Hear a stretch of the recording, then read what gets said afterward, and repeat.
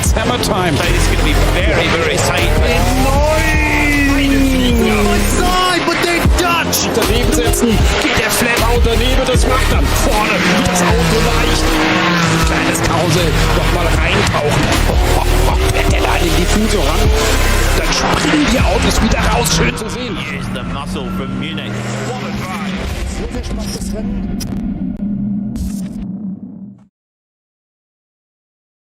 Well, welcome along once again to the Digital Nürburgring Endurance Series.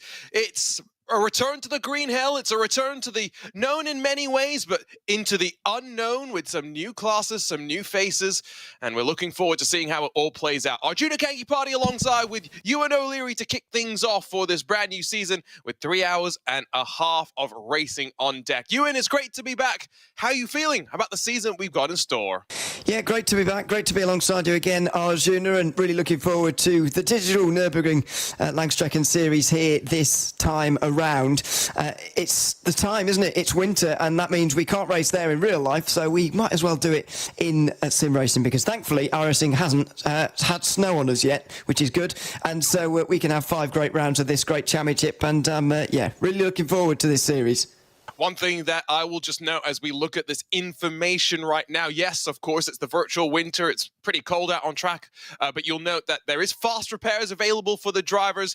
That's important when it comes to being able to navigate their way through the traffic and all of those situations, but also relatively important when it comes to managing the challenging nature of this track as we take a look at the drivers out there for qualifying. Currently, 4 of the classes are underway right now, including our Porsche Cup machinery, the SP10s, the SP3Ts, and one of the brand new classes, the VT2 class. But this is the returning SP10s featuring the GT4 machinery, and it's the Aston Martin of Pro Sport Sim Racing that we see winding their way towards Bergwerk.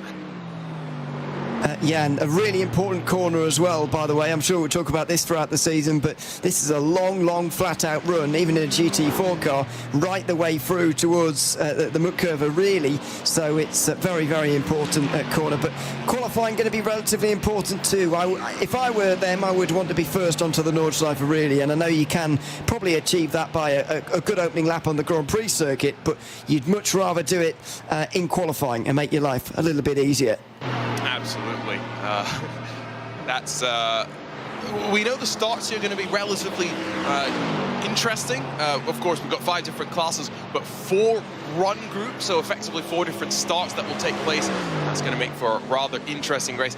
The interesting thing just about this lap in particular, though, is that, of course, it's so long that you don't get many attempts at qualifying with 4 of the classes out on track at the same time. It's all about minimizing the amount of traffic overlap that you have and trying to make sure you get the most benefit out of it. On the left side of the screen, you can see how they run right now, including the fact that fastest in the brandly named, I should say, with a returning class of car, but maybe a brand new name. It's the Porsche Endurance Trophy that carries its name from the real world into the virtual world.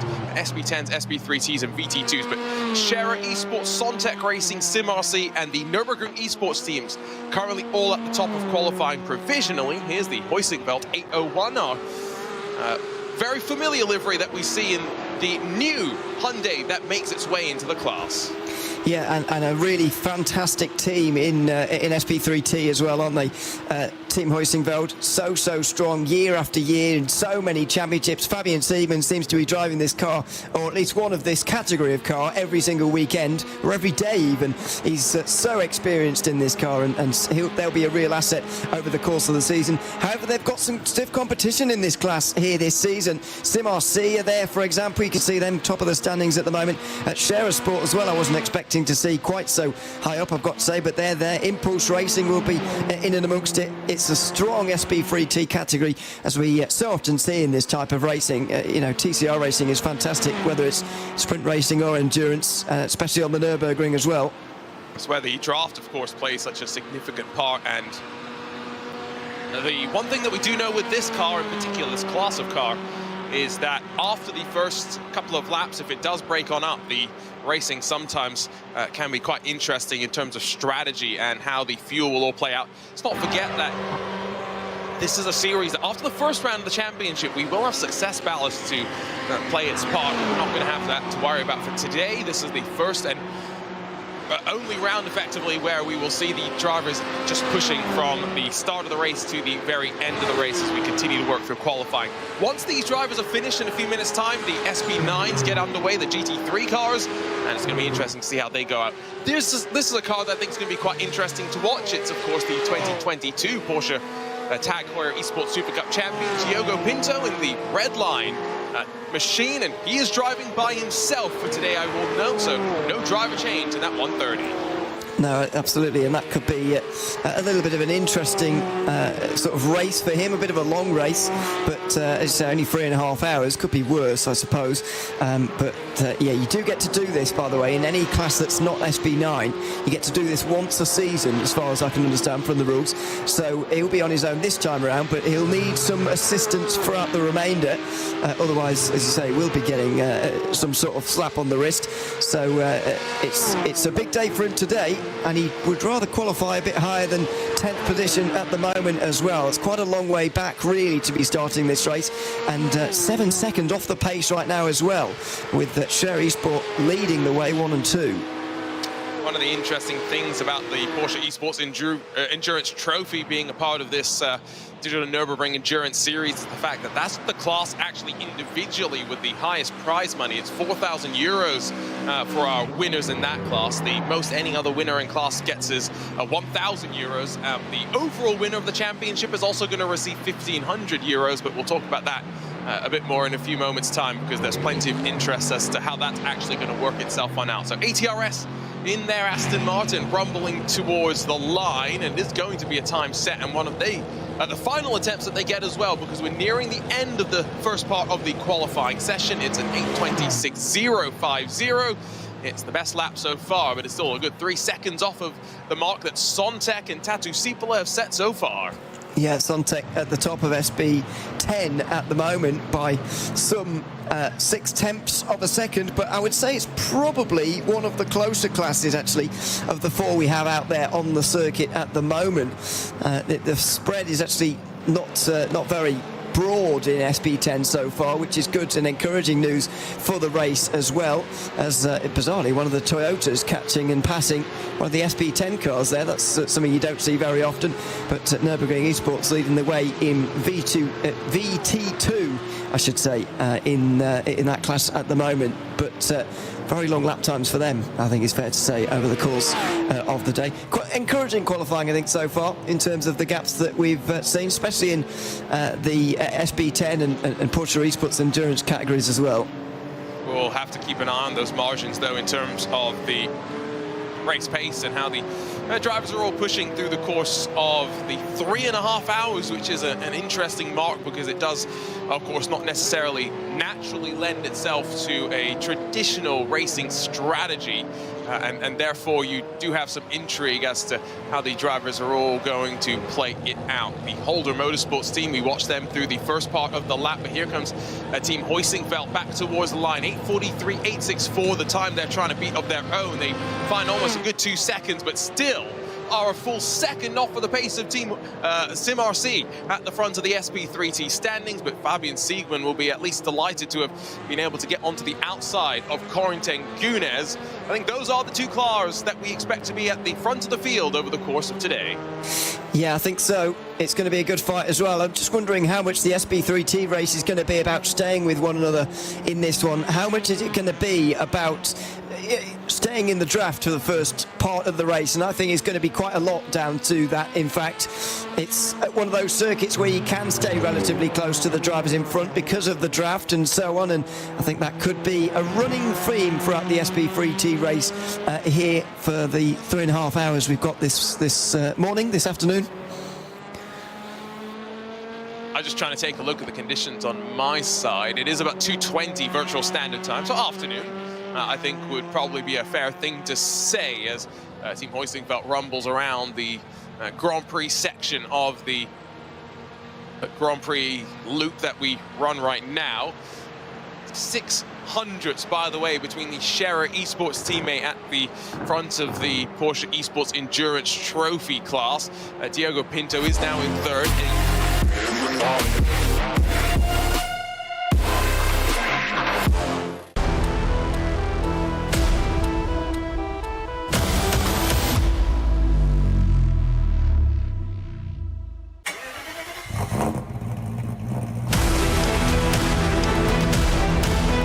dir jetzt dein eigenes Motorsporterlebnis nach Hause. Dein Online-Shop für Simracing-Hardware und Zubehör. www.simraceshop.de. Liebe Fans, Besucht unsere Social-Media-Kanäle auf Facebook, Instagram, YouTube, Twitter und TikTok. Willkommen bei der DNLS.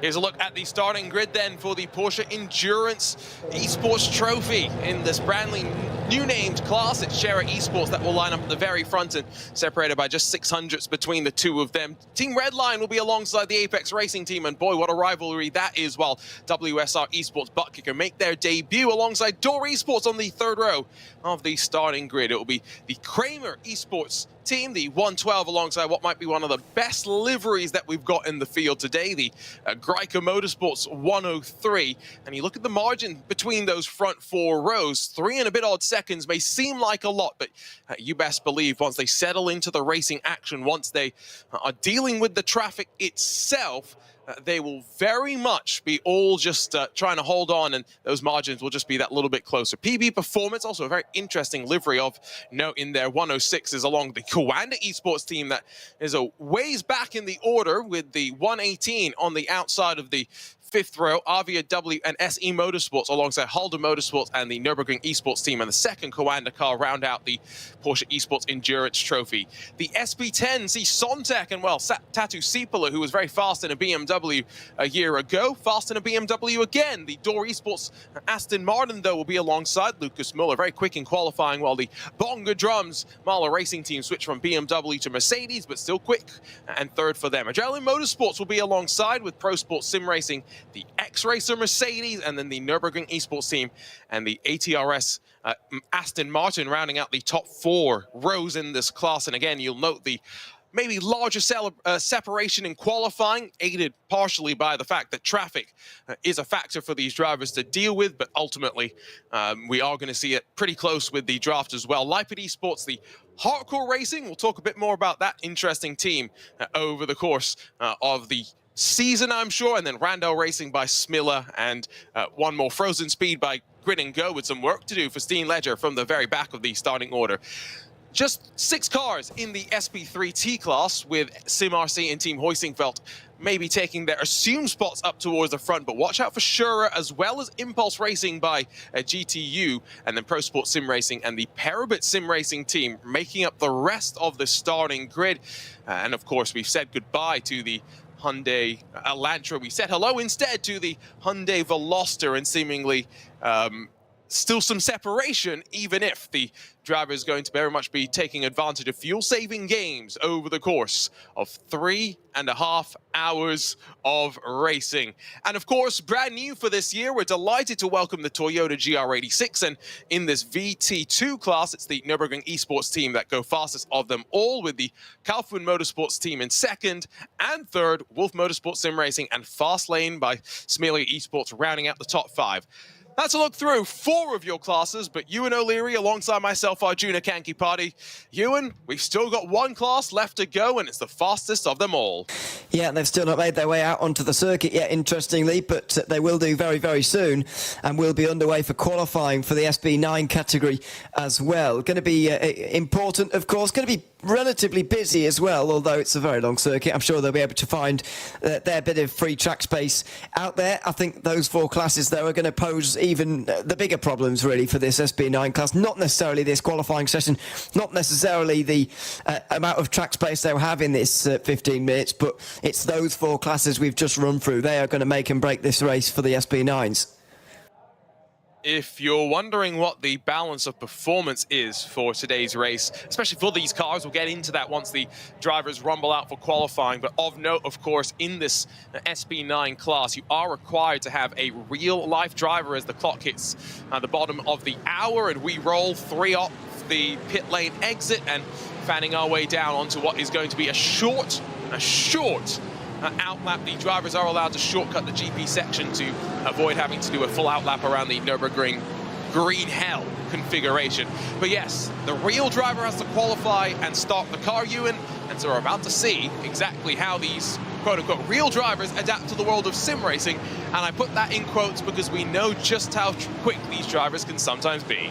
Absolutely, a lot of these drivers have done a lot of racing in sim. I mean, just to reel off a few examples of drivers who have done a lot of sim racing, likes of Elias Seppänen for MSI, AMG team MSI, that he's done a lot of sim racing. Rudy Van Buren, I think everyone knows, has done a fair amount of sim racing, as we know. Holly Horton as well for WS Racing by Pure Sims, and that's just to name a few. But realistically, as you say, everybody here has done their fair share of sim racing. It's not like the real drivers are going to be the ones that you sort of have to carry through the race, where you're sort of wincing when you have to put them in the car thinking, oh no, how much time are we going to lose here? That's not the case with these drivers. They're just as quick as their sim counterparts.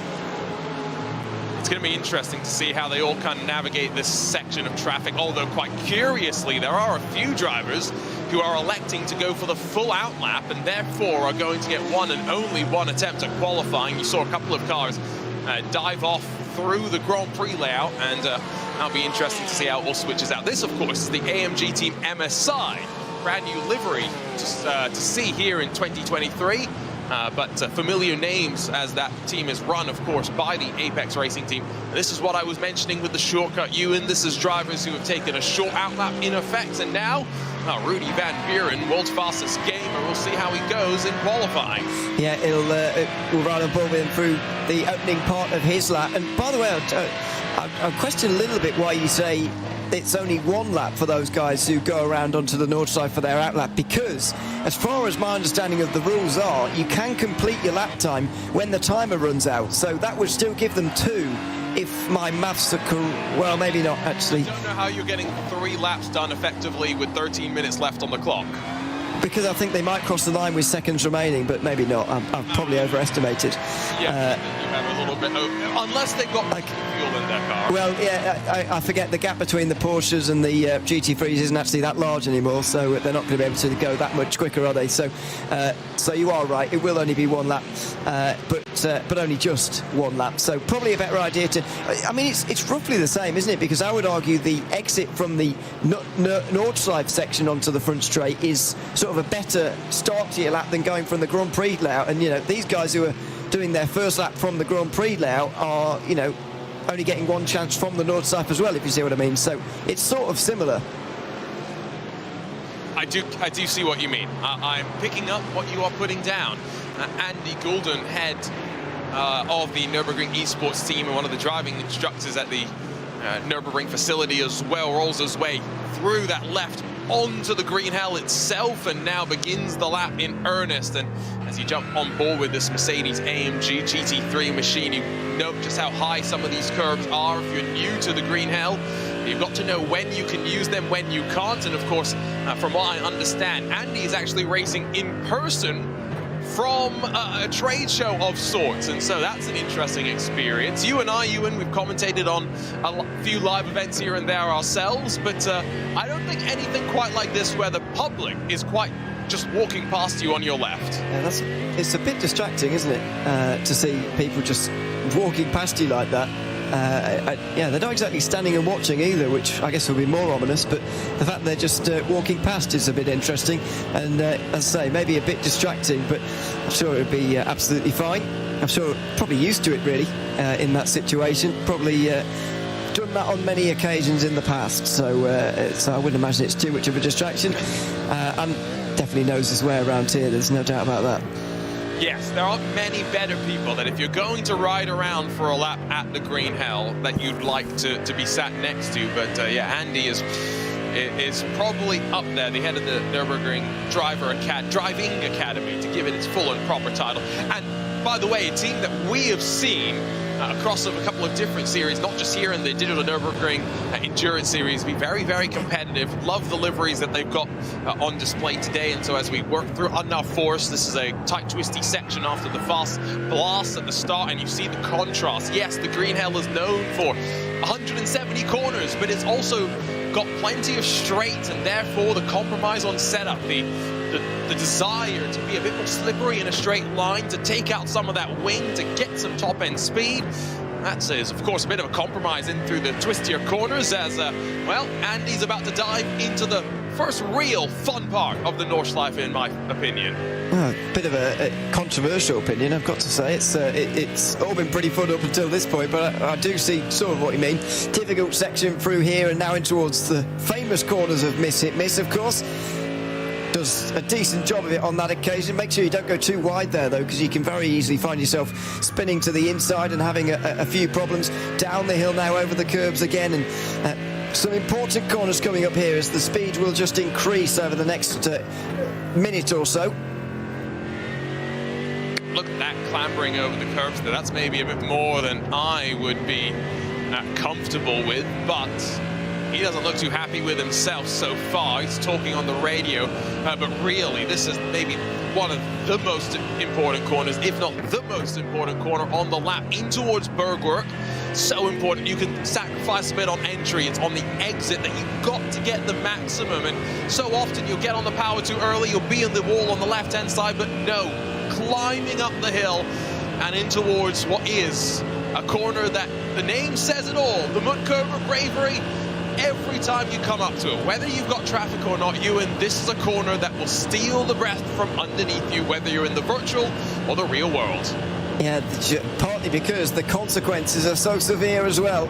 Up towards the Mutkurver they go, and through very nicely. I feel like, you know, keeping things nicely in between the white lines on this particular lap is probably the best idea, and then you can really go for it and go all out on the second lap. But for now, it's just being clean within the white lines, not getting over the curbs too much, which you can't do anyway, really, of course. And so it's just getting a banker in, really, because after all, if you do crash on your first lap, then you really have had it. So I'm trying to figure out who's going to be the first driver that we'll see come towards the line. I believe, don't quote me on this, it might be Norby Kish in the BS competition Mercedes. Those are words that do feel quite unnatural to actually say, for it to come out of my mouth, but that is all besides the point. This is the Coanda Esports by Manthey car. We'll talk a bit about the story they've got this weekend. There's so much going on for this team. The main thing, though, that I just want to call out right now is that is neither a Coanda livery nor a Manthey livery. We need some Grello, we need some purple and orange, but silver, red, black, that ain't it, Chief.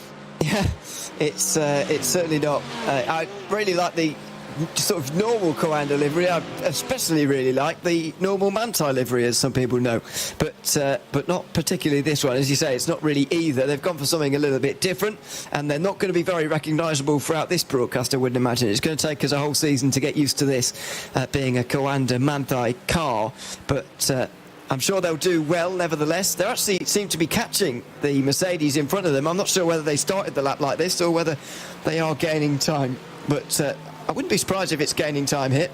That is Sindre Setsaw, so that's an interesting story as he's over to the AMG Williams Esports camp for this season after, of course, running with Adrenaline Motorsports in the real and virtual world in the last handful of years. A past overall champion, and of course, let's not forget, you don't have to be in the fastest class in the Digitale Nürburgring Endurance Series to be the overall champion, albeit the fact that it's got the most cars in its class does somewhat contribute to your chances, and we'll get into that as we work through the opening race. 3.5 hours of action lying in store for us. But here comes the truck racing champion, Norby Kish, but he is also a past champion of this series. We know just how fast he can be around the green hell, and what's he going to do for us? It's a 7:48.433, the first time on the board. I'll be honest, no idea where that stacks up. We're about to find out relative to other drivers. Setstor's with a 7:50, so 2 seconds slower. That's a pretty quick time from BS competition. Ian Jan Guven was almost 5 seconds off of pole position so far. and is right in the mix with the Porsches, which really does put into perspective some of these lap times, or some of those lap times from the Porsche Esports Endurance Trophy Nürburgring category compared to the SB9s. PS Competition in Nürburgring is still at the front of the field as the number 14 makes its way over the line as well. Is this going to be a representative time for them? Yes, it is. The HRT by UOL car goes 3.5 seconds back to third, but he's the final of the drivers to have beaten all of the Porsches, which is remarkable. It's a good point, actually. I was just looking at that overlap. I do wonder how much the short formation lap that they did, or short outlap as you would call it, contributed to that, because Rudy Van Buren, slower than all effectively of the Porsche Cup machinery, maybe just setting up for that second lap in qualifying. Here's Sontek, by the way, and Sami Matti Trogan. We've seen him, of course, in the Walkenhorst X-Racer car in this series, has competed in the real world for Walkenhorst drives for Williams in the sim racing universe, but Williams have loaned him out to one of the newer outfits, Sontek Racing, and Sami Matti expected to be flying, but this very much, you can see, he's been out on track for 8 minutes and 30 seconds so far. It's all about that second and only attempt that he's going to get in qualifying. And he's utilising all of the 15 minutes of this session to do it, basically. 4 minutes remaining. He's, I think he's going to make it round in time, and I hope so. But I'm not sure whether he will. Yeah, he should do. But even so, it's a very slow opening lap here, and it's a real sort of a statement of how you have to drive these cars in qualifying. A very slow outlap is what we've come accustomed to in this build of iRacing, and has been the case all throughout 2023, really. It is actually, you know, it's one of those things where you're always just trying to figure out what the optimal strategy is in qualifying, and adapting to the meta, to use that esports term, is so important. So 2 seconds the margin at the front for Norby Kish in that BS competition Mercedes. And here comes the M&J downforce car, Matt Bachmann through towards Flugplatz. And to correct what I was saying earlier, or maybe not to correct, put a qualifier in it. This first part of the Nordschleife is fun. Platz is amazing when that front end of the car gets a little bit of air, the unknown in your body, it gets you excited. But let's be real, this is effectively a first sector where your foot to the floor and just waiting to get to the twistier stuff that's coming later on, Ewan. And there certainly is twisty stuff coming up here as well, over the sort of brow of the hill, if you like, through the left-hander of Schwedenkreuz, then into Arenberg, and now the run downhill. BMW skipping out the way there. That'll be the end of their session for that BS competition number 7 by the looks of things. It looks like they'll be starting from down in the pack, but this is a really difficult section as well. Up the top of the hill here at Abnau Forest, you need to be careful through the left-hander, because where you can go faster, you don't really want to. You need to slow it up in time for this right-hander, and then this next chicane, which it gets you out in towards the, as you described it, the front section. Gets a little bit more twisty for the next minute or two. I call this the fun part, but I had a good friend, a very quick driver here at the Nordschleife as well, that had their own custom track maps, just so they could all communicate within the team as to what part of the track they wanted to have some various setup changes be, you know, more impactful for. And it wasn't until effectively just before Flats Garden 2, like just after the carousel, where on their track map they just literally labeled it Fun Part. Because that is the fun, like Hoa Act, the run after that, that is the best part of the track, and I think not many are going to argue there. Sami Matti, 11 minutes on that opening lap. It's not representative, do not worry, but his Ferrari 296, the newest addition, of course, to this SB9 class for this Digitale Nürburgring Endurance Series, rumbles its way through the Mercedes-Benz Arena to start its only attempt in qualifying. And there's a lot of pressure on this attempt as well, which is the disadvantage, I guess, with this strategy. You're heaping it all onto this second lap, but Sami Matti Trogan is more than up to the challenge of this one. And they did well as well in the most recent iRacing special event, in the Fuji 8 hours. They were very strong through there. I think this Ferrari has hit the ground running in iRacing, as I think we expected. It looks absolutely fantastic. You always question its credentials around the Nürburgring, because German cars always do well around here, especially in, you know, NLS and the Nürburgring 24 hours. But Ferrari have started to turn the tide on that. They're flying the flag for the rest of the world, and Sontek may well do exactly that in DNLS this season. It's a Ferrari that we have seen be quick. I'm just thinking back to Redline winners in the second round of the IMSA Esports Global Championship. How will they go? And oh, look at Sami Matti, just so committed and so calculated calculated in the approach. How close to the wall does he get? Yes is the answer. Mere pixels between him and that outside wall, and now descending in towards, well, what has got to be a foot to the floor committed section in qualifying, and you can hear it. No breathe of the throttle there as through the Hansen back, finding your braking markers through some of the graffiti on track. If you are a racing driver here on the Nordschleife, you're not bereft for any sort of track references to pick your way through, but slingshot your way through here onto the anchors once more, Trojan down a gear, and then launch it again, foot to the floor towards foot plus. And for a very long time, the foot will be to the floor as well. Here on the run through here, will be right the way through towards Arenberg. Bit of a raise in the revs over the brow of the hill.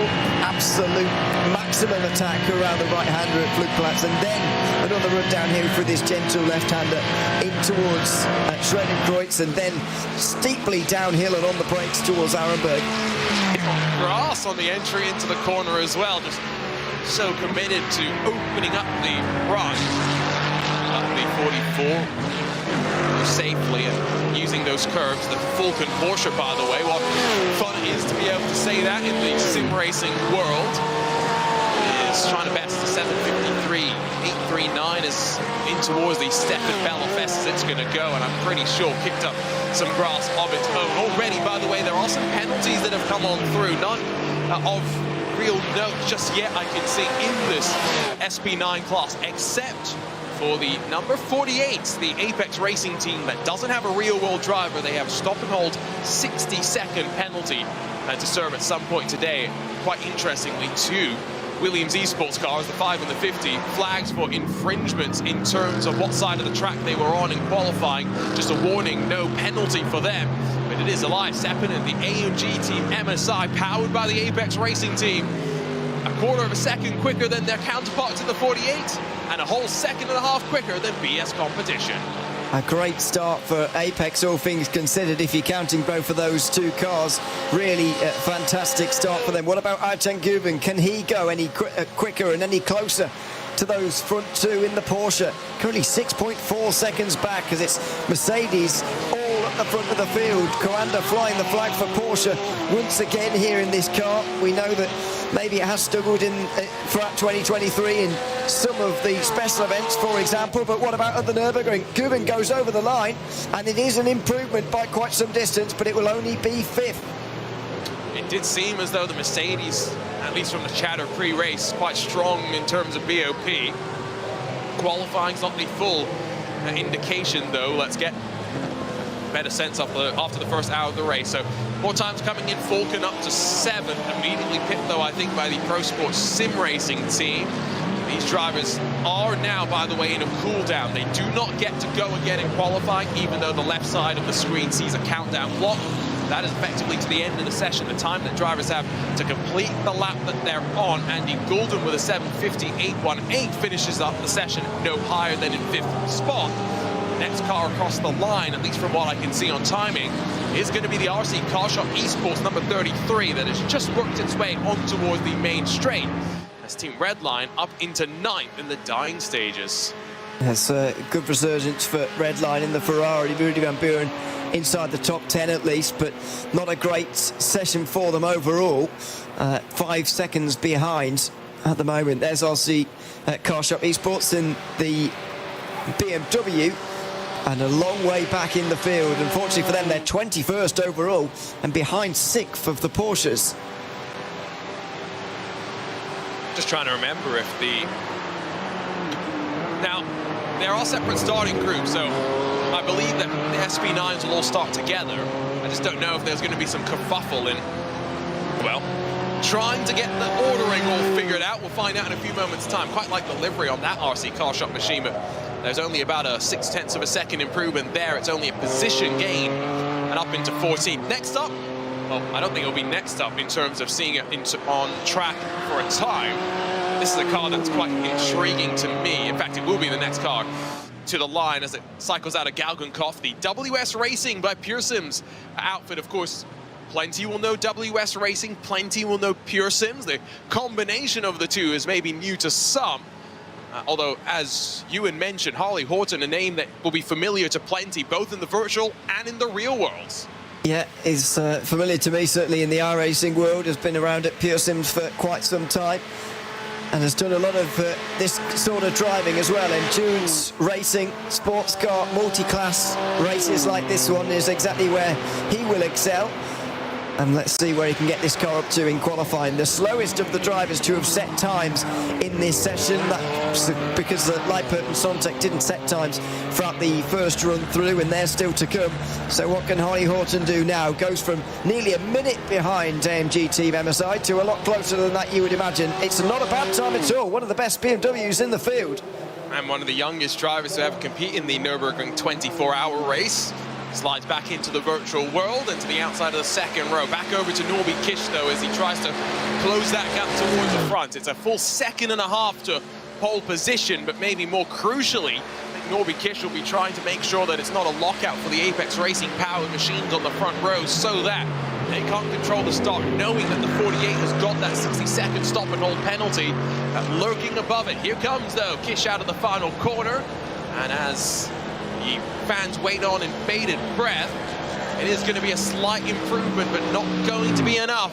It is going to provisionally be the Apex Racing team in partnership with MSI Esports on top. There are some drivers still on track and looking for improvements.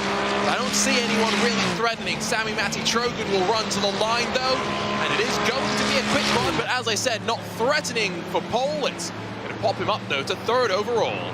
Yeah, it's only a second behind, and Williams in the number 5 as well has gotten into 5th, which will make everyone happy, I think. See the number 5 in 5th position. That's 1.5 seconds away. What about Leipert Esports? First lap time for them, not on the pace, unfortunately, in the Porsche. Long way back, and that's going to be difficult for them in the race. Now the other Team Williams car, they are in 8th place with the number 50. So difficult qualifying for some, but a very successful one for the Apex Racing team, it looks like. The AMG Team HRT by UOL, the smorgasbord of acronyms that is back for another season, runs their way to the line. Lucy Trevs no better than 7th, and of course that car has UOL on the car, but is technically run in partnership as well with the Apex Racing team, so Gael Valero, who's going to be sharing that number 14, although it's 14 for today. It'll be back to the number 4 as it's meant to be. They have a couple of penalty points coming their way for misregistering with their car, but that is qualifying done and dusted, and boy, a bit of a statement, a shot across the bow as the AMG Team MSI on top. Elias Sepinen has swapped on over from BS competition to the Apex Racing team. He's on pole, and I've got to make the point right now because he's paired up with someone that Ewan is here for redemption, is here to make a statement after last season maybe didn't go the way that Alejandro Sanchez wanted. He's back and looking to make a point. Absolutely, and that is going to be one of the strongest teams in my mind of this series. Certainly, well, I wish I'd said this before qualifying, but certainly one of my picks for the season, I've got to say. It all looks a little bit irrelevant now because they're obviously on pole and obviously everyone's going to pick them, but yeah, I think they're going to be real ones to watch this season. Alejandro Sanchez always so strong, so quick, and I'm sure he will be once again, but let's see how the opening part of this race goes, because these real-world drivers have got to do the first, well, they haven't got to do the first 8 laps, but they've got to do 8 laps overall, and they've got to start the car as well, so it makes sense. And in this 3.5-hour race, that's quite important, right? That 8 laps, probably the first stint or so. And so we'll quickly run you through the starting grid where it's Elias Sepinen fastest of them all, alongside Parker White. But as much as Parker White's getting very quick in the virtual world on a road course, he doesn't have an FIA license. They get a 60-second stop and hold penalty for no real-world driver. Sami Matti Trogan alongside Norby Kish for Sontek and BS competition, with Sindre Setsos paired up with former Core Sim Racing teammate Carl Janssen. But this time for Williams, boy, there's so much going on in terms of storylines through the field. WS Racing by Pure Sims on the outside of the third row, with AMG Team HRT by UOL by ART. Let's throw a couple more letters into the mix there. Inside of the Nürburgring Esports team, 3 and a bit odd seconds, almost 4 seconds splitting those front 4 rows, but that is a long a strong front gap. You'll note the dominance, though, respectively, of the Mercedes, all things considered. It's the second of the Williams cars back in ninth with the M&J downforce Mercedes alongside. And then the Coanda Esports by Manthey Porsche with Ayan Guven behind the wheel. He'll be alongside Rudy Van Buren for Team Redline in that number 50 with Pro Sports Sim Racing. And then the Falcon Porsche, 13th and 14th positions. And of course, Falcon powered by Door. We saw them very competitive in our previous season of the campaign. Holder Motorsports, one of the newest teams in the series, will be alongside the RC Car Shop Esports BMW, rounding out the top 8 rows of the starting formation in their Porsche and BMWs respectively. And as you continue to work on forward, back through the rest of the field, only a handful more. Of course, the LionGPFenster.com at number 6 and the BS Plus competition.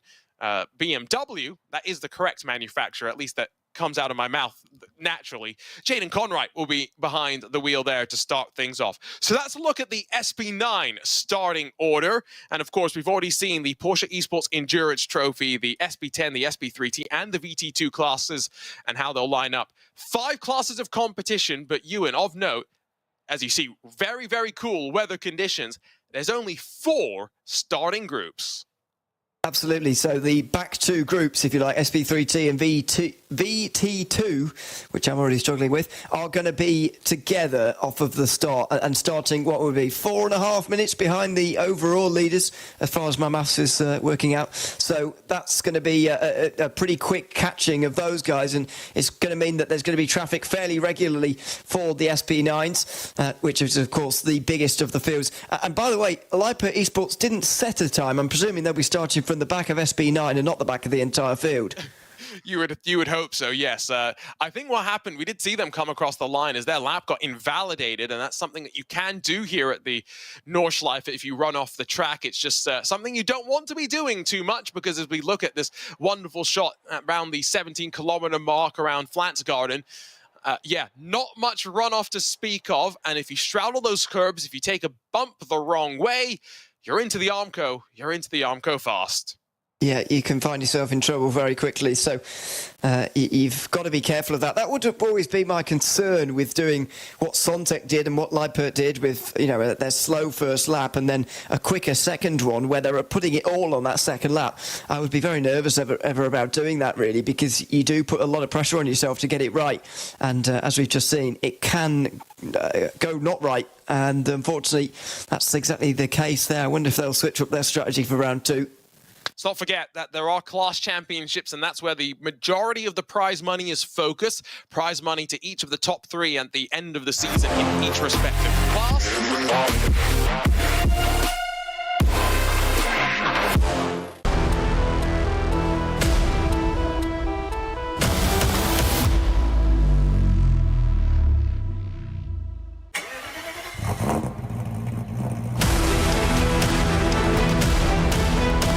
Jetzt dein eigenes Motorsporterlebnis nach Hause. Dein Online-Shop für Simracing-Hardware und Zubehör. www.simraceshop.de. Liebe Fans, besucht unsere Social-Media-Kanäle auf Facebook, Instagram, YouTube, Twitter und TikTok. Willkommen bei der DNLS.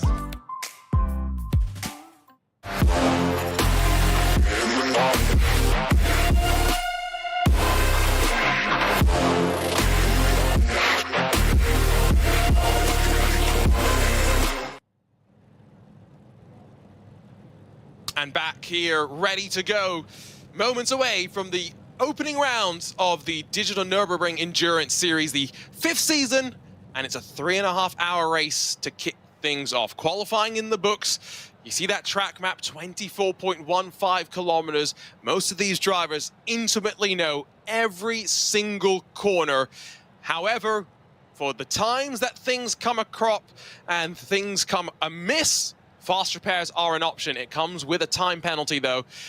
It's just nice to know, Ewan, that if you ding your car up, well, you're not done for the race. You can roll itself back out there and go once again. Yeah, I guess the problem with that is that if you really do have a big incident, then you've got a tow, and that takes minutes, and you'll be a long way back as a result of that. So I guess that's what's there to kind of offset it a little bit, and maybe that will help a few drivers. I'm sure it will help a few teams over the course of the day. But realistically, if you can't get your car back to pit lane, then you are going to be a long way back anyway. And so as the field forms up, ready to go, 3 hours, 30 minutes on the left-hand side. I'll just quickly talk about overall championship because, yes, classes, very important, but much like in the real world, there is an overall point structure as well, where the points that you get for each race are actually dynamic and determined by the number of cars in your classes. So it's not always the biggest, the fastest class that is going to win that championship, although with the way that we have it here in DNLS, that might be the case. Yeah. It's just fun to note that, Ewan, especially knowing that there's 1,500 euros for the overall champion this season. Yeah, I think more championships should do that, to be honest. More multi-class series, sorry, I should probably specify. I think it's a really good idea. This race here in particular, as far as I can work out, the top three, the fastest three categories will all score maximum points. That means top 8 all score points if they do. If you're in the top 8, then you can get points. Whereas for the VT2 and SB3T categories, all of them will get points, but they're slightly less points than those of the faster classes, so they will already drop behind. We are ready to go, heading towards the end of the Dottinger Hoa to get things underway. I've got to ask, I'm going to throw you straight under the bus. Who wins not this round, Ewan? Who's our champion at the end of this season in SP9? Well, I'm thinking of two teams. I mentioned already Elias Sepinen and Alejandro Sanchez, but I'm also thinking of Sontec as a very strong team. I'm going to go for the Mercedes, though, of Alejandro Sanchez and Elias Sepinen. I just think they have a little bit more. Sontec, of course, a relatively new team as well. I know they're not new drivers to this series, but I would back those who have been in the team for slightly longer, and that, of course, would go to the Apex guys. I do believe that we're going to get a full 90 seconds or so between each of the respective classes rolling from that formation. So it should mean that there's going to be less time between the SP9 starting and encountering some traffic in the form of the SP3Ts as well as the VT2s, but at the same time it is also going to slightly mean that we can focus our attention on these drivers for at least the first couple of corners of their Grand Prix loop. And what a season we've got in store, a new class of competition, new cars joining the fray in multiple classes as well, and so many strong drivers joining the mix for the brand new season of the Digitale Nürburgring Endurance Series. It's the Apex Racing team at the front and getting ready to go. It's the AMGT MSI in control of the field. Elias Sepinen sees the green flag ready to drop, and race control stacks up the drivers at the beginning of a new campaign. Season 5 is underway, and look at them fan out at the green hell. Sepinen will lead them on the run down in through the opening corner, but we're instantly 3 wide behind him for 3rd position. It's a bold move from Sindre Setzels as the Nürburgring Langstrecken-Series overall champion makes some headway early doors. Falcon Sim Racing run off the track, but inside of Andy Golden in the Nürburgring Esports Mercedes. Plenty of fighting through the arena section for the first time of asking, though, and it leads to the inevitable, to the Constantina. WS Racing by Pearson just running at the front of that train. Ian Jan Guben sees in his rearview mirrors 3 wide down into the shortcut. It's been a very active start for everybody here. There were 4 wide briefly in the mid-pack. Falcon Sim Racing again involved in contact. They were involved in 4 wide. They were shoved out wide through turn 1 as well. And now they've had a bit of contact in towards the cut-through hairpin, if you like, on the Grand Prix tracker. What a first lap they've had, and they're off again with Nürburgring Esports this time. I think we're going to see some race control messages pop up in a few moments' time. Jaden Conright trying to get into the mix at the very tail end of this SP9 running order, and all of this fighting is great, but it does, as you'd expect, create a little bit of a breakaway at the front. Elias Sepinen close in pursuit. Of course, Parker White and Sindre Setzels. Tammati Trogan, Norby Kiss trying to hold on to the queue as well as onto the Nordschleife we go. For the very first time, 3.5 hours of racing still for us to go. Let's not forget, these drivers have to try and survive at least 8 laps with their real-world driver that has started this car off. They're getting underway, but we can turn our attention in a few moments' time to those 992s. And let's not forget that no ABS, no traction control, and Ewan, they go as fast as some of these SP9 machines. Yeah, as you say, some of the Sherry Sport cars, for example, started, or qualified, sorry, better than what we saw from some of the SP9s. And here's their start. And so Luca Alpert, Julian Reimer on the front row in control of the field, and take a picture, Sherry Esports. What a way to kick things off. Behind is Redline and the Apex Racing team, 2 of the biggest names in the world of sim racing that get ready to put the pressure on. And it's a long hold once more, and Door Esports gets a good jump from the 3rd row of the starting grid. It will be Scherer 1 and 2 on the run down into the opening corner, but look at the charge from Tim Yarshell. Michael Gianni as well as Diogo Pinto going the long way around, trying to stave off the charge of that Door Porsche, and they will be able to cycle back into line. In the middle of 3 wide, it's Bobby Zelensky in the Commander Esports car. A little bit of a different 3 wide to what he's used to, though. Yarshell bundled off the track momentarily up towards the front. Michael Gianni's going for 2nd, and the Apex Racing team around the outside move their way on forward. And Diogo Pinto all over the place on the opening lap here. He's got Yarshell down the inside again, and he cuts right in front of him on the way towards the hairpin. That could have been a whole lot worse, but he's got away with it, and they all have. Somehow, everybody in SP9 and this class have gotten away cleanly. Only just about, nearly a mid-slide curse from me there. A good save, though, back in the pack from another one of the Porsches. Good start once again, though, for Sherry Sport, who have remained 1 and 3 at least. It's not like in some other series where the leader's in full control. They do have to kind of wait for race control to give them the signal to get this one underway. And so Scherer on the front row not able to coordinate, and Michael Gianni being bold in the early stages. Diogo Pinto, let's not forget, is going to be doing this race by himself from what we understand. So will Tim Yarshell.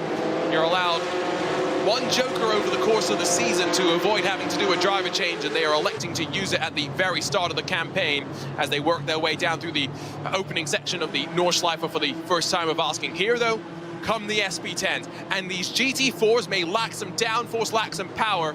They do not lack for racing action. We know this. We've seen them produce some gangbuster fights over the course of the Digitale Nürburgring Endurance Series, and once again, they're ready to do battle. It's Sontek Tatu Sipala that's on pole position, but the BMW is going to be under fire as the SP10s are underway. The Mahler Racing car looks aggressive as the bonga drums charge their way to the outside of the Pro Sports Sim Racing 175. They're 3 wide behind as Atu Hakaleto and the X-Racer machine worked his way on forward, but a great start for Sipala. Muller slots his way into 2nd. Bonga is now back up into 3rd. Yeah, nice moves, and especially helpful for Sontek that there was a 3 wide moment, 4nd there ever so briefly. That's helped them open a little bit of a gap. A little bit calmer here at SP10, which is probably a good thing, because they've all gotten single file before the hairpin, and they're getting off to a much cleaner, a much more considered start than maybe what we've seen from SP9 or the Porsche Esports Endurance Trophy Nürburgring earlier on in the day. So that's good news for SP10, but I think throughout the first 3 classes now we've had clean starts, which is great to see. Don't say that. We still haven't finished lap number 1. It takes us a while to do that here at the Nordschleife. You still have some ways to go, and we've got that multi-class start that's still coming, of course. The SP3Ts and the VT2s still have some action left to come. In towards the chicane, though, there might be some side-by-side slightly further back in the SP10 field, but no one really trying to be aggressive. Frozen Speed by Grid and Go already up a couple of positions, and, well, there's going to be some photos taken of that. Pun intended, as Steen Ledger tries to work his way on forward in a switch for him. We've seen him mostly in TCRs over the course of his career, but he's done some SP9, GT3 racing, and now into an SP10s. This, though, is both the SP3Ts and the VT2s. The brand new Toyota GR86s join, well, the new for 2023-2024 Hyundai Veloster NTCs, and underway we are for the final time in this opening round, 3.5 hours of racing, and it's a great jump from the Parabit Sim Racing car that's already up a couple of positions as the sea of Hyundais fan themselves out on the run down. Team Hoisingveld's going to hold on from Corin Dengun, as it would seem, through the opening corner, but deep under braking. Scherer Esports and Sven Winter back up the inside as it's side by side at the front. Daniel Muth and the Kaufman Motorsports car side by side for the Toyota GR86s. Yeah, they're keeping pace quite nicely, actually, with the SP3Ts, because they're all stacking on top of one another, other Hyundais at the moment. But not a great start for Fabian Siegmann, I'm afraid, in the Team Huizingbeld car. That was not ideal, particularly for him. He's lost the lead now to Corentin Guines, who is at the front, and Team Huizingbeld are down to third place. There are the Toyotas fighting very hard on this opening lap. Kind of expect them to fight, but they've got to be careful that they don't detach themselves from one another, given that draft is going to play its part, and already a leader may be threatening to try and use the SP3T. In fact, maybe, is that a Toyota GR86 going for a move on a SP3T machine? Surely not. Well, it was an attempt, but it just does not have enough power, does it? Nowhere near enough power. I think through the corners they're actually quite well matched, but the power of these TCRs is way too much for the VT2 cars. And as, by the way, we come to the end of this lap, I will just call out that the SP9s are coming to the end of their first lap, so it's going to be very, very shortly that we're into the thick of traffic. And while it's clean at the front instantly, by the way, Parker White is off for that 60-second stop and hold penalty that I talked about for no real-world driver in the mix. I can also tell you that slightly further back in the running order, they've been dicing it up 2 and 3 wide, so the action has been thick. And there are plenty of these SP9s, Ewan, for us to get into the traffic for the first time of asking. Yeah, as you say, only one of those SP9s going to be detached from the rest of the field. I think Apex are going to be slightly concerned. They're going to be behind the Porsches, although I think they'll be okay. There's a 2-minute gap there, so they'll be right on their own, and they'll have a bit of free track space, which may help them slightly. But yeah, this is going to be a lively opening portion of traffic here, and I think it will be by the end of this second lap of the race where they'll already have traffic to deal with. That's crazy to think about, but I was unsure if 90 seconds was the interval between the classes that we used last season. I don't remember it being that drastic, that's for sure. The Falcon Sim Racing car powered by Door really under fire here, as Holden Motorsports in front, the Leipzig Esports car that of course had no time in qualifying behind them. And all this fighting is, well, wonderful to watch, but somehow these drivers almost 15 seconds already off of your race leader. A significant mark, given that the first time through traffic, we know this no matter what track you are at, but it's especially important here at the Green Hell. First time through traffic, the most impactful in terms of separating out the drivers. And you had somewhat commented on it as well, by the way, Ewan. The balance of performance, a hot button topic, no matter what series you're in. Mercedes looking quite strong in this SP9 category. They are, and the difference with DNLS is that you don't have different tracks to go to and think, well, this might balance out over the course of the season, but it's different to that. We'll be here at the Northside for all 5 rounds, of course, so that's an advantage to them at the moment. From what it looks like, the top 6 have broken away, and 4 of them are Mercedes, although Ferrari and BMW have been able to stay up there with the right team. Sontec and WS Racing by Pure Sims have been able to stay up there inside that top 6, so there's an argument to be made that those cars are adequate as well to stay with the Mercedes. But look at this, Williams and Apex, BS Competition, even BS Competition have got the Mercedes working, which is it's taking my head a bit of time to get my head wrapped around that one. Yes, again, BS Competition Mercedes are not natural words that come out of my mouth, so I'm still struggling to process that in some ways. It is also, I'm struggling to wrap my head around the fact that Sindre Setsource, as well as Carl Janssen, are in a Williams Esports car. It's just crazy how much the world of sim racing has changed in a couple of years. It's also crazy to think about Sindre Setsource. I know him as a sim racer. He's a Nürburgring Langstrecken-Serie overall champion. That is very crazy to think about. It just shows that they can do it in real life as well. That's been proven time and time again over the last 10 years or so, that sim racers, the very best of them anyway, can do it in the real world. I think Rudy van Buren is another example of that in the Team Redline Ferrari. We all know his sim racing credentials back in the day as well. So, yeah, fantastic for them and a great display for sim racing generally. from up above with 10 minutes complete in this race as we wind our way on through. Not yet into the traffic just yet. We're going to take a bit of a look at the replay for Nürburgring Esports in the SP10 category. Big bang Bosch as we slide our way down through some of the twistiest stuff. Front engine car hard into the wall. And our AMG replay shows that, well, unfortunately, that's a car that needs some attention from the team at Mercedes. Yeah, I wonder whether that will be drive back to pit lane or whether they'll tow back, and that could be a problem. By the way, in the SP10 category, Adrenaline Motorsport have got a drive-through penalty for entering pit lane from the start-finish line in qualifying. So that's a drive-through for them. The same for Door Esports in the Porsche category. So 2 drive-through penalties to happen in those classes as well. Not sure whether Door Esports have done that penalty yet. Have you just noticed the drive-through penalty that's come down, though? Oh dear. Goodness, we have been singing the praises of a certain race-leading machine, but the AMG team MSI have been flagged for a start violation and they have a drive-through penalty. We'll get to that because look at this. It's Noah's Ark for the GT4s. SP10 battle for the leads. These Door in their Aston Martin slide their way on through. It's Lucas Muller that leads. The Bonga drums up to second.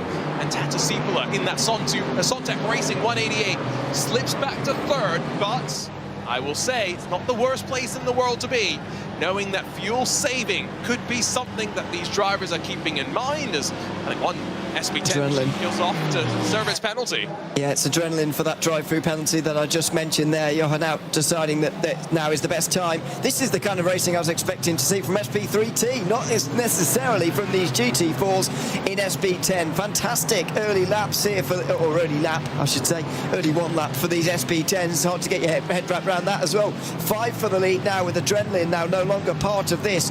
But Sontec, all of a sudden, from leading quite considerably through the Grand Prix track, and now they're in 4th place already. It is one of those races where we're going to have to keep an eye on that mark to the end of the race and how it goes. Here come the Toyota GR86. You know they can produce some great racing, as Daniel Muth in the Nürburgring Esports 487 tries to go the long way around on the Kaufmann Motorsports team as we come down in towards Flansgarden. A wonderful look off the back of what is fast becoming, I think, a cult machine. The Mazda MX-5 for so long has ruled supreme in terms of low power, close quarters racing. This is going to be the future, though, in so many virtual and real capacities. This is what we wanted to see, isn't it, Ewan? Absolutely fantastic. This is exactly what we wanted to see from this VT2 category. Wolf Motorsport Sim Racing, by the way, are no longer going to be part of it at some point soon, because they've got a drive-through penalty for a violation in qualifying as well. So while they are involved right now, it is going to be 4 for the lead very soon, but this is exactly what you wanted. I mean, only 5 cars in the class, but they're all here on screen right now. For now. I say that because we know how traffic plays a part more than anything. I hope attrition's not going to be a major talking point for these drivers today, but you never know. At the end, it's a big delta in speed between, well, this class and any of the other classes. Let's put it that way. Parabit and Impulse. Jan Bol slips through on Chris Bartel in the Hyundai Velosters as up towards the Tiergarten they work. Now, these drivers have technically lost the draft of those in front, so Team Hoisingveld, Scherer Esports and Sim RC lead the way for the time being, but of course we expect the traffic to be relatively close, all things considered. Wonder what's happening with the GR86s, by the way, as they get to the end of the Dottinger for the first time of asking. You assume they'd be 3 wide. Well, Sherlock Holmes, indeed I am. 3 wide we go. It's Daniel Muth on the outside. He's got to watch out because Milos Pavlovic in the Kaufmann second car is trying to join the fun. It's 2 by 2, all 5 cars in shot. And with the race-leading SP9 machine closing as well as they come to the end of the opening lap. I mean, I'd be tempted if I was Sepinen here to just come into the pit lane and get out of this, because he has that drive-through and he does go in. Oh, he was going to, but then realised that Wolf Motorsport were serving theirs. And, well, I can have all these 4 in one go, and he does. Now, that did cost him a second or so. What it does mean, though, by the way, his drive-through penalty is those behind who are now going to emerge into a dogfight of the Toyota GR86. Oh, no!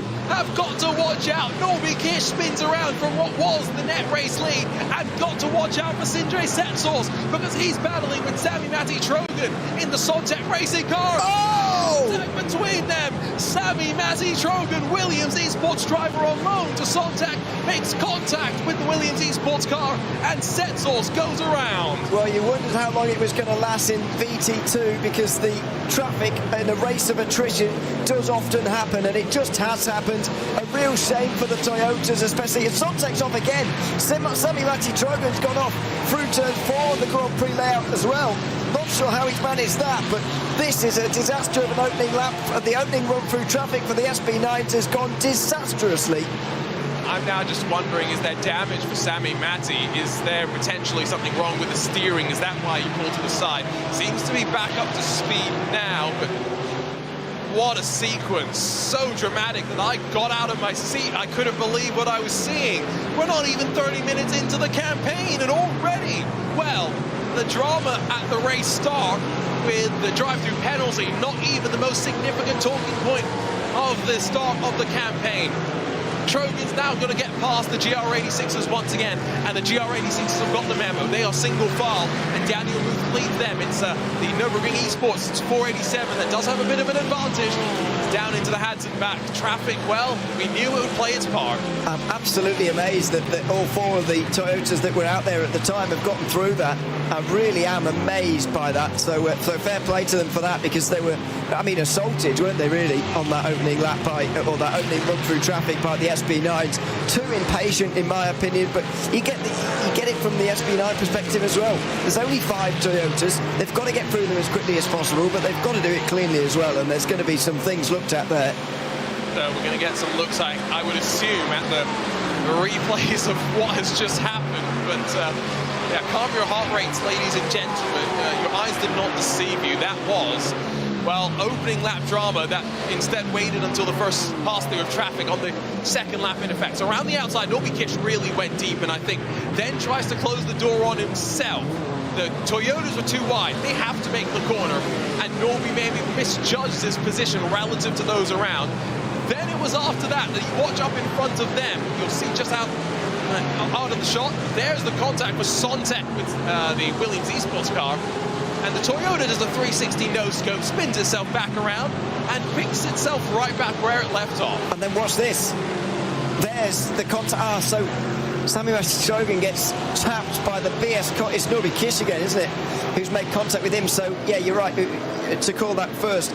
Sami-Matti Trojan just comes down on those Toyotas on the inside, basically gives space for one Toyota, as if there was only as if there was only one, but in fact there was 2. Then in the second contact there, I think Sami-Matti Trojan gets stuck behind one of the Toyotas. He wants to move to the left, but there's a car there. He can't do that. I think that should be a penalty in my mind. He can't try and barge one of the SB9s out the way to get round the VT2s, and then he gets tapped by Norby Kish, who should really be paying more attention and probably not tap Trojan around side. So I reckon there's a couple of penalties on the way there, maybe.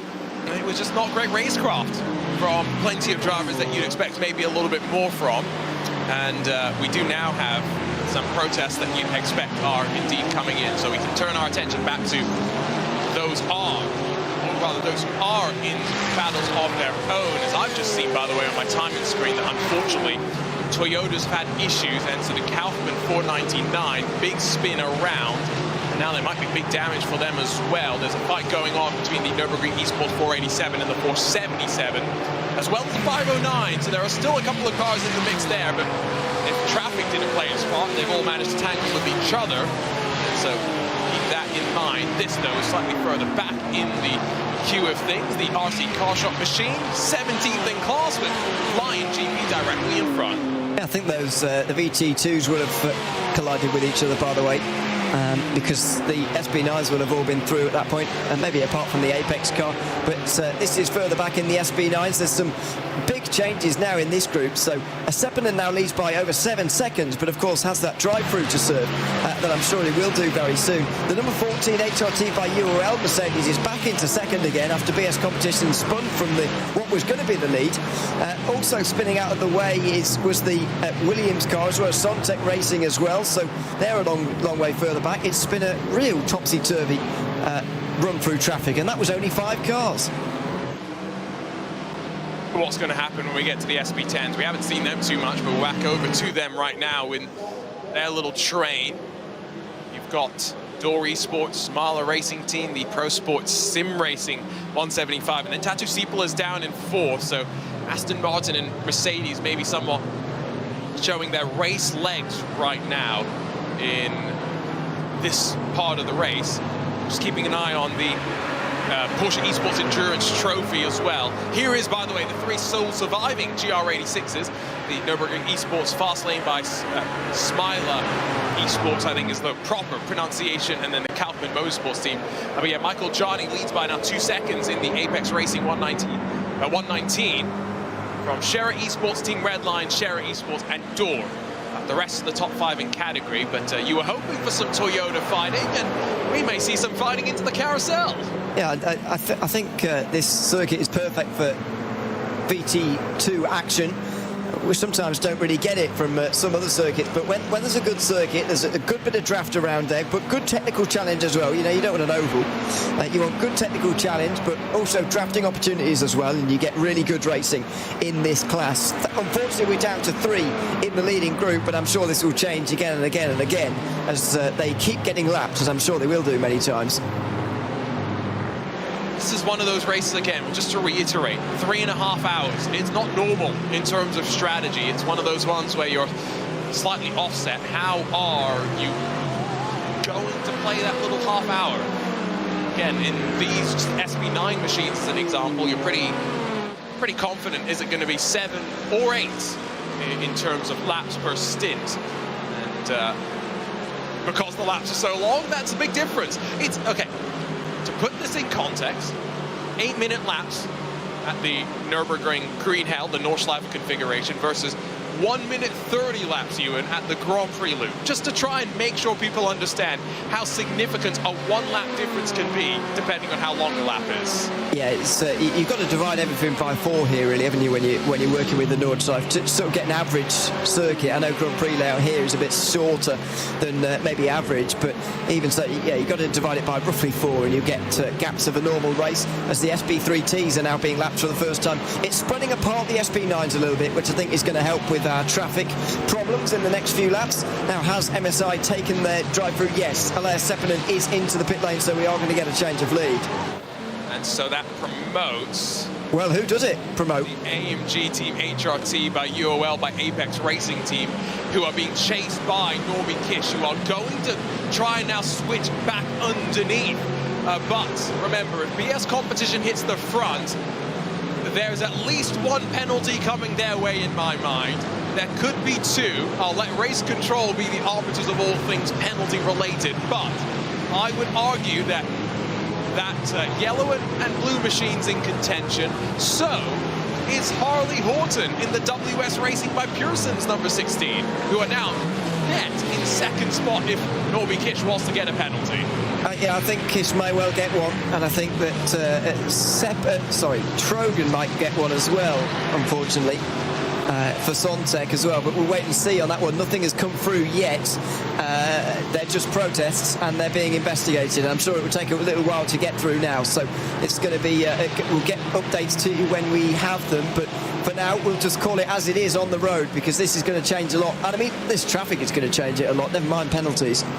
If you're trying to follow along with live timing and scoring, as Norby Kish, by the way, does indeed hit the front in the overall running order, but still expecting a penalty to potentially come down there. I believe that you can enter livetiming.simtiming.de/timing.html, and hopefully you'll be able to follow along with all of that. Here's a look from out the back of the Mercedes that Lau leads, though, and of course, I would argue that regardless of what does now happen at the very front, for those behind, for the WS Racing by Pearson, for MJ Downforce, who are now up into 4th combined, Einjin Guben, Coanda Esports by Mantai, 6 positions gained into the top 5. Ewan, there are some very, very good points up for grabs here. There are. You only get points for the top 8, of course, so you've got to be up there, and there's 19 in the field, which really does hold you back. I don't know if did you just mention the other Apex Racing car in the pit lane, by the way, but Parker White's back in again, which is confusing to me. That implies issues. Well, he's not stopped in his box yet, which is odd. Well, have they misserved the penalty initially? Oh, I hope not. So we will try and get clarification from potentially Parker White's teammate Zach Ratteray, but the other Apex Racing powered machine, or one of them, trying to look up the inside. No move forthcoming as Sammy Matty Trogan in the Sontec car, I believe, just got passed by the Falcon Sim Racing machine in through Shrouded Crowns out in towards Arenberg. Oh no! That's a big one. Red line tangle with AMG Team MSI. Rudy Van Buren stricken in the middle of the track, and with SP3T still incoming, somehow we get through safely. Van Buren contact there with Elias Sepinen, and it's another incident that Race Control is going to be taking a look at. And unfortunately, when you're side by side down through that section, one car has got to back out. Well, it's difficult to tell from that angle what's entirely transpired there. I'm sure we'll get a replay coming very soon, but Team Redline surely are going to be out of contention for points now today. Rudy Van Buren out of this one. I mean, the first thing that's to be said is that, you know, both of them probably should have been a bit more careful there in what they were doing, going side by side down the hill there. For either of them, not a sensible idea. The race is going to come to Redline and MSI later on. There's no need to go side by side down there, no matter who thinks is at fault. Well, one of those, maybe both of the drivers can go back to bed, something I'm a little bit jealous of right now. But Sepinen got a good run off the corner. We didn't quite see if there was traffic playing its part as well as we looked off the rear. Elias Sepinen, by the way, has had to take a tow back to pit lane. That car was so damaged. Oh, what a dramatic start to the opening round of this season. Apex, unfortunately, not enjoying the best run in SP9, but in the Porsche Endurance Trophy, I will just point out that Michael Johnny at least continues to lead there, so at least some optimism, I'm sure, for the team backing Corby to be following along. Michael Johnny paired up, of course, with Quintin Violate, so it's a pretty good driver pairing there. Yes, Redline and MSI still haven't been in, by the way. The MSI car seems to still be running quite well. On Elias Sepinen's in, but Redline is still out there. Redline are just trying to tow themselves around. I say tow. That word's got a special connotation on iRacing. Rudy Van Buren is trying to crawl his car around. Yes, crawl his way around. That's the best way to put it. But Elias Sepinen's AMG Team MSI car is back down to pit lane. We saw a great aerial shot of the cars getting some air on the front nose up through Flug Platz, but there's the aftermath. You did see the Sim RC machine as we rewind the tape and spool things back. I mean, I'm going to make a controversial comment here. Elias Sepinen was trying to use that SP3T machine as a pick. I don't think Race Control is going to look too kindly on that, though. Okay, I thought you were going to say something different to that. Yeah, I don't know. I think Van Buren thought Sepinen was going to back out, and so just took the racing line anyway. And Sepinen wasn't going to back out, wasn't going to give, and in the end they come together. Yeah, well, it's difficult, but I think I would put that one on Van Buren if it's going to be anyone. I don't think it really matters because they're both going to be out of contention. But if I was to pin the blame on anyone, then Van Buren's got to leave a little bit more space. As I said earlier, though, not a good idea for either of them to do that from the start. No. And again, when I say Race Control's not going to take a good look on it, it's not necessarily saying what I think about that incident. I just think that was an unfortunate one. The point being, I was reviewing the bulletin of the Race Control guidance, and Race Control was pretty clear in that it's both the responsibility of those in front and behind to be safe, the responsibility of the faster and the slower class car, and that look on board just somewhat shows that Elias Sepinen didn't have that much overlap from his perspective. Yeah, that on board has changed my opinion. I've got to say, I'm not so much on the side of Elias Sepinen anymore. I don't think that move was a very good idea. It's just about management once you've had one of those penalties and you're set back in the field, isn't it, really? It's about management. You've got to manage your race better from there. And Sepinen didn't need to make that move. You know, it wasn't sort of last-minute desperation stuff. There's 3 hours to go. and there's time for them to make up the time that they just lost in that penalty. No matter how just they think it is, they broke a rule that is directly written in the rule book. You've got to make up positions after that, of course you have, but you haven't got to do it all in one lap, and Seppänen there should not have gone down the inside. I'm going to take the blame off Van Buren actually now seeing that. This is why you always hedge your bets before you see all the replays. And why it's a great thing that here in the virtual world, especially at the Nordschleife in particular, race control has that ability to dial things back and to analyze things in finer detail. Now, to some degree, maybe it's a curse. You can overanalyze, you can slow things down to a point that's unrealistic. However, if in the real world sometimes you're only left with CCTV angles of an incident, at least here in the sim you can get proper angles and coverage of everything. Sindre Sensors, by the way, recovery drive. He's back up in front of Commander Esports by Mantai and Ian Chang-Guven, the Falcon Sim Racing team in front of Sontek, by the way, do seem to have some damage. They're a little bit slow, all things considered in terms of speed, as Norby Kish fastest lap in the race. I think they're just stuck in a bit of traffic at the moment, Sontek. Let's see if they can get through Falcon here for what will be 10th place. Marvin Dietz just up in front, and there's the move down the inside from Sami Matti-Trogen. He'll be in the top 10. He'll brace a bit late, but that's okay. He's now inside the top 10. Still no points for 10th, though. As I mentioned, we'll get to points a little bit later, probably later in the season. I get a bit excited about points, don't I, really? But anyway, they're 10th now. The Sami Matti-Trogen is recovering decently. 7:55 is probably a bit slower than where he was before, though.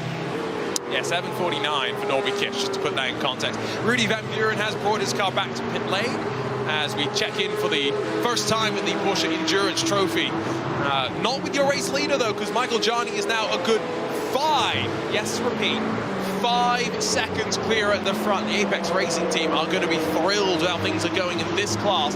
Diogo Pinto is now in front of Luca Alpert, the Julian Reimer tucked in behind, and the second of the Schurer cars is through the Toyota GR86 as we go through towards Flansgaard, and that little hop, skip, and a jump that they do before the Stefan Belloff S's. Oh, this is a scary place to catch one of those VT2 machines. 1, 2, 3 will go through before the Stefan Belloff S's, but the trees hide what we really need to see.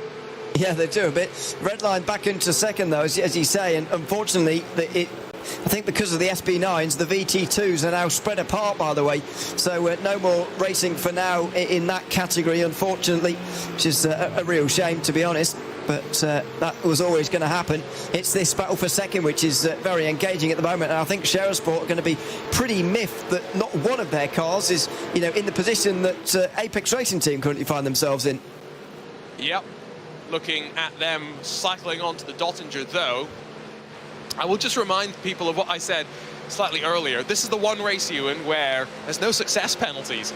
You don't get a 30, 20 or 10-second penalty for finishing on the podium. And so as they fight for these positions right now, it's the only real representative scene that we'll get of what they are actually like over the full race distance without that time factored in, as the Scherer train now pulls to the outside and trying to double team Diogo Pinto, but only one's going to slide on through. It's Luca Alpert back to second. Yeah, you don't quite see them pack up as much as they do in SP3T or even in SP10, actually. This is the first or the fastest class to have more single file stuff on the way towards the Tiergarten, and the 105 is now into second place again, will lead the line, but I'd imagine there'll be a bit of fuel saving going on further behind, and that may be a better idea, really. Just fuel save your way through this opening section of the race and then save a bit of time. As long as your pit stop or two of your stops are above 30 seconds. You would not be surprised to hear that there has been some chatter and some conversation between parties at the Apex Racing team and Team Redline after that incident. I think quite maturely, Team Redline conceding that it is maybe a bit of a racing incident, as that looked like for a second one of the Williams Esports cars was going to try and cut back underneath on the Pro Sport machine, as we check back in with the SB10s once again out of the carousel, and I think heading up to what is, let's be real, one of the more fun parts of the lap. Can we say that about all the sections? Possibly. Well, do you like just being stuck on the Dottinger, not doing much? Well, sections either side of the Dottinger. That's true. That is very true. This is the, as you say, the battle for the lead, though, in SP10, which is good to see, and great manufacturer mix as well, with Aston Martin, Mercedes involved in the top two, and a BMW at the back as well for Sontec Racing. Fantastic to see the SP10 variety that we have at the front of the field, and still four all in sort of slipstream range of one another, which is really great to see as Redline and MSI continue to, or are about to drop behind these guys in the overall standings, bizarrely. Penalties are starting to come in. 10 seconds for Sontec, 10 seconds for BS Competition. So stop and holds they are. I wholeheartedly agree with those. That's exactly what I would have done. And again, for BS Competition, there was the potential for a second penalty, but I don't see that second incident under investigation. No. It's the one penalty for them. Here is that move I was talking about. That was Fabio Rauer is up the inside of Leon Urger for Pro Sports Sim Racing, and the second of the AMG team Williams Esports car slides their way on through as they work their way on forward. There's a bit of an overlap as the BMW BS Competition. That's Jaden Conwright behind the wheel, gets past the Holden Motorsports number 8. This is a fight for 14th and 15th position. It's a bit unnatural to see that BMW at the BS Competition at the very back of the running order. It is pretty unusual. You don't often see them back here. Holden Motorsport with them at the moment, and I'll see Carshot Esports just up in front. But this is the story for the BMW, unfortunately, so far. Only WS Racing by Pure Sims have got it working, which is even more bizarre, because it does seem that the BMW has the pace to run inside the podium places, but BS Competition of all teams aren't able to extract it at the moment. Hey, I don't know how much we've seen Jaden Conwright, to be fair, at the Nordschleife in sim, and so maybe there is also an adjustment period to, you know, getting to grips with the slight nuances that this series in particular represents, because yes, we've got the 5 classes, you know, divvied up into the 56 cars that we have out on track, but ultimately there's a little less traffic to deal with, and maybe it's therefore a bit more of a sprint compared to racing around here in the real world. Back over to your SP10s, by the way, where it's still Aston Martin, Mercedes, Aston Martin, and then BMWs, Door, Mahler, Pro Sport, and Sontec.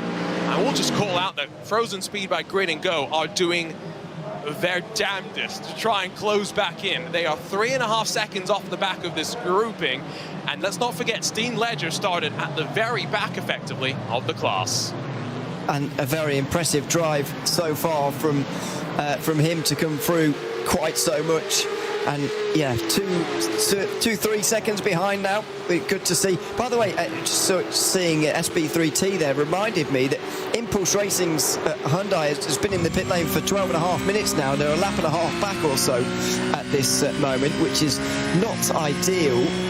Although I don't remember why. I don't remember seeing why that car went off the road and has spent so long in pit lane.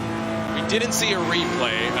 Now, I can confirm to you, though, that they did have a bit of a hellacious hit of their own, and you would not be surprised to hear that involved traffic. It was one of the Porsche GT3 machines. I couldn't quite figure out who it was on my end, but yes, I think they are done for the day.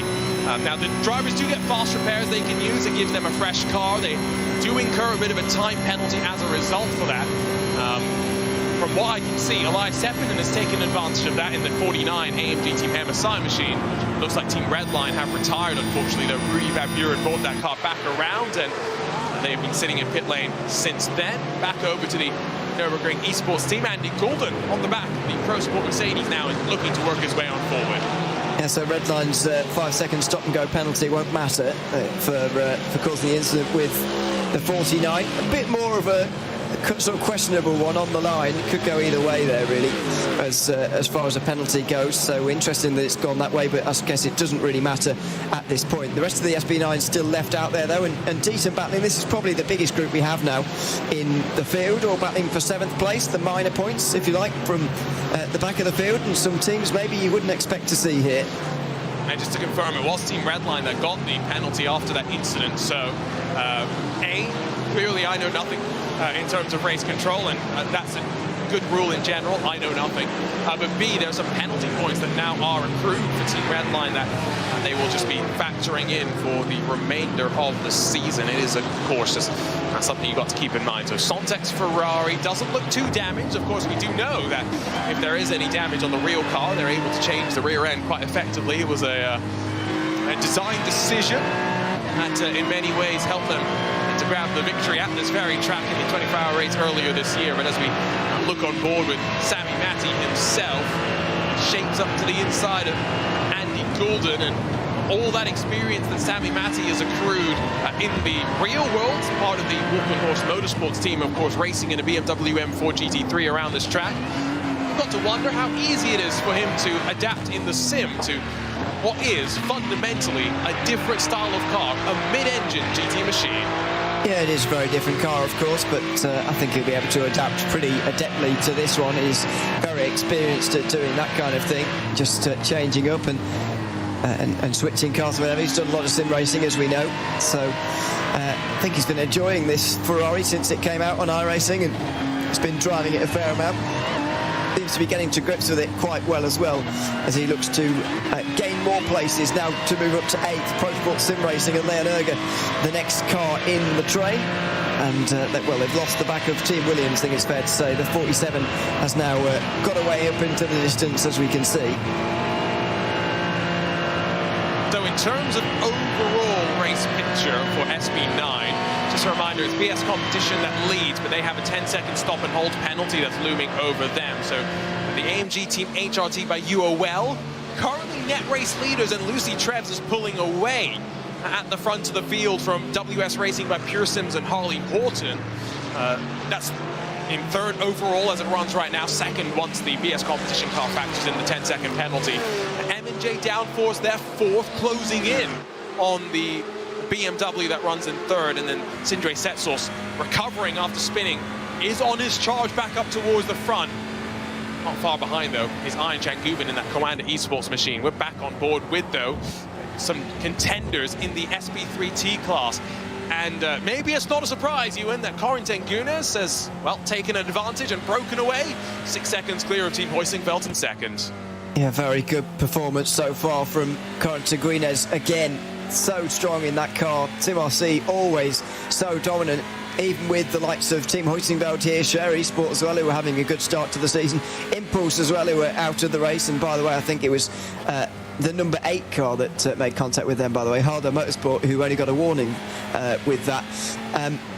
Yeah, they're still able to get away. Corin Tengunes leading by some distance, and it's difficult to see them being caught from this situation. They're going to have to have some success penalty to peg them back. Just a reminder as well that in SB9, it is the real driver that must qualify and start the car and do 8 laps over the course of the race. They don't have to do it at the start. All other drivers don't have or other classes don't have requirements about real-world drivers, if you're wondering as to some of those more registration-related marks that the drivers have to hit in terms of the various little bits of paperwork to be filled on up. So we're up to 22 different incidents for race control to have looked at, with about 45 minutes complete in this one, which does mean that, Ewan, we are nearing the pit stop window, having opened up for the drivers. 8 laps again for the SB9 real-world drivers. They're on to lap 6 so far.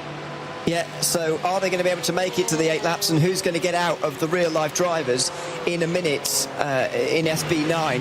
Well, a minute, it would be many minutes, but you get the idea. At the end of the next lap, who's going to get out, and who's going to, pit early, maybe come in later on in the race, or stay in for a second stint, because some of these real-life drivers will be a lot more comfortable staying in their cars than others for another long stint like this one.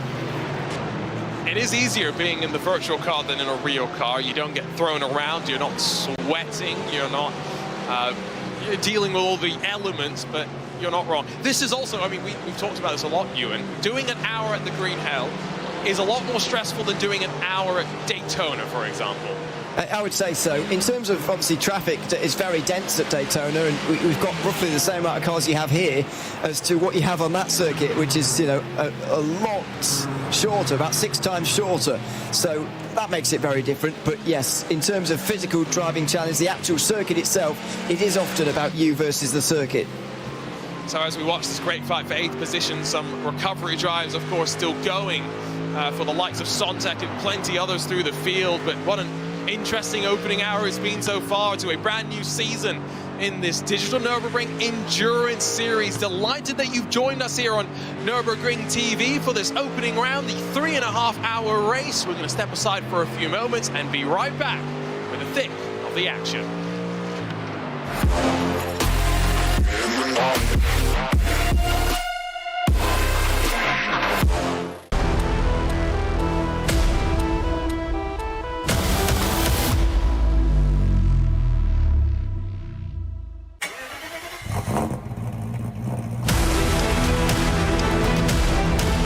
Hol dir jetzt dein eigenes Motorsporterlebnis nach Hause.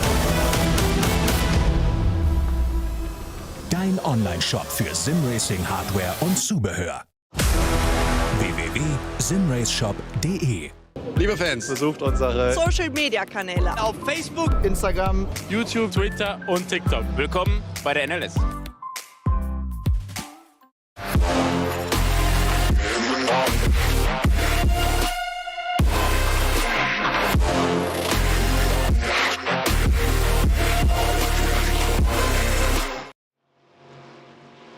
Welcome back on to the 3.5-hour race, the opening round of the 5th edition of the Digital Nürburgring Endurance Series. Delighted to have you along. It's Arjuna Kankipati alongside with the one, the only Ewan O'Leary to have the first of 2 races in the month of December to get things underway. It's a cold day on track.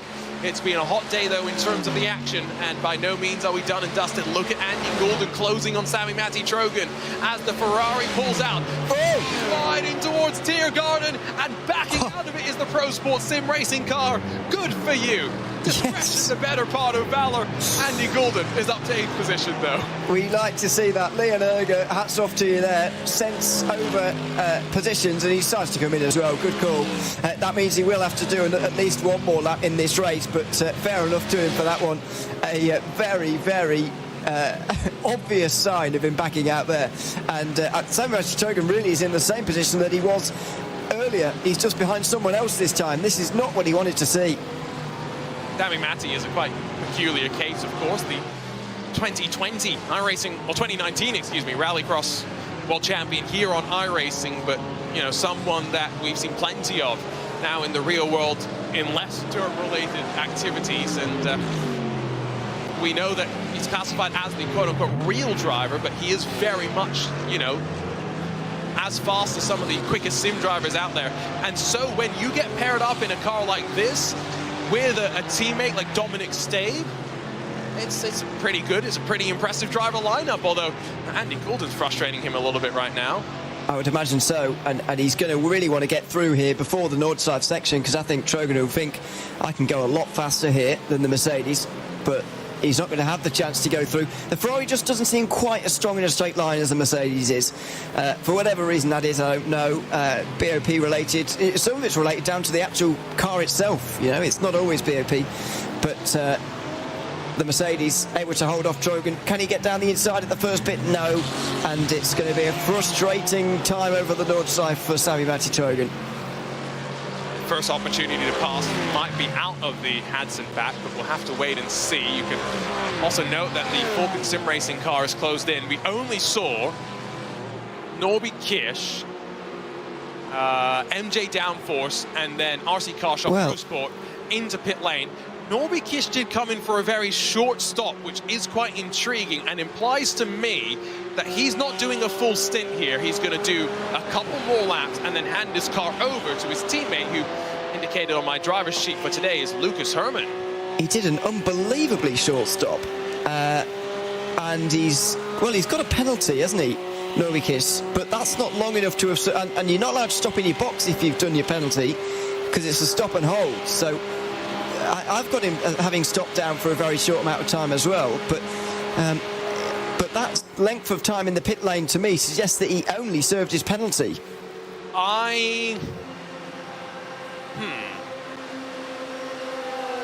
As this is quite close, by the way, side by side towards the Tiergarten in the Porsche category. And it's an important one as well, because this is second in class now, 7.5 seconds off the back of your race leader. Almost contact there between the PB Performance car as Marcus Deck almost slides his way to the door panel of Mark Bolzer in the Kramer Racing Esports 112. Yeah, and it was so so confused about what's going on in terms of strategy and penalties with other classes that we are starting now to see this Porsche Esports Endurance Trophy begin to hot on up. That's another look to the inside from Luca Alpert on Diogo Pinto, but not shaping up into turn one. Marcus Deck finally gets into the side panel, though, of the Kramer Racing 112. Yeah, you can't turn in when there's someone alongside you like that, unfortunately. And Marcus Deck there had to just steer out of that one. I'm glad he did in the end, because he would have sent Mark Bowser spinning around the wrong way there. Thankfully, they've now laid off each other and they can get back on with this race. But that was pretty close to disaster, actually, between those two. Glad that they sorted themselves out before there was any real contact made. We've seen plenty of contact today, that's for sure. How many cars still left in this race? All but two, Redline and Impulse in the SP9 and the SP3Ts, their retirements. Because again, remember, the drivers do get a couple of fast repairs which they can use, albeit with a time penalty associated. We jump on board with the screaming flat six of a Porsche. It's distinctive in this Falcon Sim Racing liveried machine. You can see on board. Now, is that a background, or is that him actually sitting in a car? Because it took me a double take there to realize that's a green screen and he's not actually in a real race car. It's a good green screen, though. That's quite convincing, and a great idea for the stream as well from Marvin Dietz. So fair play for that one. But yeah, that was. Well, we should have kept that open just to fooled everyone. That he's racing in the car right now, and he's on the green hell and matching what he's doing. I'm sure they would have realised, but we could have given it a go. Unfortunately, we're not quite quick thinkers enough there. But he's doing a decent job, actually. Marvin Dietz is 7th place right now. He would probably be behind BS Competition if the pit stops hadn't started yet, so factor that in. But even so, it's been a good start for Falcon Sim Racing, despite a shaky opening lap, I think it's fair to say. Into the carousel.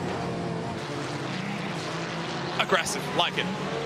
That's one corner as well, where you think that you need to be patient on throttle, but no, what you really want to do is slow yourself down, slam your way into the corner, and then pick up around half throttle just to keep the car rotating and your momentum up, so that when you're able to plant the throttle, you just slingshot your way out of that corner and in towards, again, what we have on a couple of occasions called the fun part of the track, but also the highest part of the track, up towards Hoa Act in through, and now down in through undulating part of the section.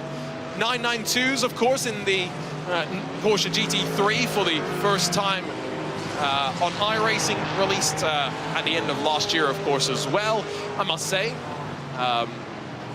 having seen now old generation 911 GT3 Rs in person, the one thing that you never really appreciate on the sim is just how wide the modern 992 really is. Wide? Yeah, oh yeah, the GT3, yeah, so I thought you were talking about the Cup car. Yeah, it is. It's the same chassis, though, underneath. Well, yes, that is true. I don't like, by the way, how similar the two cars are, but that's a discussion separately. It's really wide now. I think ever since they took that GTE on, the RSR, back in 2017, if you remember, the sort of the best sounding car ever made, other than the BMW Z4, whatever. Well, really was an issue.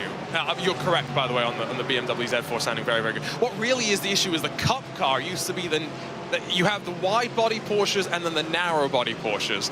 And the Cup cars used to be the narrow body one, and now they're the wide body. So you can't tell any difference. They are identical. Yeah, they're almost identical. It's a bit of a problem. I don't really like the new Cup car, but the Porsche GT3s and GTEs as well, when it was a thing, have always been absolutely fantastic. The Falcon Sim Racing livery on it is just perfect, has been for some time. It's one of my more favourite liveries in real life, certainly up there. A great car. Which one is better, the Grello or the Falcon? Oh, the Grello, nothing beats. Good choice. Oh. But Falcon's still very good, as Nürburgring Esports look to put that in the rearview mirror at the moment. There's somewhere lost the position to Sami Vati-Chogan and lost a couple of seconds as well. I think we're going to grab a look at the replay of that in a few moments' time. But yes, at the end of the Dottinger, it's a pass for Andy Goulden in the Nürburgring Esports number 10 as the Falcon Sim Racing car. Probably going to head down to pit lane, yeah, and indeed, everyone at the end of what is 7 full laps is going to be finishing things up. There's a little bit of a concertina, of course, as they all get themselves onto the limiter and the klaxon goes off. I'm not going to try and make an impersonation of the klaxon, but it's going to be drilled into some of these drivers' heads, that is for sure. Here's a look, though, of the replay, and don't tell me because it's a dangerous place to make a mistake, and as the front end jumps up into the air. Andy Goulden's probably done thousands of laps at this track, but it's not a mistake, it's just Sami Matic being aggressive. Yeah, it's a better run. The Ferrari clearly suited to that sort of high-speed corner, if you like, and just looking at the shape of the car, you would certainly expect it to be more nimble around there than the Mercedes, and down the inside trading points. Oh, he nearly overcooks it. That was quite close, actually, to find yourself in the grass and as a result in the gravel. At Arenberg as well. There goes Goulden off the road as well. That's where the Falcon car went through. That explains it all. A blast on the side of the car. I'm not sure if Andy Goulden wanted to blast his way in the grass, but ended up surviving. No driver changes that I can see, with the exception of Coanda, who get Ian Guven out and throw Fabio Grossa in. The 47 AMG Williams car also will throw Vasilios Veliciotis into that machine, but again, because most of the drivers did 7 laps, they still have to get 1 more lap in for their real-world driver in SP9, and that's why they have got to, at least in the case of Lucy Treves and Sindre Setsos, Harley Horton, top 3 in class, keep their driver out there. SP10s, by the way, Sontec Racing in front of Marlow, that now have a bit of a breakaway from those behind, as some pit stops have started to split the cars up there. We check back in, though, with touring cars, as Scherer Esports have jumped in front of Team Heusingveld. Yeah, a few things on that. Just to go back to SB9, the Sontec car has been in there for a while. Sami Matic miles out behind everyone else, but more importantly, Moby Kish has been back in again, so I think that first stop was his penalty. I know he had his pit box said that he'd been in there for a bit of time, but he was serving his penalty in that one, so on this second stop, he has actually stopped properly, and now he's back to 11th. Can confirm as well that it was a pretty lengthy stop for most drivers. The only team that did a slightly short fill, AMG Team Williams in second spot with Sindre Setsos, and then as well M&J Downforce in 5th in the number 11. So as well as RC Car Shop, I'll point out, so there are a couple of teams just doing slightly shorter stops with the intention of maybe taking their half stint now and putting their sim driver in for the final 2 or so hours of the race. This is the Coanda Esports 118 and the WSR Esports Buttkicker team making its debut, its competition debut as well, as they pass Scherer and Heusingveld doing battle at SP3T. But it's going to be a look to the inside by Tyler Hervey, as Bobby Zelensky, the eNASCAR staple, is going to give his ground eventually. And as well behind them, Heusingveld slides on through. The power of the draft on full display down the Dottinger.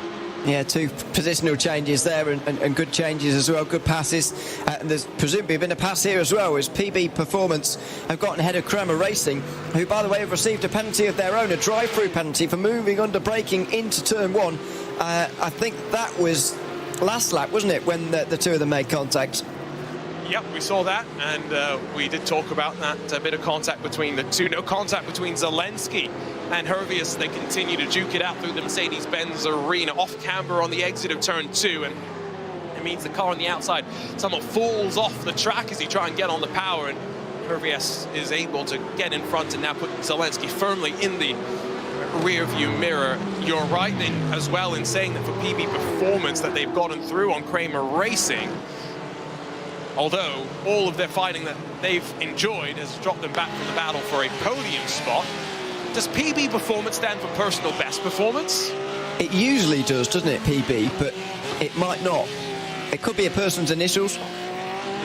Well, if Marcus Deck is one of the drivers, and I believe he's listed as team manager as well, his initials aren't included there.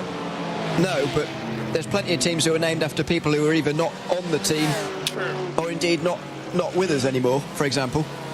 True. This is very true. This is, by the way, the Coanda Esports by Manti car. You couldn't tell because it's neither Grello, it's not purple, it's not orange, it's not black or red. It's not the colours. It is black or red, but not in the traditional VRS way. But yes, it is not a Coanda Esports or a Mantai livery that you would normally associate. Guven out, Fabio Grossa has jumped on in. Yeah, so that's not the only driver change, by the way, but it's one of the major ones, or probably the most major, actually, to see them up in fourth now. They were a few bit further behind. Holder Motorsport have got Frederick Osman in their car, and at Line GP have got Tino Heuser in that car as well.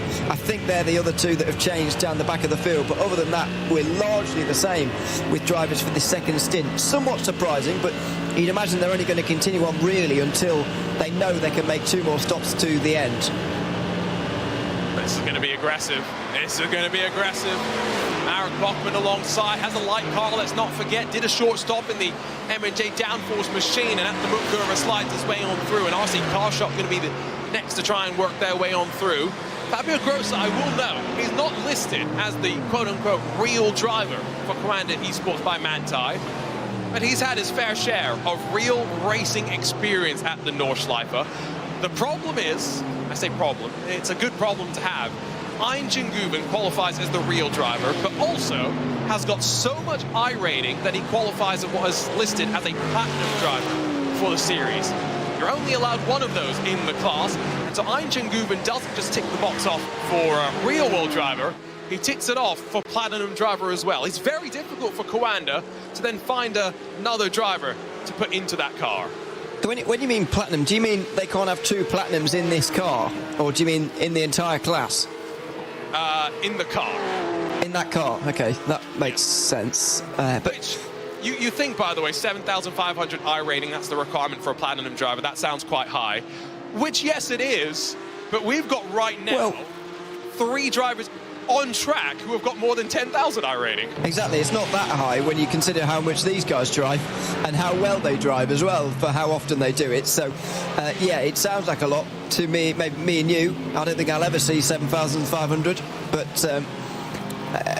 these guys will, and most of them do. So that creates a bit more interest, in my opinion, really, as Norby Kish makes his way down the inside and gets into the top 10 at the expense of Pro Sport.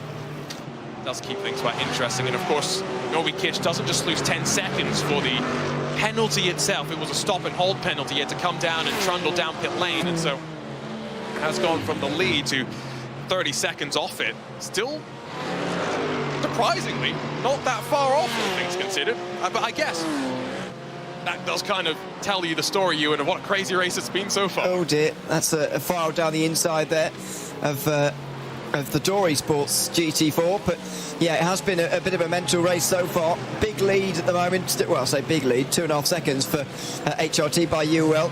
It's still Mercedes 1-2, but it's still very, very interesting. It's still, you know, don't know where this race is going to go from here. It's been very engaging this first hour. So SB10s are into pit lane for the final time in this first cycle as Tatu Sipala brings the Sontec car in. It's alongside for Fabio Grossa and Marcus Fischer as the RC Car Shop machine slides on through. And now Vasilius Belitsiotis, who's taken over in the AMG Team Williams Esports car. Let's not forget that the real driver in that machine is going to have to get back in, Fabio Rauer, to do at least one more lap from at least the mathematics that we can tell. And there comes the Mercedes to the outside, looking very strong in terms of the balance of performance is that car, and able to slide on through, and Fabio Grossa doesn't really do too much to put up a fight as they work their way to the end of the lap. You will note, by the way, we've talked about pit stops for the SP9s, now for SP10s as well. As, ooh, that's interesting. That's a car coming down, I think, to serve a penalty. Is it? I've not seen a penalty for them. Well, I'll have a look, but I've not seen one, so that's interesting to see. I wonder whether they stopped a lot earlier, maybe, and are doing something a bit different on strategy, but that would mean they'd end up doing 4 stops today. That's not the way to do it. They just did 2 laps, and maybe this is their short stint now. Yeah, trying to get Fischer out the car, I guess. Yeah, so this is what we were talking about, and indeed they are going to get him out. Leon Arndt's going to jump on in. This is the compromise on how you want to play the half stint and the full 9 laps that the driver's got to do. Well, never mind half stint. Forget that for a second. You want to minimise the amount of stops you're doing, in my opinion, more than anything else. And they're going to do 4. They've already done 2, and they're not going to be able to do it on 1 more, are they? They're not going to be able to do, you know, an hour 12 and a half. They might be able. The Probably only not. reason they would have brought their car in is if they think they can go to the end. I agree with you that you wouldn't want to come on in, but hypothetically, you could. The problem is they're cutting themselves quite close at the end of the race if we went an extra lap. So I don't like the sound of that. It's making me nervous right now. Yeah, I wouldn't do that at all. As Redline got a terrible exit from Garbenkopf there. I don't know what went on for Diogo Pinto, but he's been breezed past. And maybe that was a ploy to get back past by the end of the straight, but it's a bizarre one. I think it doesn't really matter, given that these are drivers, again, that are yet to come down pit lane. They might be in at the end of this lap. Yeah, it will be. Realistically, you could go one more. The fact that Pinto is still fighting here implies that, well, he wants to be in front heading into potentially a pit stop cycle. So a poor run off the corner, back into draft, and back up into second for the 2022 Porsche Esports Super Cup champion. But give a shout out to Michael Gianni, who has just dived into the pit lane. I think indicates these two will follow. He built up 8 seconds of an advantage, Ewan, in an opening 50 minutes of the race. Yeah, fantastic start of the race for him. A really great opening stint for the Apex Racing team as well. Overall, everybody's in here. Should be 8 laps for the Porsche Esports Endurance Trophy Nürburgring cars. It should be a bit longer for the others. The Toyotas have already been in at the end of 7 or 6 laps for them, but obviously it takes them a bit longer. The SB10s, for the most part, have already been into the pit lane as well. So these are realistically the last ones, apart from TCR, who will go a lot further than that. TCR can go as long as 90 minutes. We'll see how they choose to play out the stints, though, of course, as well, given that you do have BOP that's come into play. Those cars did get a slight reduction in fuel. I don't know how that's going to impact their actual fuel consumption, though. After their pit stop cycles, the GR86 at the front is broken up. It is Kaufmann's 509 that leads from the Nürburgring Esports team. And then you've got the second Kaufmann car. The fast lane team trying to chase them down as we jump on board with the 477 pinned to the floor out of Schwout and Krautz, and the Wolf Motorsport Sim Racing team, the final running of the Toyota GR86, is all 5 of them still in contention with just 3 retirements so far. Today, the AMG team MSI, Elias Sepinen and Alejandro Sanchez, have joined Team Redline and Impulse Racing in retirement. This, though, is back over to SB10s, where pit stops have opened things up. Door Esports with a slightly shorter fill, now 6 seconds clear of Marla and Sontek fighting for second. Yeah, fairly strenuous on fuel today for the SB10s. I don't think Door have stopped yet, though. That's just their drive-through. I think that's why they're in the lead. I don't think they have stopped No, yet. they have. Are you sure? 64 seconds in the pit lane. Don't drive-through. That's a long drive-through. That's not the numbers I'm seeing, because I am a lap behind on my timing screen, I think. So that is why I am so... Oh, no, I'm not. I'm not sure I agree with you there, actually. You're looking at the wrong Door car. I thought that we were talking about SB10. Yes, you're looking at the Cup car, though. No, I'm not. Oh, I am, yes. Ah, there you go. You are, well done. Do its drive-through penalty about 5 laps ago, so it still does owe us a pit stop, by the way, in that category. And we should talk about strategy there as well. But yes, just to confirm, Door Esports 6 seconds clear, now 7 seconds clear of Marla and Sontek.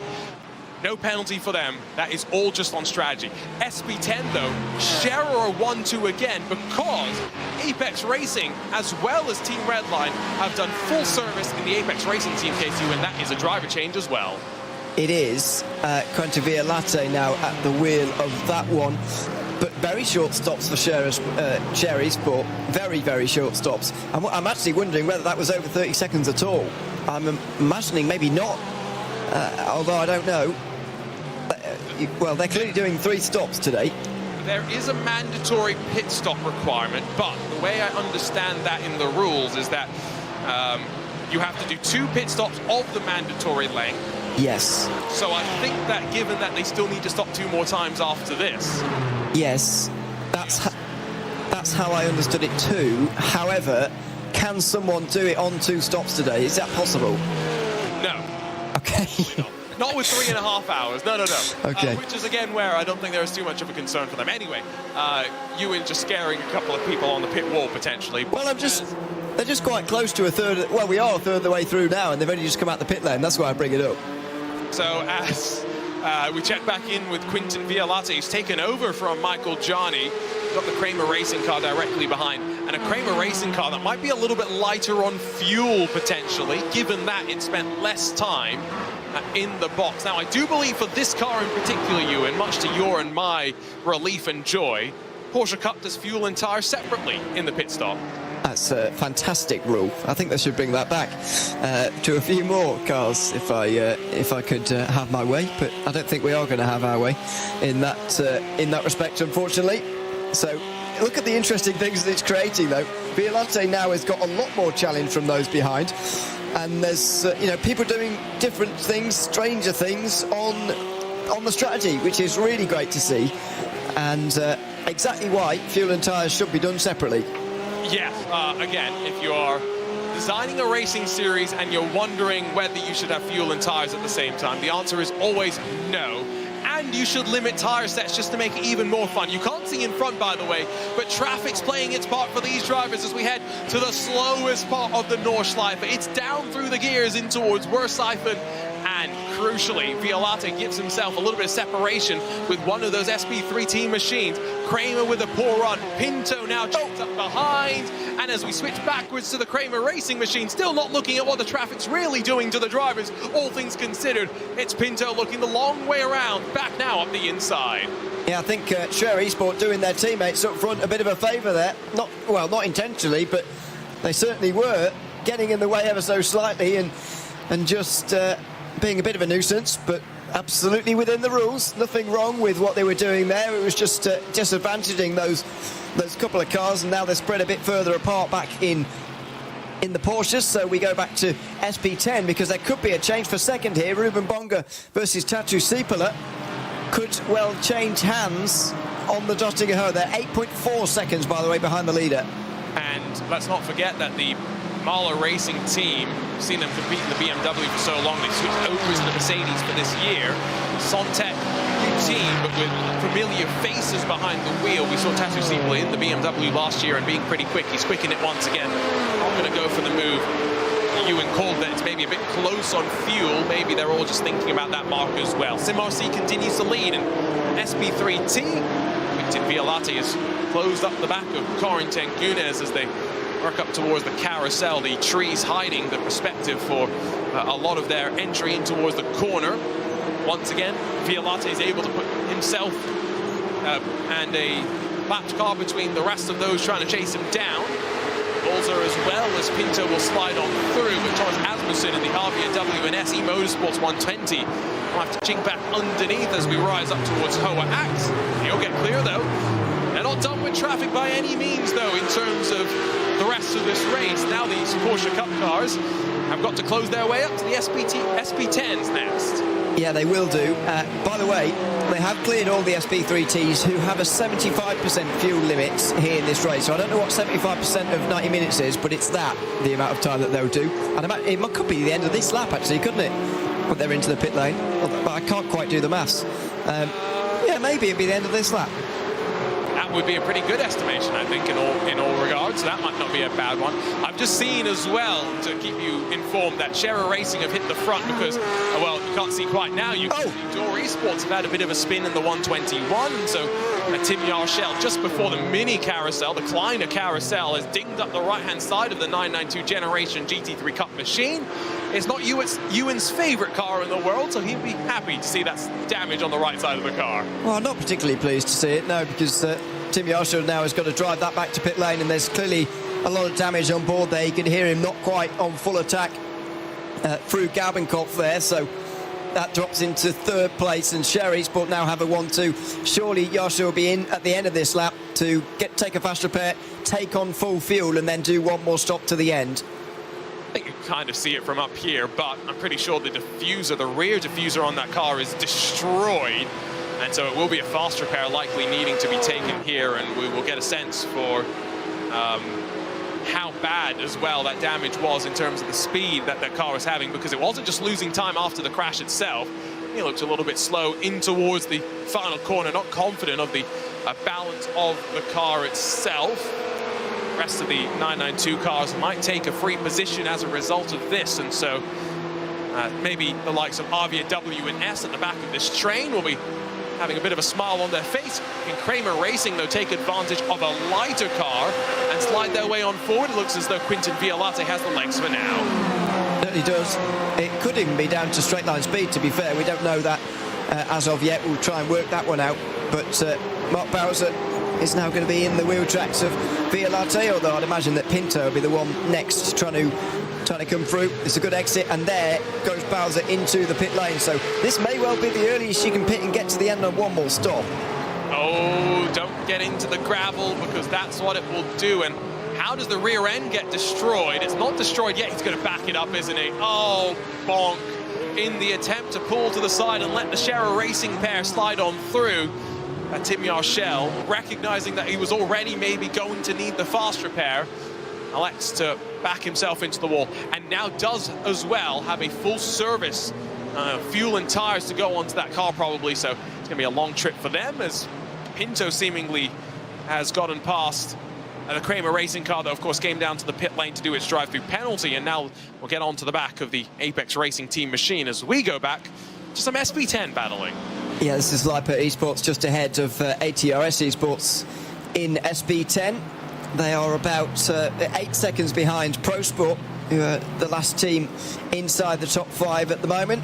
And then it's a bit more spread out within there. Marlon Racing Team and Sontec are still battling for second place, I suppose. But we're starting to spread things out a little bit now in this race as we've gone over the 1/3 mark. Just over 2 hours remaining here at the Nürburgring. Still plenty of time and plenty of interest remaining in this race as well. Oh, that was close as they came up to the back of a SP3T machine through the mud curva, as the recovery Kish is on the back of Gregor Kinski in the Nürburgring Esports number 10. Fabio Grosso losing time in the Coanda Esports by Manti number 18. A little bit further up, you can see Vasilius Beliziotis is now 12 seconds in front of Fabio Grosso, who he only passed about a lap and a half ago.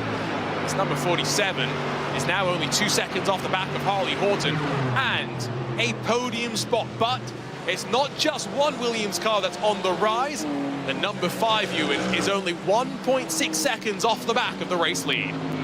It's coming down, that gap at the front of the field. 7/10 of a second was taken out by Setsas there on that last one, and you'd imagine that even more is going to be taken out on this next lap. Vasilius Beliziotis, by the way, is the quickest driver out there on the circuit. 49.8 from him on that last lap, which is quite close to fastest lap of the race so far. He's really flying, back in 4th place, still 12 seconds off the lead. Could go any way though. And if you're new to the Digital Nürburgring Endurance Series, the winner of this race gets a 30-second success penalty to be served at the first pit stop of the next race. Second place, 20 seconds. Third place, 10 seconds. It's a unique addition, of course, that not many other sim racing championships will have, and it means that you've got to very much build your performance and be ready to fight your way on back. The Nürburgring Esports team fighting back in the entry in towards Flansgarding and getting past the Coanda Esports by Manti Porsche. How long is it going to last for, though? That's my only concern with this battle. It seems to be changing again and again and again. But Norby Kishmay will be able to help out with that one. Look how close he is to the Coanda Porsche now.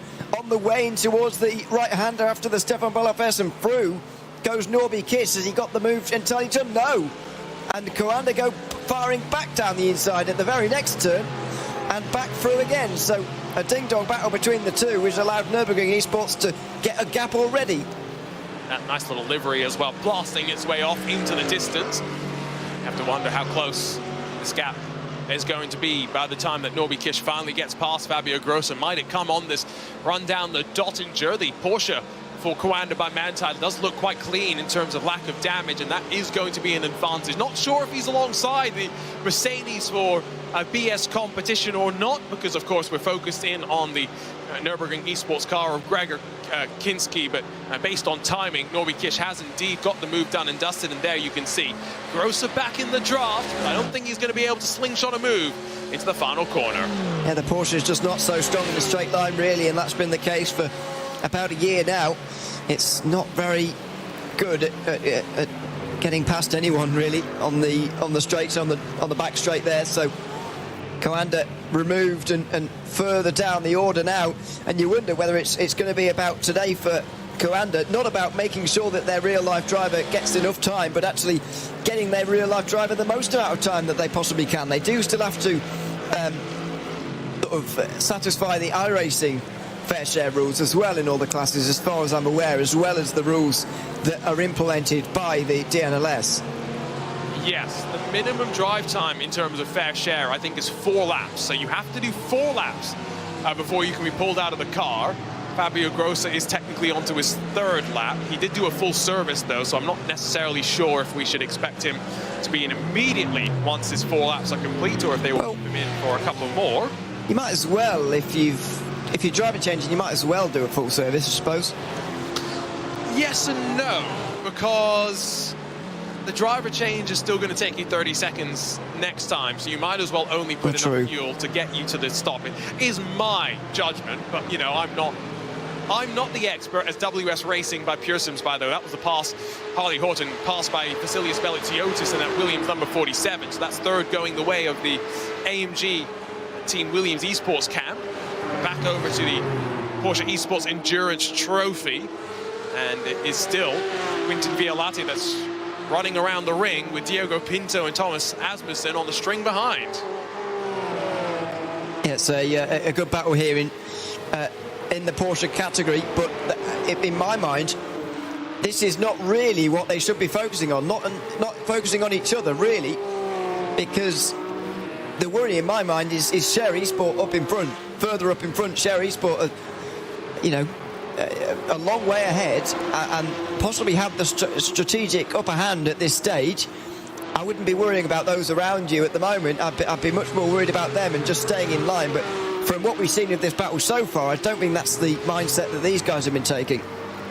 But again, if it's the way the strategy is going to play out, you need 2 longer stops and 1 shorter stop. Maybe this is just, again, much like we saw last year, one of the compromises with split strategies here at the Nordschleife and how it plays out in the 992s, down into the Stefan Belloff S's. Again, that front end just slightly raised up with the lack of downforce these cars have. It's an uncomfortable, it's an unnervy feeling, but they all have done enough laps that they know exactly where they need to stick. Pinto got a little bit close to one of those SP3T machines, but was able to roll on the inside. Asmussen on the outside on the run before the Kleiner carousel is able to get through as well, but that was a bit of a nervy moment, I think, for Pinto in his desperation just to keep close to the Apex car in front. And while Michael Johnny did the first stint, handed over to Quinton Violati, there's a teammate there to relieve a little bit of the pressure. There's no such counterpart for Diogo Pinto today. He's doing this entire race by himself, using the one joker that the teams get over the season to forego the driver change. And is he going to now be able to take himself and himself alone on forward? He rolls into the draft of the Apex Racing Team car and then says, you know what, it's too early to make the pass happen. Let me sit in line for now. Probably a better idea, and as I said, it's because the focus for me is up ahead at Share Esport, and they've just got some news from Race Control, by the way, that it's going to help these guys in the long run. Share Esport with a 5-second time penalty for hitting the Team Hoistingveld SP3T car and causing them to leave the track. Now, I don't know how they've left the track and kept going, actually, Team Hoistingveld, because they don't seem to have been damaged at any point, but they were hit at some point, clearly. And it's given Scherer a 5-second penalty. Clearly wasn't that much of an infraction. Interesting. Well, Race Control still busy behind the scenes, it would seem. Just looking, I'm trying to look through everything else that's happened right now and trying to make sure that I haven't missed anything of note. We did mention, of course, that the AMG Team MSI is done and dusted for the race. They got mixed up with a slight infringement with the rules after serving a drive-through penalty for the fast repair, so they're done for the day as well. But you know, Race Control going to be kept on their toes, you'd have to assume. While these drivers are close at the front of the Porsche Esports Endurance Trophy net overall lead, I just want to keep turning our attention to the overall lead as well, because now the gap between the AMG Team HRT by UOL and the AMG Team Williams Esports camps is down to 1.3 seconds. It's closing. as we take a look on board with Wolf Motorsports Sim Racing. And is that a Simpsons donut cushion behind him? I think it is. Well, I wouldn't be able to recognise one, but I'll take your word for that. It's an interesting angle, I've got to say, of this setup. Wolf Motorsport, unfortunately, currently last place, had a drive-through for an infraction in qualifying, and so they're 16 seconds off the next car, but that's still going round in this Toyota. 9.5-minute lap times round here, by the way. It's a very, very long way. If these guys cross the line just ahead of the leader when they take the checkered flag, they will still be racing nearly 10 minutes after the race winner has crossed the line, and potentially more than 15 minutes after the time has run out. You laugh, I laugh. It's true, though. But that happened in the iRacing 24 Hours of the Nürburgring earlier this year. I'm not surprised. Yeah, no, it's definitely something that we are aware of is a very real possibility. So we look with Merlin, Mark Wolf just entering into the Hatterback. 9 minutes plus. We're talking 2 minutes slower than an SP9 machine, just to be honest. And while that sounds like a lot of time, I don't think it adequately describes, Ewan, the speed difference and the way that the SP9s are going to make their way around the GR86s. I mean, we've seen them. I think the best illustration of that was the first run through traffic. When we saw the SP9s come through on these cars, it was carnage. The speed difference was monumental. And don't forget, it will have been a while, even if you did the Nürburgring 24-hour special event, it will have been a while since you've sort of dealt with that interaction of traffic for most of these top drivers. So that would have been a bit of a shock to them, and a bit of a sort of baptism of fire, if I can say the word. You know, it would have been a bit of a surprise and very, very difficult to deal with as well. So I'm not surprised in some ways that we saw the incidents that we did. Of course, it was a shame because the VT2 battles got ripped up pretty much straight away. However, it was always going to happen. The speed difference, as you say, is just monumental. It's quite scary at times. Marla still leading Sontec, by the way, in your SP10 class. Carl leading Parabit Sim Racing in the SP3T class. Gap for the lead is now, the overall lead is down to 1 second. And I'm going to just say this. When Sindre Setsos and Sami Matti Trogan made their contact in the Mercedes-Benz Arena in the opening laps of the race, I thought that Williams car was done. I thought the contact was to a certain part of the suspension that was going to leave it with too much damage to continue. Sindre did a great job to not get too stressed, to pull himself out of that one and to pick himself back up into the fight. Similar sort of fight that Norby Kish has been able to show us as he gets around the Nürburgring eSports car of Greg Akinski on the run down into the final corner. Yeah, good pass and a move up to 6th place already now for Norby Kish. Even despite that penalty that he had to serve earlier on, he's now ahead of Volkan and Coanda now with Grosser losing even more time, now down to 9th behind Jan Turnjak. But yeah, it's been a difficult race for some, good recoveries from others though, like Norby Kish, for example. But as you say, especially for Williams, now to have 2 cars on the podium, considering the opening laps that they had, is a bit remarkable. And the second of their car started down in 9th position. It wasn't a very high starting spot for Fabio Rauer, who does still have to do 1 lap from what we believe in the number 47, but still double podium. Could be a pretty good day for the Williams Esports camp if things are trending in the direction of their Mercedes. And again, that gap, I want to just reiterate, we're not watching it on screen, we're watching the fight for 13th instead for some reason. But it is down to half a second between the AMG team HRT by UOL and the AMG team Williams Esports team at the very front of the class. Mercedes looking very strong right now. The sole representative that isn't a Mercedes inside of the top 7 right now is WS Racing by Pure Sims, sitting in 4th in their BMW. And a good race for them so far. I've got to say, I wasn't expecting quite such a good race from them, if I'm honest with you. Thought they would struggle a bit more. If any BMW team was going to lead the line, thought it would be PS competition, but that has not been the case so far. And it's been all about WS Racing by Pure Sims in terms of the BMW. So great result. Well, it's not result yet, is it? But it's a great drive so far. And unfortunately, I think Sontec Racing would have liked to have been up there in the Ferrari flying the flag for them. But here they are, further back in the field. Here we go, finally checking out the race leaders, and you can see just how close it is between the 14 and the 5, the distinctive out-racing yellow-blue colours on a Mercedes, the very familiar colours of the Mercedes AMG Williams Esports. White nose at the front, representing, of course, their Mercedes partnership. Quite distinctive, same livery that you'll see on that 47, of course, as well. And I thought for a moment I saw a bit of damage to the rear end. It was just my eyes playing tricks on me. But what I do know for a fact is, with an hour and a half officially complete, Ewan, these drivers could pit and make it to the end with 2 pit stops, including the one that they would make, which for the AMG team HRT by UOL is especially important. Their real driver still behind the wheel of the car. And it looks like right now that it'd be a good idea to get him out at the moment, I would say. Trev just done a decent job so far, but they lost about 5 seconds in the pit stops because of the strategies. Setsa seems to be a bit quicker at the moment, and I would get him out of the car as soon as possible. The only problem, I guess, I can see with that is where's he going to come out? He's going to be right around that battle that we just saw with Sontek, isn't he, really? I think he'll lose about that amount of time. Maybe he'll come out ahead of them, actually, but even so, no matter what happens, that car will come out again in traffic, and that's not really any good, even though if he is about to lose the lead here, I would imagine. I'm trying to do the math, and he could either be in front, behind, or right in that pack, depending on how long the stop is, A, and B, how well he executes on this next lap. So a couple of things to think about in the strategy corner as we ride again off the back of Quinton Vialate in the Apex Racing Team 119. We have Team Redline, Diogo Pinto still just riding in behind.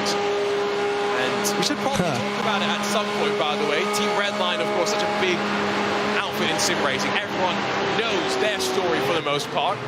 But a new chapter being added to the tale of Team Redline. The partnership with Oracle Red Bull Sim Racing is official, and it means that the likes of Cooper Webster, Sebastian Job, Freddie Rasmussen, and so many other top-level drivers will now be collaborating with the top-level talent at Redline to, well, continue to scare people around the world in terms of times. Yeah, that will be an even more scary team than it already is. Sort of a super team, an amalgamation of 2, if you like, and they'll be a real force to be reckoned with, as if they're already not. I've never seen a clearer illustration of fuel saving, though, from that onboard that we just saw there. That was real fuel saving going on from Diogo Pinto. Is there any going on here from Pavlovic? Let's have a look for the Kaufman Motorsport 499 V2T car. He's closing. Now we'll pull alongside. This is going to be one of the slowest overtakes ever, but he will make it. It's at 204 kilometers an hour that finally they get side by side and the move is done.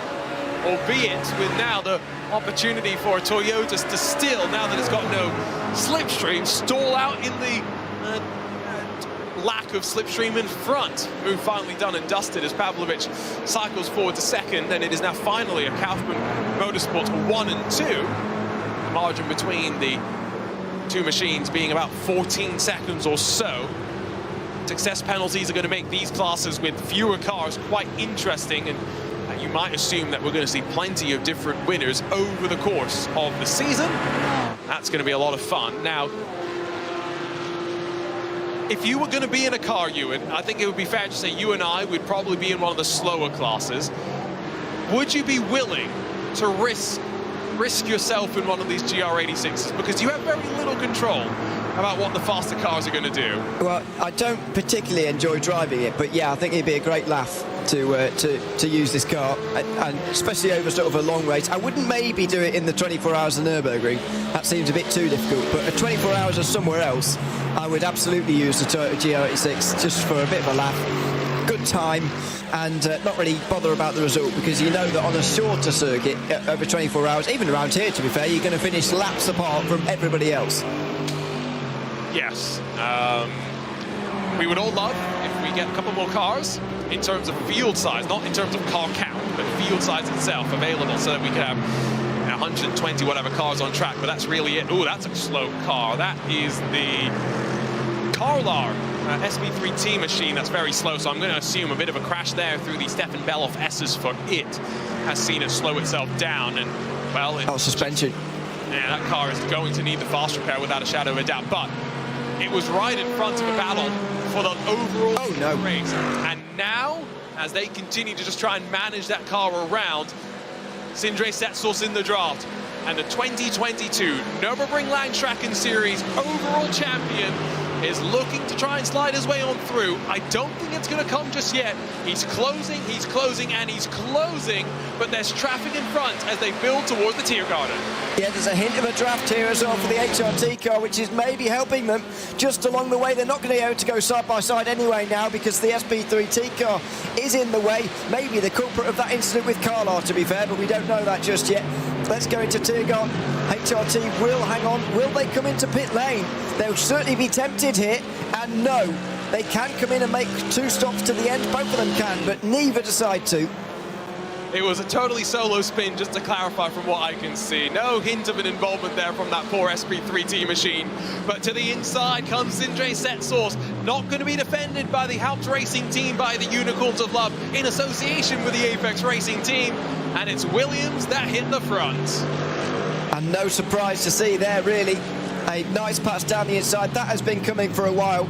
They were a bit quicker again on that last lap. In fact, it was the best lap of the race so far for that car in particular. Not the fastest lap overall. That goes to Norby Kiss on the previous lap before this one. But it's a great lap from Setsus, a good overtake. And now he should have a second or two's advantage by the end of the lap. And crucially, Lucy Trevs could have come into pit lane but elected not to. Implies that he wants to try and get to the end of the stint before he hands over to Gaio Valero. Now, you can do fuel and tires at the same time in these SP9 machines, but there is a gamble, there's an opportunity potentially that we might see a bit of a splash and dash at the end of this race when it comes to an SP9 machine. I say splash and dash, it's just going to be a slightly shorter pit stop. It's not going to be that much shorter, all things considered, when we get to the end of this little stint of the race. Just trying to look through, though, in terms of strategy. All the classes, Ewan, have different things going on. They certainly do. And that's no real surprise, I wouldn't say. And yeah, lots of different sort of things within it as well, which is going to make them all very unique and good to watch. But I think so far the sort of most uniform of them is in SP9. How much disparity have we seen between people? Not so much, but it's going to continue on throughout the remainder. There's the spin for Carla, entirely on their own. And is that Pro Sport behind who had to slow up and just make sure they didn't get involved? Or it was maybe Perabit sim racing, actually. But anyway, Carla with a completely destroyed rear left, as we saw at the time. There goes Pro Sport. It was indeed Petrobit who had to slow down and get out of the way. The rear left suspension absolutely destroyed at Stradenkreuz. Excuse me, at Schrabenstraat. Sorry. There are a lot of corners at this track, so it's okay. We'll forgive you for getting some of the corner names mixed up. Back over to the SP10. As mentioned, we do have some strategy going on here. It's Marla that leads from Sontec in the battle for second. It's Door Esports that are 10 seconds in front of these drivers, though. Now, they did have about a 6 second shorter pit stop, and with that, they're down to the lane this time by. Marla as well as Sontec will go one more lap, but the Door Aston Martin hits from the lead of SP10. It's Lucas Muller out. It's Benedict Hitz that's going to take over behind the wheel. And you just heard that little bit of fuel saving maybe on the way towards turn 1 for Marla, but not much going on here. Not like you can save a lap, so they'll be pushing on and seeing where they can get to with this next stint. I mean, we can comfortably make it on 2 more stops here for these 2 cars, and indeed for the car that just came in for Door Esports. They can make it on 1 more after the one they're currently doing, and they'll satisfy the minimum mandatory pit stop times, and they'll get to the end on fuel as well with an hour 51 remaining. So looking good for them, looking good for everyone, and an interesting battle to the end of the race in SP10 as well. And another look through race control, by the way. There was a little bit of there was some protests lodged in this SP10 class, but they were done after the protest deadline, so there's going to be no penalties that come the way of any of your race leaders. There could have been some warnings to come down there, though, potentially, and some things just to be kept in mind. The 115 Scherer Esports car into pit lane, as well as the 105, so their short stint now going to be followed by the long stop, probably a good 70 seconds stationary in the box, and it means that the likes of Violate and Pinto are going to cycle back around, but it's Marcus Deck that has taken the net class lead for the time being in the PB Performance 106 as it's been an issue for Sindre Setsos, who's just dropped down the timing screens. And we take a look at the car now with big damage on the right front corner, and that's through Bergwerk, one of the most important corners on the track. That's the race leader, the previous race leader. Now going to be a big problem here for everyone behind. That's WS Racing. But excuse me, no, it's not. It's someone else trying to go through there in the Mercedes. Now side by side in the race towards the mud curve. One of them with damage on board. This has all the looks of a disaster. It's Holly Horton watching behind. They'll make contact. Wow, that's close. They all get away with it somehow. It's M&J Downforce Marek Bachmann that somehow holds on, but that was brave from both sides to get involved. And I'm not sure what happened to Sindre Setsos. There's definitely some damage on the right front, but he wasn't yielding for even a moment. Wow, that was close. And I don't really, well, I get why he's defending, I suppose, but it's not a good idea. He's, you know, got damage. Clearly it's not terrible damage, but he had a bad run from Bergwerk there, and that could have easily gone wrong for the M&J car, which did well, actually, to not find the wall on the outside there. We'll have a look, hopefully, at what happened there in short order, because, boy, he had just hit the race lead, and Sindre Setsos, was this a mistake? Was this with traffic? No traffic. He's already got damage here. Days. He hits the inside curb through Bergwerk, and that spins him around. You're right that the damage was already there, but... well, as the second Williams car comes on through, that's Vasilius Velitsiotis scrambling through to second. So the damage was already there, but really, it was the bump on the curb that upset the car. Yeah, it was him on his own, and he didn't get damage, as you say, there in that instant. And then, the Holly Horton arrives on the scene first in the BMW, then there's the M&J car, which ends up not getting boxed in. Horton did get boxed in there, and the M&J car went round the outside. Tried to go around the outside of Setsos as well, but he wasn't allowing that to happen. And in the end, I criticised him at the time. He is right to defend, I think, in that situation, because he is quicker. He doesn't have any additional damage. He doesn't look like he's got any damage at all, despite what his car looks like. And he was probably doing the right thing there to try and keep them behind, because he is quicker than them. Yes. The question will now be, in the Williams camp, was that damage was probably just accumulated from curbs. You can see as we jump on board with the Adrenaline Motorsports 190 as there's a big lift off there from a car that bounces over the curb, and the Randall Racing by Smilia car runs a little bit wide, but down into the foxhole they go. Yeah, clearly somebody who made that team name has broken their space bar, because it's all in one go there in our racing. Who would do that? Oh, no, don't worry. Have you noticed that across of all the classes, they've done that? It's Fast Lane by Smilia Esports without a space there. It's Randall Racing by Smilia also without a space. They're at least consistent in their frustration of us. Well, yeah, and their lack of space bar for whatever reason. That they just don't seem to put in their team name for whatever reason. But anyway. It's better than making the team name so long we can't read it on screen. Well, that's true. Teams do like to do that. So we're excuse me, we're quite glad about that here, I would imagine. I've never done that before. Never. You have, yes, I know you have. Never done it. So anyway, Apex Racing Team and Team Redline will continue to battle. These two teams do know where the space bar is, and they have also use those teams fairly regularly as well. Still fighting for third place, but not a lot happening between those two really, because they're just trailing one another for now. We are, of course, waiting for them to make pit stops, because Scherer Racing have made their pit stops, and again, as expected, long pit stops, but it's now time for the SB9s to roll their way down on in. Sindre Setsos has brought his car into the box along with a handful of others, M&J Downforce and Pro Sport included. And it's going to be Sindre Setsos out after the mistake, and Carl Janssen going to jump in for the remaining hour and 45 minutes. And again, it's not going to be a splash at the end of the race, but given that Janssen has come in with this amount of time remaining, he's not going to have a full service Ewan to have to contend with in the final 60 minutes. And therefore, there could be cars that try and gamble and not take tires if they're brave. Yeah, they might be brave and do that, although I can't, because they can take fuel and tyres at the same time, I don't know if it's going to happen quite or not. I think they will have satisfied the mandatory pit stops as well, because, as you said, driver change will satisfy that for them. Minute and 3. that will be well over 30 seconds, and so a good idea really for Williams to do that and get themselves out of that traffic, get themselves into a bit of clean air. 11 seconds to the team in front. There are pockets of clean air on track right now.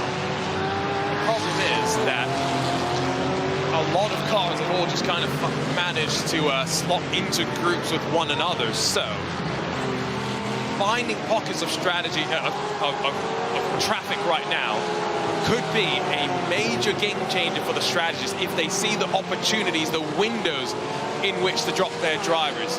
And Jaden Conroy in front of the Leipzig Esports number 25 as they work out through the Hansen back. These are two drivers that started out toward the very back of the class but have slowly worked their way on forward and have decent finishes potentially still on the cards in what is a long season, Ewan. I think back to last year, and it was hard for teams to stay consistent in all of our classes. It is, especially because the better you do, the more likely you are to do not so well in the next race because of the success ballast that you have. Very, very, well, success ballast, time penalty, whatever you want to call it, success penalty that you have to take. It makes things very, very interesting indeed, and will keep us entertained right to the very end, and will give us some especially interesting tactics. I remember doing round 4 last season, was the round that I did, and it made some interesting tactics where someone took over the championship lead, but I didn't fancy them to take the title because of their 30-second success penalty compared to the second place team in the championship, if you see what I mean. I do. I am picking up what you are putting down. I hope people at home are as well. The WSR Esports butt-kicker team, of course, making their debut as an official competition outfit. Out on track right now through the Stefan Beloff S's and behind the Avia WNS e-motor team. Thomas Asmussen has lost a bit of ground. It's through those Stefan Beloff S's where you've always just got to be a little bit careful. Ewing got a bit scared. The drivers got through safely, even if there was a BMW GT4 for them to navigate through. I mean, that's why they say to the slower class cars, don't move off the racing line and be predictable, because that kind of thing can go very, very wrong very quickly. And it nearly did there at a really, really high-speed section of the racetrack. Thankfully, they both got through. WSR Esports, the kicker, as you may have heard, just lifted off entirely and thought, you know, I don't really want to get involved in this. They were able to stay close, though, and surely now they'll be able to make this move. There goes Hervius to pull alongside, and I don't think Asmussen's really going to be able to do too much. And next car in train's going to be the Team Redline machine of Diogo Pinto, but that's a ways away for these two drivers. Their fighting might not be done, in fact. Remember, open setup competition. If the Avia WNS Evo team has a little bit more straight line speed, it could have worked its way on forward, but it's not going to be the case. SB10 pit stops, by the way, I think are about to kick off once again, because I see a couple of drivers coming on in, and so it's that time where we're going to be setting ourselves up very excitingly for the end. And in fact, there comes one of the Porsche Esports endurance cars into the lane as well. That's quite early for them, very early for them, in fact, to be making pit stops. They've only done 4 laps now on this stint, so that's a bit bizarre, I would say, for the Porsche Cup category. But nevertheless, into the pit lane, and this is why we like the DNLS, so open on the strategy. It's going to be even more open once we add that success ballast penalties coming in the second round of the championship. But boy, it's getting closer to the front as Williams once again charging down the AMG Team HRT by UOL machine that leads in SP9. We're watching the Apex Racing team and Team Redline, two of the best to do it, battling in the Porsche Endurance Trophy. You're watching the first round of the Digitale Nürburgring Endurance Series. Don't go anywhere. I'll run to the checkered flag coming up next.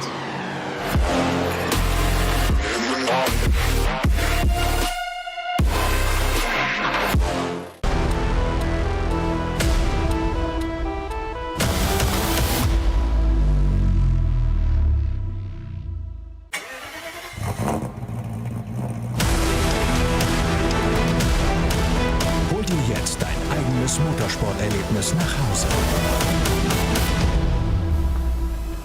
Dein Online-Shop für Simracing-Hardware und Zubehör. www.simraceshop.de. Liebe Fans, besucht unsere Social-Media-Kanäle auf Facebook, Instagram, YouTube, Twitter und TikTok. Willkommen bei der DNLS.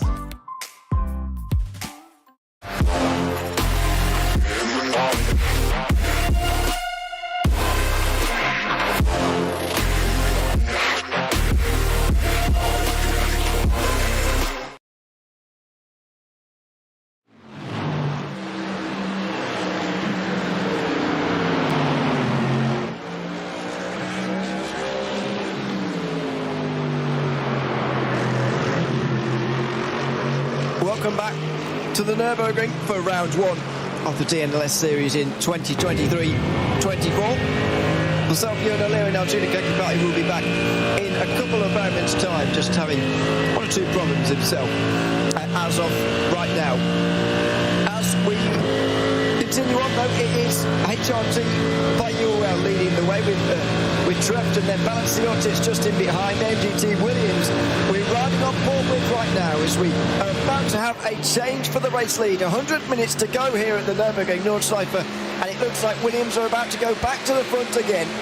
Dindray Sensas was the previous leader, of course, but spun out from the lead of the race for Williams.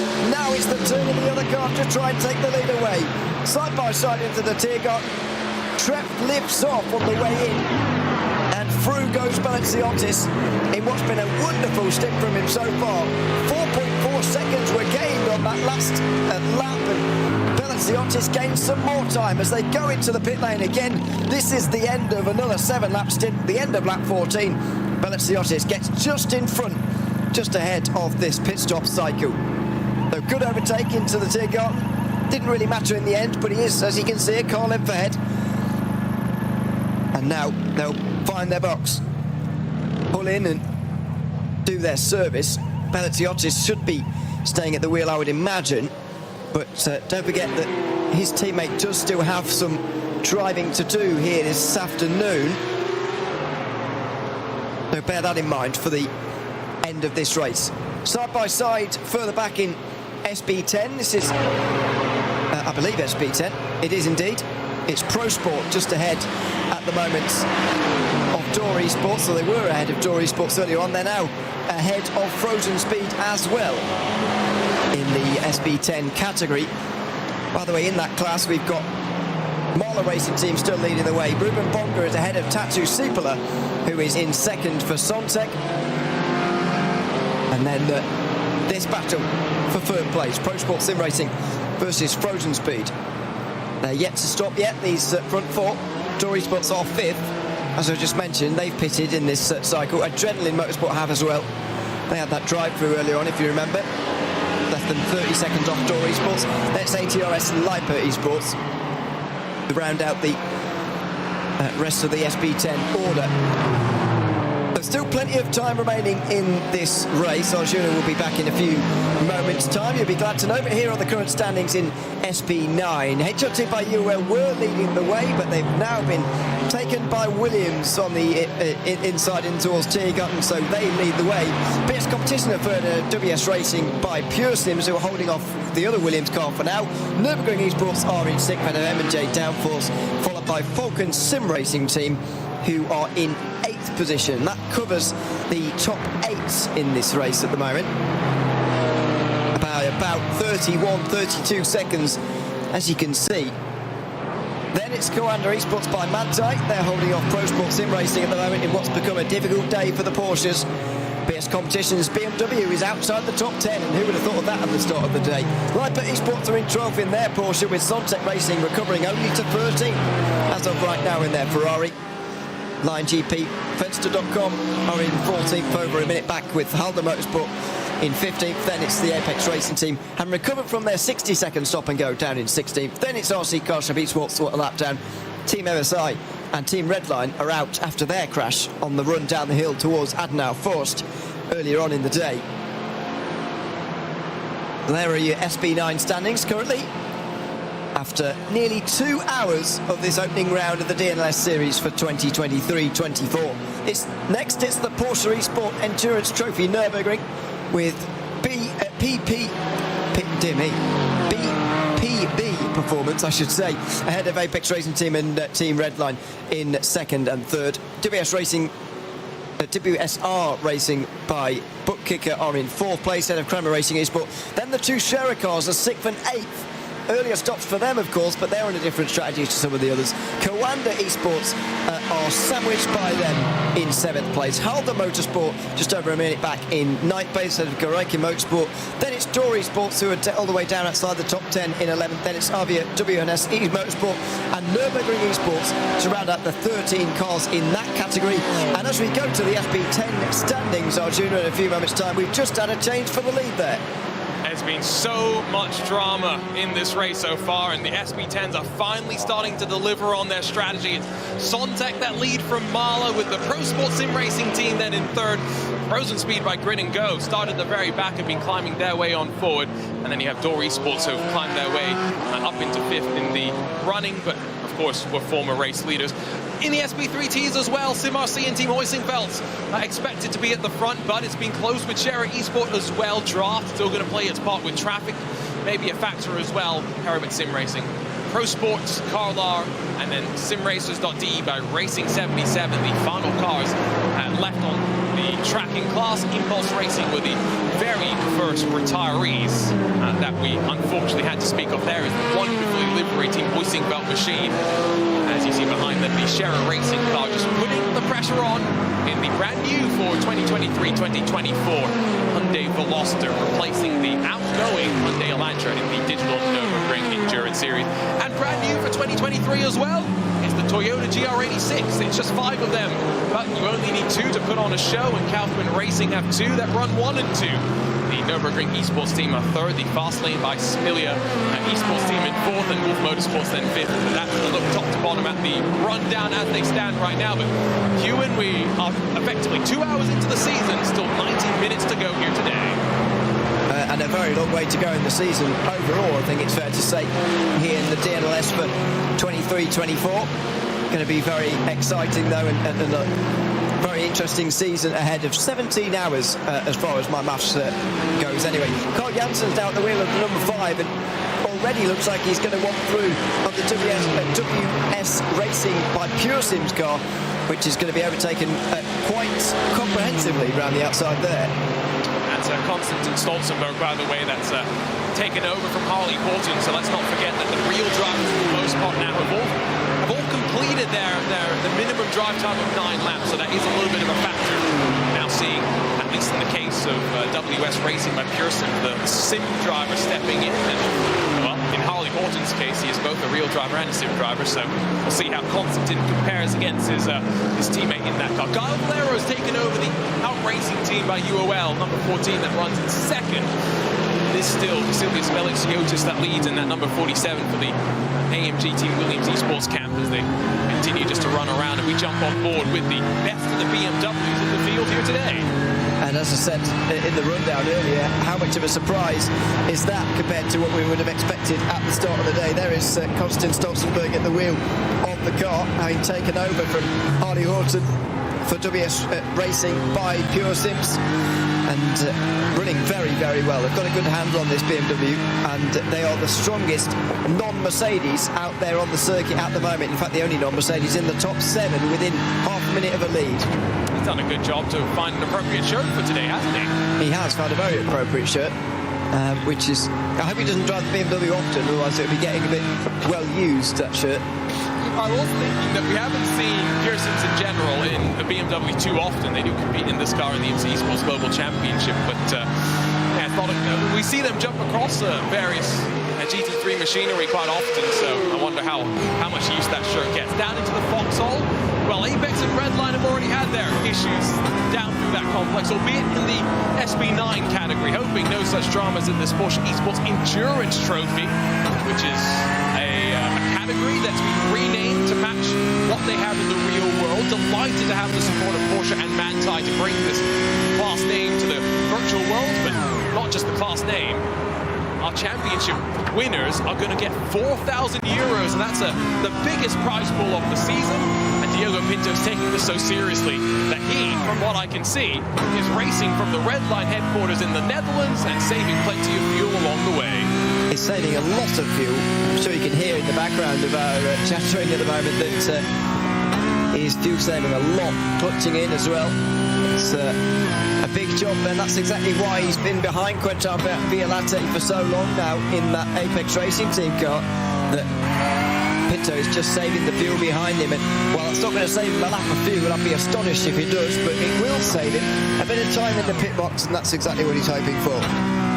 It's impressive that he's basically clutching in every corner as well and just making sure to do some fuel saving. Now, have you noticed something over the shoulder of Diogo Pinto, by the way?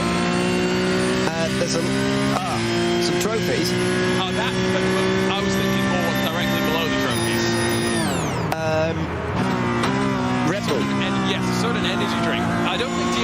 necessarily need that for today's race, because let's not forget, he's got to sit in this rig for 3.5 hours without getting up. Exactly, yeah, I'd need a wee if I was cleaning up one of them, so I wouldn't recommend doing that and drinking one of those, because it is a long stint. You've got to remember all these things, and he will have eaten just before, but throughout most of Europe and where he is at the moment, it's sort of over lunchtime as well, so you've got to make sure you eat right beforehand, you drink right, get everything you need to do done before the race, if you see what I mean, and then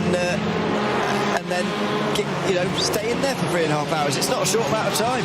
What time is it for you, Ewan? 2 o'clock, pretty much bang on. Yeah, don't complain about what time it is.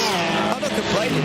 You just got to do these things, haven't you? It doesn't matter what time of day the race starts. You've got to do whatever it is you need to do at the time of day that it is. You're just a Brit, so it always sounds like you're complaining. Oh, thanks. You're not complaining about weather today, although there's not much to complain about, to be fair. It's cold, good grip, no fog. There's no rain either. iRacing's getting closer and closer. As we have a new iRacing build in a couple of days' time, they made the announcement. No rain in this year. It's going to come in 2024, and that's going to be wild, Ewan. We're not going to get it in this edition of the Digital Nürburgring Endurance Series. You might get it in the next edition. Yeah, does 2024 still mean that they could do it at the end of the Season 4 of 2024 build? It could still be a year away. Yes, it could. So I'm not getting too excited yet, because it's still a long way away, I reckon, but we'll wait and see on that. I think what they have said is that we're probably a long way away from it being enabled for every car on every track. Yeah. Slowly roll it out. I think they said it will first be on like the Ferrari 296 for the GT3 machines, maybe a couple of tracks here and there, and they'll slowly roll it out. But once we get there, let's be real, this is the one track, Ewan, that's got to be the hardest of them all to get working properly. By far the hardest, I would say. It's such an unusual circuit, and there's so many occasions we can all recount our own stories of watching the Nürburgring 24 hours or indeed NLS races where the weather has just gone a bit odd, and that's what it does around here at the Nürburgring. It gets a bit odd from time to time, and that's got to be, it's very difficult to get right, and I don't think a sim has really done that yet in terms of getting it right around here, and so if they do, then fair play, but it's very difficult indeed. It is. It's one of those things as well where what you need to build for dynamic weather here is very different to what Bobby Zelenski's probably thinking about when he's thinking about how's weather going to impact him as an e-NASCAR driver. I was trying to find the right way to phrase that, and I figured, well, there's no way to phrase it. On ovals, you don't go racing, but Bobby does have to deal with rain when he goes road course racing in some of those stock cars, so it's things to think about. That's the door. Aston Martin, by the way, in the SB10 category. Benedict Hitz is behind the wheel and is a good 75 seconds off the back of Tatu Sipula, as well as Joshua Anderson in the Mahler Racing Team machine. But I do think we're about to see some pit stops underway in the class, because as Violate and Pinto wind their way back up towards the line, I've just seen the Sontec leader in SB10 down to the box. Yes, and Mahler came in a lap before them, actually, so Joshua Anderson out there on his own for a lap before continuing on, but Benedict Hitz has been reduced now to less than 10 seconds of a lead. Be interested to see where Sontec come out, but I reckon it will be behind Door Esports. In fact, I'm pretty confident that it will be in the SB10 category. So Sipula, I think, is going to retain a podium place, but Door Esports still with the advantage in this race. At least for the time being. I was just trying to see as well. You can do tires and fuel at the same time in the GT4s. That's what it was. It was something I complained about a little bit last year as well. Added to the roulette and the bingo boards for people to note this year. I believe that Sontec are going to emerge in front of Joshua Anderson in that Mahler Racing Team car, though. So still, status quo remains in front of the SB10. Zion Guben has taken back over from Fabio Grossa in the Coanda Esports by Manthey car, and I'm just going to say it once again. That's not a Coanda livery, that's not a Manthey livery. It's somehow neither, and it still doesn't look bad, but it could look a lot better. Yeah, I think that might be well, we might be able to squeeze one more dig in that livery in, I suppose, or you might. I'm not going to do it, but it's It's an interesting one. It's different, and unfortunately, it's not quite as good as the normal Coanda or Manthey liveries. Unfortunately, they could have done a real colour mash, half and half, with purple of Coanda and grello of Manthey, couldn't they? But see, I like that kind of thing, but I know not many people would. So that's probably best left to the imagination. I would imagine. Said it. We need to see it for the next round of the championship. I don't think it's going to happen. It's on the 16th of December, isn't it? It's not far away. Yeah, it's only 2 weeks away, so not long. If you're listening, get on that livery. Get into Photoshop. Half of one file, half of the other. Boom, bish bash bosh, you're done. And you'll make a lot of people very happy. I don't know if it will make the Mercedes behind very happy, because that's Pro Sports Sim Racing, I do believe, who are checked up behind. It is, yeah. And Guven right now, I'm surprised, is holding it up slightly, I would say. I mean, I thought when they got Guven back into this Coanda car that he would sort of drive away a little bit. He would be a bit quicker than Grosso was, who did seem to struggle a bit, but Guven not really getting away right now either. The Porsche just not a particularly strong car at the moment, and I feel like that's been a kind of a problem for them throughout the entirety of 2023. It's not necessarily been the most competitive of cars over the various special events that we've had. It's also had, let's be real, a bit of a tough beginning to its real world campaign. Yeah. Daytona marred by issues with top speed. We've had some issues with traction control and ABS systems as well that have required continued development of the car. But to be fair, that is every GT3 machine. They undergo continuous evolution, and so yeah, it's you're not wrong, and it's one of those things where, especially in the modern era of sim racing, you sometimes pick cars not because they're the quickest, but because of the affiliations, and it's why it's so confusing and weird for us, Ewan, to be talking about the ES competition car that isn't a BMW, because that's where they have the relationships. Yeah, that's really odd that they're in the Mercedes, and I'm surprised that they've even been allowed to do that, but there we are. I don't really know what the contract says, obviously, because I'm not on BS competition or BMW for that matter, so I don't know, but I'm surprised they were allowed to do that, actually. It's worked out quite well for them. They're up there now, but it is a somewhat surprise, and yeah, it's been a struggle for Porsche in real life as well. I agree. I think they were the only car at the real life Daytona to lose a lap based on speed and not based on a crash. Well, we should ignore Daytona, I think, from the grand scheme of things, because BOP is never a word that you really want to be talking about. But they needed BOP in that particular race just to keep them in the ballpark. That's a look at just how important the draft is, though, for that Mercedes, which is almost going to breeze its way on past. Einstein Guben can really do nothing but sit there and watch us around the outside. The pass is made, and around they go in the swap around for 9th position. I was just trying to pick up, by the way, the balance of performance and see if I could update people on what that was. There's adjustments in fuel, there's adjustments in power, and there's adjustments in weight to every single one of the cars. The BMW has 93% of its maximum fuel capacity, has lost lost a bit of its power, and has got 12 kilos of weight.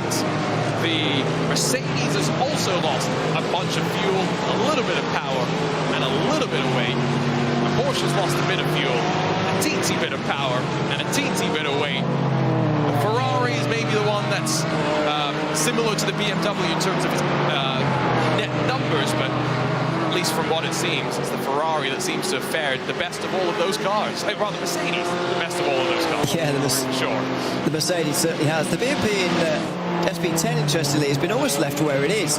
The Mercedes has only been able to get the extra 8 kilos, and so far it's been very well balanced between the three manufacturers. The Aston Martin and BMW here are at nose to tail for 5th place, but at the front of the field it's been very interesting, with a BMW leading, and we've got an Aston Martin 2nd and a Mercedes 3rd. We couldn't ask for much more.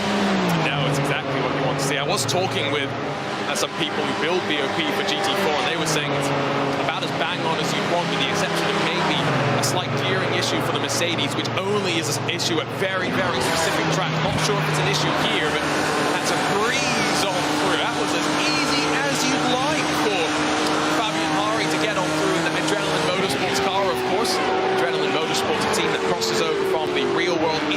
virtual world for this Digital Nürburgring Endurance Series, and so great to see them make that move and to slide their way on forward on the Pro Sport and Sim Racing team, which is one of the teams that's also competed, by the way, in our DNLS Community Cup. Some of these drivers are on the grid because they have competed in that Community Cup, delivered some good race results, and now are on the grid for the main series itself. And, well, what a grid that you really are becoming a part of. I mean, look at this. Marcus Deck is now really feeling the pressure.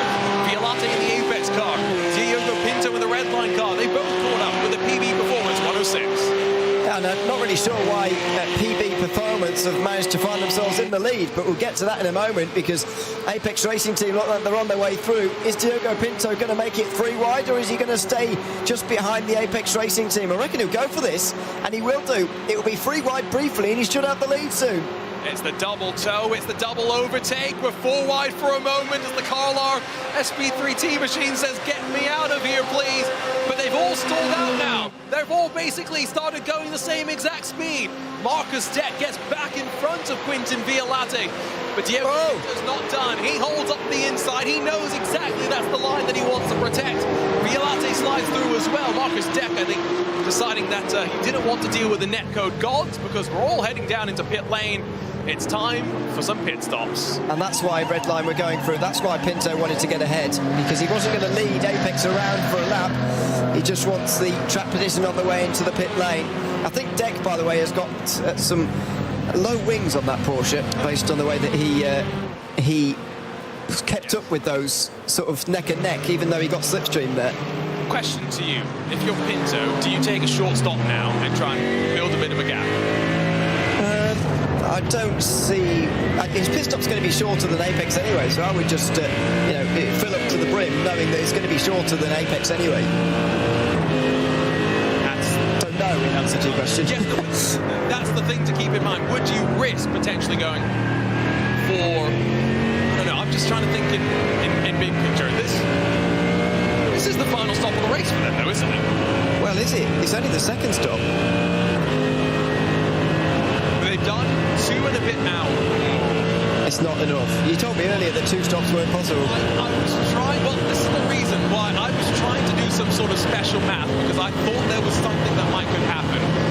And Michael Gianni with a 46.6 second stop compared to Diogo Pinto with a 55.5 second stop has done the opposite of what I was thinking. It's Red Line that have the track position disadvantage exiting pit lane. Well, I don't exactly call it a disadvantage, because they're not stuck behind, they just are behind, which I think is okay. Sure, he's put back to 1 and 2 again, but whether they're going to stay there or not is another question. I think there's just going to be a massive chase down now in this final part of the race, and it's going to be about who can catch Sure Esport or not.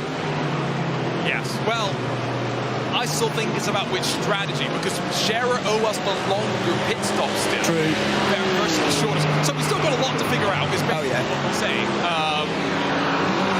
But I do find it quite interesting that Diogo Pinto has saved so much fuel, and Michael Gianni still had a shorter pit stop. Does this imply that Pinto is trying to cut out a stop? Well, he's going to have to do an extra lap to what he just did, at least, in my opinion. They just did another 8 lap stint, so he'd have to manage 9, and I don't see how that's possible. No, that's the thing. I don't think 9 is possible either. But Pinto's done 55.5 seconds. Yeah, because he's filled it up to the top. I think Johnny has taken out a lap, so he's going to do 7. But I think Michael Gianni's strategy is better, personally. That's the thing. You might be right. As long as they're not driver changing, then I might agree. That's the thing. That's a good point. Michael Gianni, they did do a driver change. Quintin Violate out, Michael Gianni back in. Is Violate really going to do just those 8 laps? I would suspect that you leave Michael back in, given how fast he was in the first stint. Exactly. I have no idea. Never listen to commentators. Also, yeah. We know nothing. I think they've figured that out by now, to be fair. I think that's why, as you say, I think Johnny might just be a bit quicker than Violate. I know Violate is still a good driver. Been in World Championships and so on. Very good, of course. But I think, on this particular day, round here, Johnny might be a bit quicker. And so it is possible that Violate is just going to do those 8 laps. The way way you said it, by the way, when you say Johnny, Yes. I start thinking of? Neil Yanni. No. Oh, okay. That's who I start thinking of. Oh, interesting. Norby Kish, by the way, is on the back of Carvalero and really is flying at this point. And the BS competition car is going to pull alongside and slide on through. But when I hear the word Johnny, especially when I hear it in context and association with Redline, I think of Johnny Vecchio. And I got there for a second. I was like, why are we talking about Johnny Vecchio in that Team Redline car? And then it clicked in my mind. Beside the point, Norby Kiss is on through. And now the Nürburgring esports team, Greg Kinski, gets past Konstantin Stolzenberg in that WS Racing by Pearson's BMW. Is starting to go backwards. Yeah, imagine that transfer, by the way. But yes, WS Racing have been moving backwards for quite some time now. And Stolzenberg, I think, is going to be wanting to get out of this car very quickly. I think said earlier that they'd have to do like 4 laps to satisfy the fair share. I reckon he could be in the next 2, to be honest. I think he has done 2 now, hasn't he? He's been out there for maybe 2 laps. Not sure, but I think he'll be in pretty much as soon as he can and then get Holly Horton back into that car again. I think you're right. Just as long as he satisfies the fair share, get in as early as possible and Horton back in again. This is where, okay, this is going to sound like I'm being very big-brained right here, and maybe I am. But is there an advantage? So the way the points work out, you know, I'll have to go back and look at the rule book, but it's a small gap between 3rd and 4th positions. Would you 2 points. 2 points. Would you rather finish 4th and not have a success penalty going into the next round? I don't know. These are the things that last year I thought a lot about, because that success penalty, it's a game changer. I know, but after all, the championship isn't decided on how many seconds of penalty you have. It's decided on points. So I'd be tempted to take the points personally. I mean, after all, BS Competition had a bigger penalty than that today. It was a stop and go 5 seconds. They're second right now. You can recover from that 10-second penalty. Absolutely you can. But that can be served at the same time, like in the same instance of coming into the pit lane as doing your stop. So that is a good one. Here, by the way, look on board with quite an interesting storyline. Mark Henrique in the Nürburgring esports 111. Now, Mark is usually someone that's in the race control booth, giving the penalties down. Now he's the one on track, with the eyes watching him, and he's got to be careful, not just because of his fellow competitors out on track, but most importantly because he makes a mistake. Oh, you best believe the commentators are here to grill him.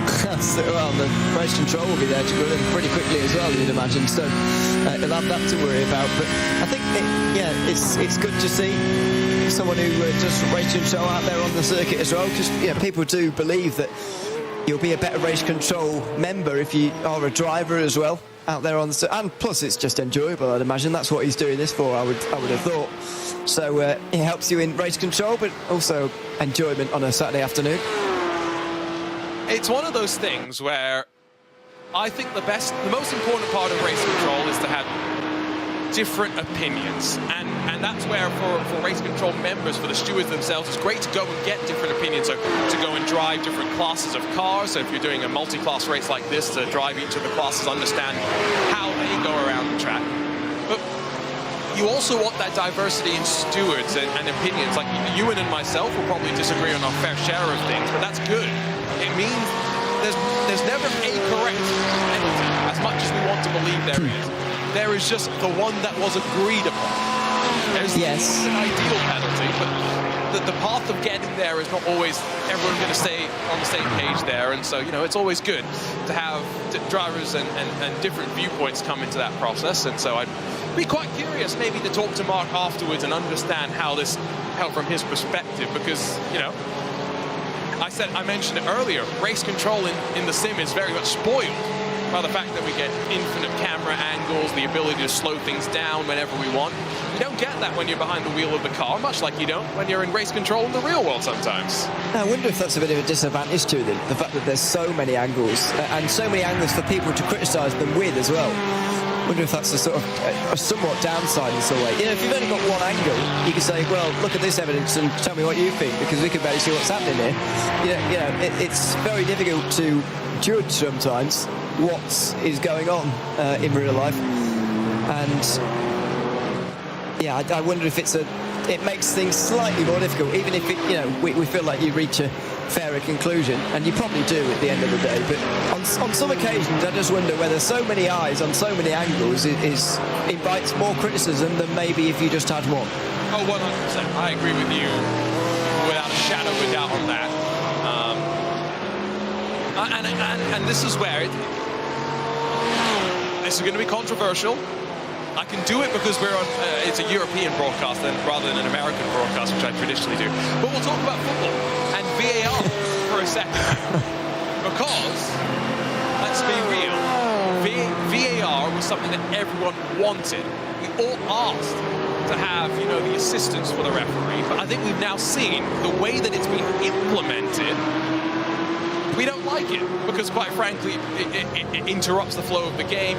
We'll super nitpick on stuff to slow it down to find the exact frame where they were offside, so we can draw a line up from their knee to find that 1 pixel of their finger was offside, and so therefore that goal shouldn't count. There's a line to be drawn, and sometimes having too much information. Yes, it is too bad. Which is why, clearly, we should have a new rule in sim racing, Ewan, that all incidents can only be reviewed from one camera angle played in full speed once. I'm not saying that's a good idea. It's not 200% speed. Fine, I'll concede to that. It's not like refereeing a ball game, if you like, to bring it a bit more broadly. It's very different to that. I mean, I don't know how. I don't know how many times race control in sort of real life, if we're basing that off real life football, of course. I don't know how much time we're basing, or how many times, how many angles, how long a team in real life would do it. So, why would we follow that in sim racing? I think it's a good idea to do our own thing, and they certainly do. But yeah, it's an interesting discussion, because I think it does invite a lot of criticism sometimes. It's also it's not even necessarily the amount of angles that they have; it's the amount of angles that we have to criticise them with. I think is the real problem. That too, as well. Yes, PB Performance, Marcus Deck out, Tom Osterman in, and it's into a battle with the Greiker Motorsports at 103 with Bruno Heinrich at the wheel there. I half joke, but genuinely, I feel like if a lot of people who complain about drivers who complain about race control went and did race control for one race, I'm not saying many races, for one race, their tunes would change, and pretty quickly at that as well. We've got 6 and a bit minutes left to go, though, until the top of the hour, and a crucial mark, because from this point, we know that anyone who pits, realistically, across the classes, should be able to make it to the end. And right on cue, I want to go over to SP10 and talk about the fact that Lucas Muller, back into that Door Esports McLaren, has made their final pit stop. Aston Martin have made their final pit stop of the race. I'm glad you caught yourself there. Yeah, it's down to 7th for Lucas Muller then, and he's in free air as well, which is good news for them. Now, the only problem they'll have, as you mentioned earlier on, is going to be their longest.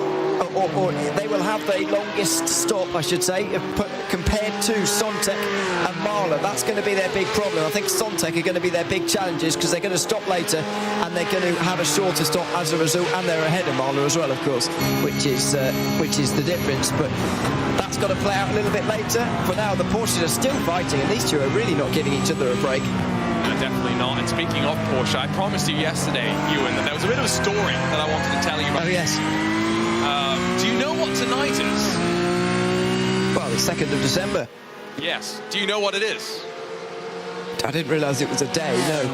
Yes, so tonight, that's a half look to the inside by Greiker Motorsports. That's not necessarily a passing opportunity as they close on traffic. Tonight is Porsche's annual Night of Champions, where Porsche from across the globe comes together in Germany to celebrate motorsport. Iron Jet and Guven's going to be there, as will a bunch of Tonight?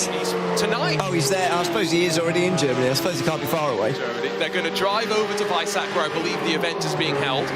Some of the drivers are going to leave the event midway through because they have to drive back to Gronau to be a part of tomorrow's IMSA Esports Global Championship. That includes Zach Campbell, Charlie Collins, I believe, maybe a few others. You know who is included in that list that has to leave the event early, though?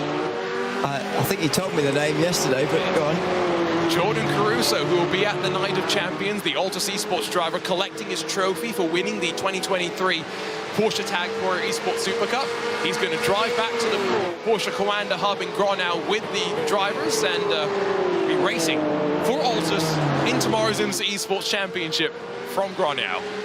Amazing stuff, really, and a great sort of achievement for him as well, to be fair, to have that sort of real life achievement, if you like, that real life moment that you don't always get in sim racing. In fact, you rarely get in sim racing, actually. Yeah, that'd be great for him, and well deserved as well, of course, after a decently comfortable PESC win this season. Yeah, I was going to say, I don't think it'd ever be comfortable, but it was all right. It wasn't unbearably nerve-wracking, I wouldn't imagine. It was about as comfortable as you can get. And he could have had the championship wrapped up before the final round, but it ended up coming into play. And this is going to be former race leader. Oh, that's a big one. That's a hard hit for one of the Toyota GR86s. And I believe it is. It's the 509. It's the former race leader. It's the Kaufman Motorsports car.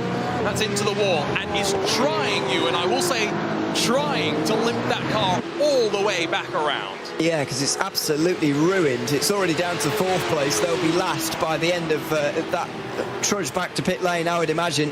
And unfortunately, obviously, we like to defend the VT2s because they did get abused in that first lap or second lap run through traffic.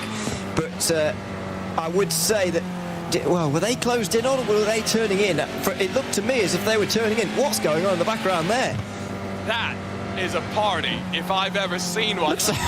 I've got to say, if you're ever going to have people in the room with you while you're sim racing, I hope they're not listening to us, by the way. If you are, give us a cheeky wave right now. They're probably listening in German, to be fair. Yeah, I don't blame them. They're probably better commentary as well. But at least you're in virtual reality. You can't be distracted by those behind you. Yeah, but I don't like people standing or sitting behind me, so that would terrify me. I'd be sweating. That, by the way, I'm showing how much of a geek, how much of a nerd I am right here when I say this. That is an original Oculus Quest. There we go, there's the wave, hello! I don't think they might be listening to us, by the way. That is an original Oculus Rift. One from 2016. I'm amazed that those are still being used in the wild. Are they 7 years old? Dear me. I feel like I bought one when I graduated, maybe 2017. Dear me. Getting old here. Yes, that's well, I wouldn't have noticed that, so yes, well done for noticing that. But yeah, that's it looks like a sort of school classroom kind of setup. You know what I mean? It's kind of, it looks a bit strange to me, but anyway. Motorsport school. It may be. I don't know. Maybe it's someone's house. No, surely not. They've got the racing suit up next to them, which is a bit of a statement. Simracers.de. I don't see anything from them in... Oh, I do. Wait, never mind. I've just gone through the team info list that I was submitted. The operator of the Racing Lounge 77, they have 12 simulators, 2 motion simulators, and so I wonder which of the sim setups they're using over there. It's a slide on through, though, as Falken's Porsche gets passed by the Pro Sport Sim Racing 17 as Leon Orger works his way on forward. There's no motion needed to replicate the experience that they're having, but they're onto the back of the Crash 509 right now. Yeah, it's a great run at the moment from Leon Orger. There is the 509, still trundling back to pit lane. Good stint, though, for the Pro Sport Mercedes. They've passed Coanda Esports. Arjen Guber's is now 5 seconds behind, and Jan Turnjak is now back behind, but that has gone wrong immediately. He's gone wide, and Turnjak is straight back through again. Commentator's curse? Does it exist? Well, it did just then. Now, what are your opinions, ladies and gentlemen, watching on? Does the commentator's curse exist or not? Or is it just bad driving? You let us know what you think. Well, that was certainly late braking. That's exactly what that was. But yeah, turning out back in front again. And I'd imagine will only be so until they get onto the back straight again, and DNLS will go straight back through again.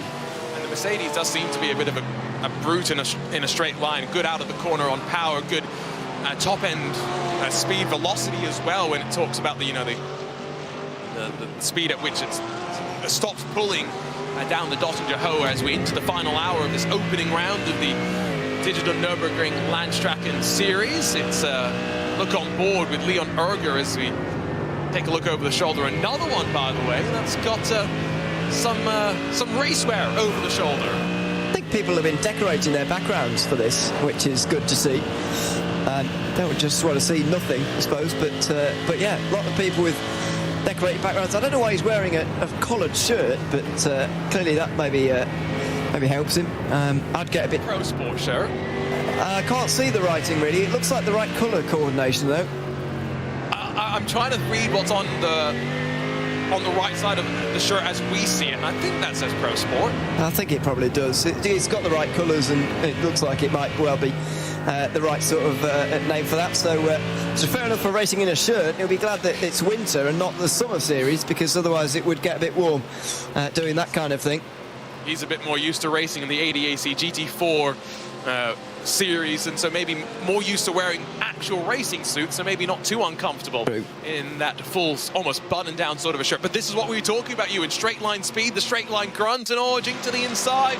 And Jan Turnak in the Falcon racing car not going to be able to do much except watch as the Mercedes pulls on through. Well, Erger had the choice there whether to go to the right or the left. The Falcon car was straight down the middle of the back straight, but couldn't do anything.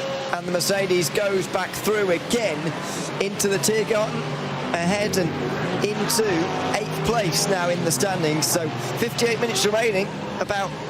Probably can squeeze 8 laps in, these guys, and I reckon they will squeeze another 8 laps into this race. So they can pit from the next one and go to the end. On board with the Alder Motorsports car in the Porsche Esports Endurance Trophy. The tongue sticking out. True sim racer right there for Yves Volz as we run in toward that final corner. Now, I mentioned earlier, this is one of the newest teams in the grid. This is one of their... they're a real motorsports outfit with an esports squad, and now looking, of course, to show us some of their speed and potential there. And they have really jumped into, let's be honest, what is a very, very competitive class. I looked at some of the entries at the start of this season. Before we even got the drivers, we just had the team names, and you and I went, boy, Redline, Apex. There's no Urano this year, of course. Unfortunately, they're going to be shutting down in just about 30 days' time. But the void has been filled by some of the best in the sim racing world. Yeah, it's a really great and strong team list, certainly for this season. Coanda in there as well, of course, which you didn't mention, but I'm sure you mean as well. Yeah, lots of strong teams, and it's a very, very difficult sort of one to get yourself going in, and especially as I mentioned earlier with the points, we've still got 17 running in this race at 19 starting, and that means more than half of the field won't score anything from this round. And it's going to be a mission for some of the teams to even score a single point throughout the season. So that's got to be the target. You laugh, but it's got to be the target for some teams, just to score a point, because it is difficult. I laugh because no racer wants to believe that the goal is to score a point, but you are so right. And sometimes we just need to see those attitudes sometimes more being shown through, and those are the drivers that often will have success as well, so keep that in mind. I saw the Mahler racing team in the SP10 class, by the way, did run off the track, so they've lost about 3 or 4 seconds. That might open the door for the Dog Esports Aston Martin, which has already made its final pit stop, to leapfrog them, but we will have to wait and see. The M&J Downforce team, those started in 10th, currently in 7th, directly behind the WS Racing by Pearson's car, which still has Konstantin Stolzenberg behind the wheel. Just waiting to see if in the final pit stop cycle it will be Stolzenberg out. Horton that jumps back into that car. But given that we're already looking at a slightly shorter fill in the final sequence, I would be slightly surprised if we do end up seeing that. 3.5 hours for this race, Ewan. It is an awkward race length. You should know, December 16th, second round of the championship. It's a 3-hour race. It's a little bit more normal. It is a bit more uniform, but it makes the race different a little bit. It makes it, you know, because they'll still have 2 mandatory pit stops of 30 seconds, which means you do have to, both of the stops have to be over 30 seconds. Now, normally that would be the case anyway, but I think there'll be especially a thing to note in SP3T, where they'll have to make sure that both of their stops are over 30 seconds, whereas on a normal day, they might be able to go below that. So we'll wait and see on that one, because we're not there yet, but they do, of course, have that little bit more fuel and go a little bit further than some of the others. So something to note there, really, for that race. And, of course, round 4, which I believe is also 3 hours this season. Yes, no, we have varied race lengths, 3.5, 3 and 4 hours. I think the 3 main race lengths. No 12-hour race like we had in the real world this past year, racing into the dark. But, you know, never say never. That could be something to look forward to in the future, as Tatu Sipola, looking in front of him, it's clean air that he enjoys right now. Might get a bit of a tow from the Cup car in front of him. This is a team, of course, based in Finland. Some of the best sim racers, some of the best hybrid racers as well. They've, of course, got Sami-Matti Trogan on loan from the Williams Esports team in this virtual competition. But fresh off the victory in the iRacing Fuji 8 hours, Tatu Sipola stretching the legs at the very front of the field. And I do believe that in this SB10 category, we're still waiting for Alex Arana to take over. And that's a pretty good driver to be needed as your second driver if you're going to need a second. Yeah, I mean, they may take this one as the one where they don't change driver, which you can do once, but I wouldn't imagine so. I'm somewhat surprised they've left it so long now. I mean, they've got to pit relative, because Suntech had supposed to come in quite late. They've got to pit at some point pretty soon, because as you say, they've got to do that driver change. You'd think they'd want to do that driver change, and so you'd want their fuel fill to be more than 30 seconds, but is it going to be? I'm not really sure why they've left it so late, but they have to. Maybe they will choose this one as the one they don't change driver. It wasn't indicated to us on the entry list, and I'm not 100% sure if that's something that you had to indicate before the race, that you're not going to have the driver change, like we, by the way, had been informed that Diogo Pinto is going to be driving by himself. The only class, by the way, that the Joker is not a factor in is the SP9.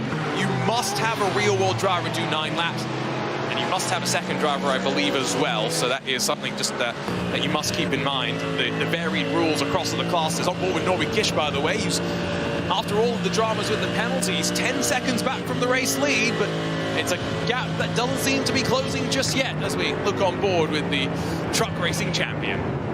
And it looks like that's the kind of gap that may well stay pretty similar to the end from here. It's going to be very difficult for Norby Kish to close in from this distance and try and get on terms with Beliziotis, who's been really, really quick actually so far today. He didn't obviously start up towards the front in his stint, but he fought his way through, got to the lead, and now he's already pulled, 18.5 seconds on the 14 car, which it took the leader over from. So that just gives you an idea of how quick he's been so far. Monumental pace, really, from Beliziotis, and Williams are well on their way at the moment to a great start in this season. But I've just remembered, don't they have to get their real driver back in for another lap? I think they do. Yes.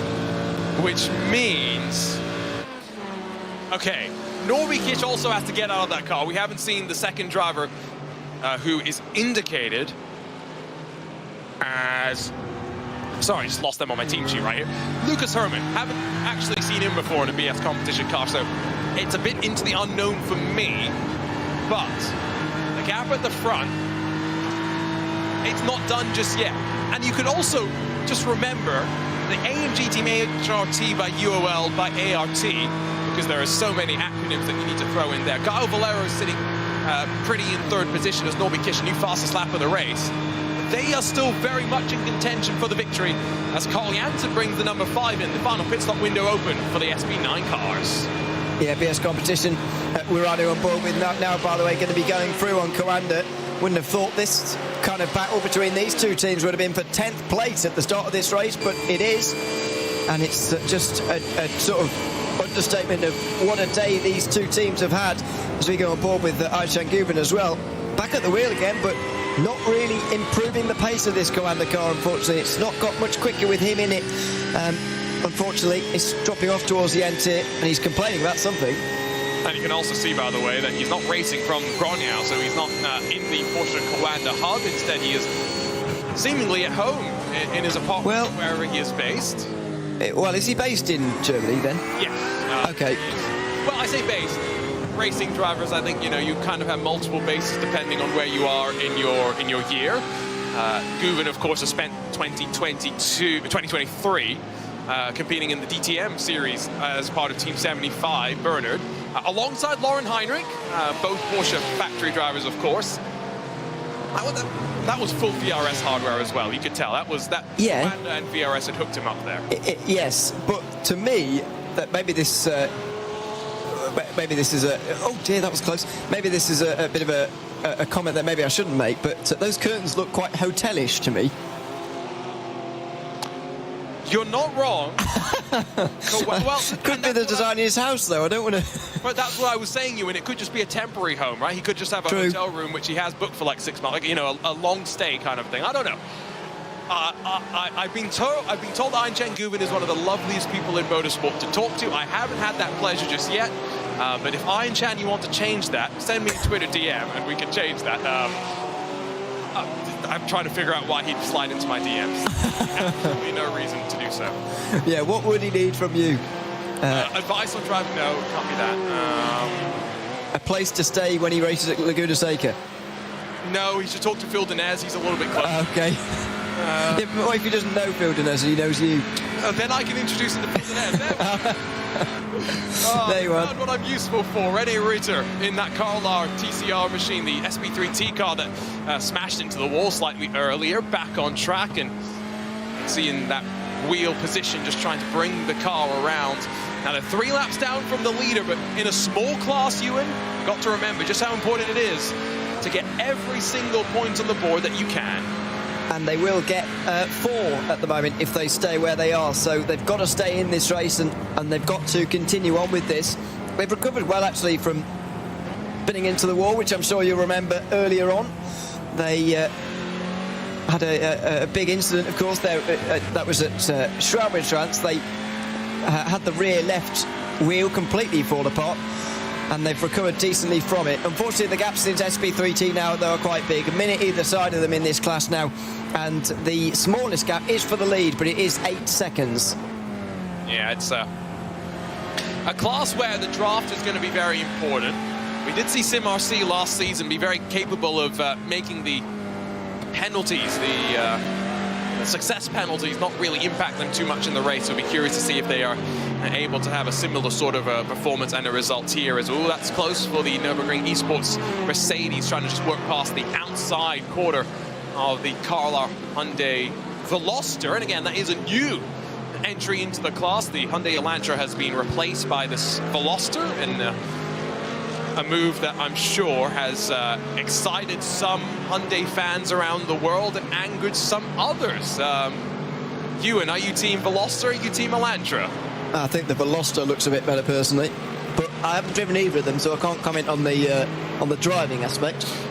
You know what's funny is with the Veloster, Hyundai had built such a fast TCR car, a touring car machine, that it was getting bopped so heavily that the solution, and I know this is not the entire story, it's part hyperbole here, it is part exaggeration, but the solution was, okay, we're being bopped so hard, let's create a second car so that can't be bopped as hard initially. That is interesting. I mean, I feel like new cars always get a little bit of a bump on BOP in real life sometimes. It usually takes a while for the BOP makers to catch up, you know? Yeah, I mean, it's only natural, I suppose. You can't just guess, or, you know, you can't see the future, so I do understand. It's pretty tricky, but it's quite interesting that that sounds like a conspiracy theory to me, but... Well, okay. It could be part, like I said, it could be part exaggeration, but it's very uncommon at the end of the day for one manufacturer to have 2 different models in the same class of racing. And so part of it is the fact that Hyundai sell both the Veloster and Elantra in slightly different markets. There are faster versions of those cars available depending on where you are around the world. I believe that in the US you can get the Elantra N, you can't get the Veloster, for example, but that's all beside the point. Someone decided that they don't want to let us into the secret behind the scenes because Adrenaline Motorsport and Fabian Hari said, you will get this green screen background instead. Yes, we can also barely see his neck as a result, but anyway, he's just hiding clearly from us at the moment, still running in 7th place, and this is also a decent recovery story. They of course had their penalty to serve earlier on. They came in at the end of the opening lap to do it, I think. Despite being involved in a battle with the leaders at the time, they had to do it. They had to drop back, and they've nearly gotten back up to where they were when they served that penalty. They came in from 6th at the time. Yeah, and it shows that penalties aren't the death knell of a race in this series. You always have to expect there to be more drama. 56 started, only 3 retirements. AMG Team, MSI Team, Redline, and the Impulse Racing teams. And up the inside of the ex-racer Mercedes goes the battle for 7th. Someone points out, by the way, on our YouTube chat that Hyundai also have a 3rd touring car in the global lineup, the i30. So if you want touring cars, you can go to Hyundai and you can find something that suits you no matter what you want. It sounds like the solution. Now for Adrenaline Motorsport, they have made their final pit stop of the race, which I think implies we're probably not far away from the final pit stop of the race as well for your race leaders. Right on cue, Sontec Racing in SP10 are down to the box. And that is a little bit earlier than I was expecting. However, they probably did a quite short stop last time, didn't they, I suppose? And that's given them such a lead over Marla Racing Team, despite their fights earlier on. And it gives them time as well to take Siepeler out and put Alex Arana in. Now, the question will be, are they out ahead of Lucas Muller or not? I see Joshua Anderson has also come down to the pit lane. So Marla Racing Team frozen speed by Grin and Go. It's a busy time on pit lane for the GT4 machines in that SP10 category. Sure, Esports, by the way, John Atkinson Jr. is winding back out on towards the Nordschleife, running 3rd in his respective class in that 816 machine. He's only about 36 seconds off the back of Team Hoisingfeld into this final stint of the race, but as the traffic works around the outside, I can see that Lucas Muller has just exited out of the final corner. And so with Alex Arana stopping for 19 odd seconds, it's going to be close, I believe, on pit exit, but I think it should be Sontec that are back out in front. But with Dor in the Aston Martin directly alongside, the battle for SP10 comes down to an Aston Martin and a BMW with still 42 minutes to go. Yeah, it's nose to tail. Sontec look like they have come out ahead. Alex Arana has getting used to that car very, very quickly indeed, because there's not a lot of time left here, and it's going to be a fight right to the end. It is going to be a fight to the end in the Porsche Esports Endurance Trophy Nürburgring category as well. Diogo Pinto leads the way, having, I think, made his final stop, although it was a while ago. Maybe he hasn't made his final stop. You were trying to tell me that wasn't Diogo's final stop, so don't you start. Well, no, I'm not. But what I will say is I think Diogo is going for this. I think Diogo is making a calculated gamble to try and go as long as possible. If he needs a splash and dash, he will do so, because while he is still out there on track, not only has Scherer made their final pit stop, I think Michael Johnny has also made his final pit stop of the race, and Michael Johnny is a good 30 seconds, I think, behind that Scherer 105. Yeah, he is, he's a long way behind. So Scherer Esports, somehow, Rafael Brenhofer has absolutely done a fantastic job here today. And they look like they're on their way to a race win, because, well, I'm sort of hoping Pinto's going to go to the end, because that would give us a leading fight, but I agree, I don't think it is going to happen. Well, I say agree, you thought that maybe it would, but I said no, and I'm going to stick to that. I still think he's trying it. The fact that Pinto has come out, or rather, Brenhofer in the Scherer 105 has come out 3.5 seconds behind Pinto, implies to me that maybe Diogo has been saving fuel. I don't think it's... I don't think it's going to work. I think it's what he's trying, just to be clear. Or does it show Scherer Esports having just an unbelievable race? I mean, that's possible as well in my mind. Because could it be, maybe it's not just that they're having a great race, but could it be it's the first time that Redline and Apex are doing this 3.5-hour race distance in this series? Could it be the experience from Scherer and all the different team names that the drivers have run under before in knowing how to work the strategy in this particular race? That's possible as well. I would reckon they do have a bit more experience, and that's probably helping them along the way. So it's possible that that is one of the reasons as well. Is it the only reason? Probably not. But I think, yeah, it's possibly one of them. It's possibly contributed, and there's no doubt about this, that the fact that they've played this race really well so far. Absolutely, I think I agree with you there. PB Performance and Scherer's second car still battling. Now, Scherer does have, I think, still a 5-second time penalty. That will be applied post-race, so keep that in mind as well as out of the carousel we go. So we got a fight at the front of the SP10 for sure. We think we might have one for the Porsche Esports Endurance Cup as well.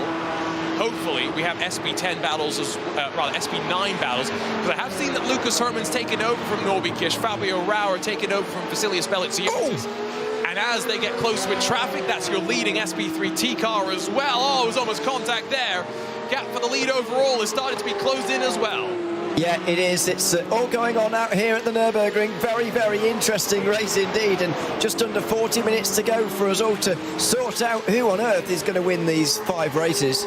And so don't go anywhere. 3.5 hours of racing. We're into almost that final 30 minutes in the opening round of the 5th edition of the Digital Nürburgring Endurance Series. Delighted to have your company here on Nürburgring TV, but we're getting set for the run to the checkered flag.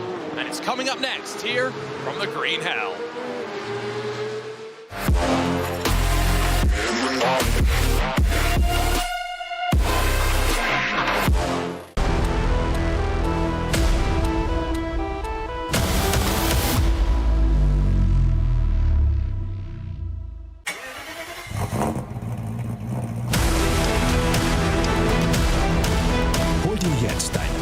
Motorsporterlebnis nach Hause.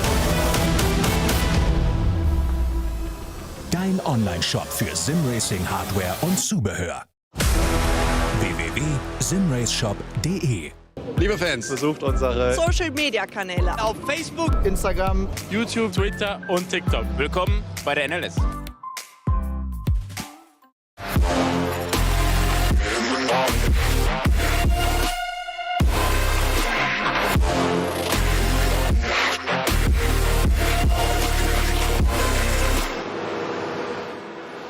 Well, welcome back along to the Green Hell and to the Nürburgring TV channels. It's Arjuna Kenkipati alongside with Ewan O'Leary here for the final 37 minutes of the opening round of the Digital Nürburgring Endurance Series. A 3.5-hour race to open up the slate. It's side by side though in the Porsche Esports Endurance Trophy as PB Performance and the Scherer Esports teams go wheel to wheel and around the outside. Fabian Hochstadter is going to slide his way on forward to 4th and now try to set to the work of pulling away and building up a bit of an advantage. It's been a fascinating race so far, and Ewan, strategy battles still playing themselves out to close things out. They really are. Still a lot going on here in the race. Team Williams leading the way in this number 47 car for the moment, and they've just come out on the pit lane, of course. But I thought it was going to be, a bit easier than this. Fierce competition are not far away. Yeah, these are the SP9 standings as they run right now. The real driver back into the number 47 at the front, and the gap has been slashed in half since, well, we really were last talking about it. So it could be between these two. It could also, though, be a factor for the AMG team HRT by UOL, the yellow and blue distinctive colors of the Hout Racing team. Currently sit on the 3rd and final step of the podium. The second, the Williams cars is running down in 4th position after Sindre Setsos had some issues in the early stages, has been recovering quite well since then, while the Nürburgring Esports team, WS Racing by Pearson's, the best of the BMWs, and then M&J Downforce, Falcon Sim Racing team, and is the rest of the top 8 in class. Behind them, and just behind them as well, I should know, Command Esports by Mantai in that, well, silver and red livery that you can kind of just see. It doesn't look like a Coanda car. It doesn't really look like a Mantai car either, but we'll roll with it for today. They're in up left in the top 10 is BS Competition, which started down at the very tail end of the field and has been slowly climbing its way on forward in front of the likes of Pro Sports Sim Racing. Sontec as well will be frustrated. Sammy Matti Trogan's back in that car after qualifying up in 3rd position. And then the Leipzig Esports team, LionGPFenster.com, and then the Holder Motorsports, and then the AMG team Apex Racing number 48 that unfortunately did not start this race off the way they would have wanted. In the Porsche Esports Endurance Trophy Nürburgring category, that's not a mouthful at all. It is Diogo Pinto that leads in this red line 130, and that gap is building up to the Scherer Racing pair behind. The 105 leaves the 115 with PB Performance close in pursuit, and the Apex Racing team trying to re-establish itself up towards the front if they're going to be able to charge their way on forward. WSR Esports Butt Kicker run themselves in 6th with the Kramer Racing Esports teams. Then down in 7th spot, Riker in 8th positions find themselves about 66 seconds off of the lead, but in front, crucially, of Coanda Esports and David Williams, the Avia WSE Motorsports, the Holder Door Esports, and the Nürburgring teams. In this class in particular, though, Ewan, we're still very confused as to whether Team Redline still owes us a pit stop or not. Yeah, and if they don't, then I'm even more confused, really, as to how the two Scherer cars are so far apart. I know that the 115 did have a 5-second time penalty to serve over the course of the race. I'm not sure whether they can do that in the pit stops or whether they just did that or are going to do that post-race. However, it's a big gap, nearly 20 seconds, but way more than 20 seconds, in fact, between them. So, not sure how that's really happened. The big question for me, I think, in this class is, can the Apex Racing team get to the top 5? Sorry, podium. Sorry, they're in the top 5. I knew what you were saying, even if you didn't say it properly. Thanks. And that 5-second penalty, from what I see on the race control board, is applied post-race. So all they really have to do is get in front of PB Performance and then stay within 5 seconds of the 115. Although, who knows? That could be slightly easier said than done. We're watching the Nürburgring Esports 111. That was Mark Henrique, one of the race control members behind the scenes on occasion, but on track today. SP10, Sontec were leading going on about 15 minutes ago, but Lucas Muller has been a man on a mission today, and his Aston Martin is back on top and now pulling away from the BMW for Sontec and Alex Arana behind the wheel there. Mahler have dropped back in the running order. Joshua Anderson is now in 3rd, but just and only just in front of Fabio Basucci in the Frozen Speed by Grid and Go car. A margin there, just a couple of seconds, and after starting at the very back of the field, Frozen Speed by Grid and Go do have the chance to work their way up to a potential podium spot at the end of 3.5 hours of racing. Or we Pro Sports Sim Racing then in 5th, with the ATRS Aston Martin scored behind them. Another one of the Mercedes in 7th spot, that's Leipzig Esports before. Adrenaline Motorsport and Fabian Hari's BMW makes up the final car in the front 8. X-Racer, Nürburgring Esports, the Rondelay Racing by Smilia and Hopcore teams make up the rest of the running order. And again, in terms of pit stop calls here, it's been split up and down through the field, but we've had a Mercedes, a BMW and an Aston Martin that have all led at one point or another. The Door Esports have very much looked like the strongest car today, Ewan. Yeah, it looks like it. Looked like the strongest team, certainly. I wouldn't put it down to the Aston Martin, but I think they have been the strongest team so far, and they've put themselves in a good position strategy-wise. And I think in this final stint already, Lucas Muller is showing himself to be faster than Alex Arana, who's not really able to get going at the moment. The gap's climbing to 5.5 seconds. Indeed, slightly concerned that he won't be able to hang on to second, actually, Alex Arana. I think he will get up to speed, but at the moment he's not quite on the pace where he needs to be. Yeah, we'll want to avoid slipping into the clutches of Anderson, because that also means the Frozen Speed car will get uncomfortably close.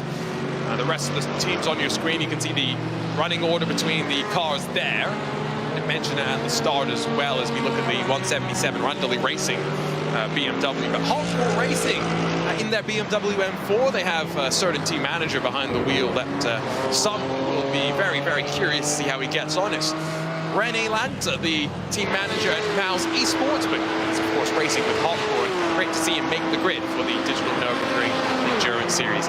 In the SP3T's touring cars, it's just the Hyundai Velocitors that we see duking it out on track, but it is Sim RC, it is Team Hoisingveld that find themselves split Around 8 seconds as it runs right now. Scherer in the 8.16 have dropped off. At one point they were very much fighting with Huizinga for second, but in no man's land for the final step on the podium. Parabit Sim Racing behind them, and then Carlisle Pro Sport Sim Racing, and then simracers.de making up the rest of those still running. Unfortunately, in this class, Impulse Racing was the very first DNF on the day after Hall had a big moment in the 8.22.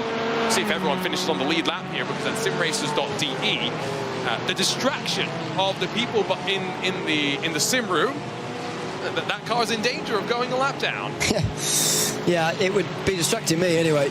And yeah, they are in a bit of danger at the moment of that. So that's a bit of a shame, a bit of a concern. But it's not been the best race for them anyway. Everyone in that clash, by the way, will score points, because top 8 score points if you've got 8. So they'll all get something from this race. And speaking of, we've only got 5 of the Toyota GR86s, but you only need 2 to put on a show. We had a pretty good battle at times as well. It's the Nürburgring Esports team that lead by 30+ seconds from fast lane by Smilia, Kaufmann, Wolf Motorsport, and the second Kaufmann team. 1 point Kaufmann running 1 and 2. Now 3 and 5 on the board. As, by the way, update from your Porsche Esports Endurance Trophy. Diogo Pinto didn't have enough fuel. He's down on pit lane. Well, I suspected that was going to be the case. Even if I did flirt with the idea of suggesting a 2-stop earlier on, that was not going to happen in the end. It was just too long. And Diogo Pinto is going to drop outside the top 5, I would imagine. Is WSR Esports book kicker going to go through? Maybe not, but Michael Janey is. Oh, is he? Well, maybe not, actually. I think it's going to be quite close between those guys. I think Pinto's come out in front of Michael Janey, yeah, so it's going to be Apex versus Redline. But all amidst the greater battle that is also then trying to close on second and third, Scherer and PB Performance. Raphael Renhofer has pulled a blinder of a strategy today, Ewan. And I've got to say, it wasn't just the strategy. That car's been pretty flying as well around the track. Yeah, I was going to say, it's not all strategy, but Renhofer has been very quick as well. So can't forget about that. That's been a significant contribution towards the race for them. More than 30 seconds worth of a lead right now. As long as, of course, they don't have another pit stop to make and there's not another twist in the tail, you wouldn't imagine so. Never say never. Especially here at the Green Hell. I think back to our season opener last year. Knock on wood when I say this, but our leader in the SV9s, it was the Walking Horse X-Racer team. Sammy Matty Trogan was chasing down Sammy Matty Trogan wasn't in the car. I'm getting myself confused. Alexia Loma was behind the wheel of the car. He spun it, and it was Door Esports, I believe, that came through to grab the victory. As a result, final lap spin. We could see final lap passes if things play out in that direction. Quanta Esports, though, Ayhan Guben defending from the BS competition machine behind, and that is the BS competition BMW, aka the correct BS competition car. Yes, and in the correct car as well, which is good to see. And in this pack, there's another BMW, the WS Racing by Pure Sims car. Now, they've got a drive-through penalty that I'm not sure if they've served or not just yet. Did I hear contact with the wall there? Maybe I did. Not sure. The WS Racing car by Pure Sims, though, has got a drive-through penalty to serve for hitting the Kaufmann Motorsport car and causing a collision. I'm not sure whether they've served that yet or not, but if they haven't served it yet, then that's going to be a really bitter one to take, unfortunately, for that team. I think the sheet usually gets updated when the penalties do get served on through, so... You think? I don't think that's true. Well, when it gets marked, it should be finalised. You know what I mean? Well, it's definitely finalised. It's definitely a penalty, but I don't think he's done it yet. I think he has, because I see on the race control sheet that it's completed. I don't know what that means. True. But I think that refers to the status of race control decided. I know what you mean, but that's why I'm a little bit confused. I'm also very confused because Lucas Muller's just pulled his car back into pit lane in the SB10 category. Why has he done that for? Did he not put enough fuel in the previous pit stop cycle? That's a catastrophic error if he has. Was it an error or was this intentional? Was this always the plan? And we just didn't see it coming as we watch from up above as Scherer Esports 115 continues to frustrate the PB Performance car. They clearly want to finish fourth to Door Esports. Don't know. Sontec Racing are also into pit lane, so Sami Mashichogan's had big problems on this lap. And that's Sontec's SB9 car, just to be yes, sorry, yes.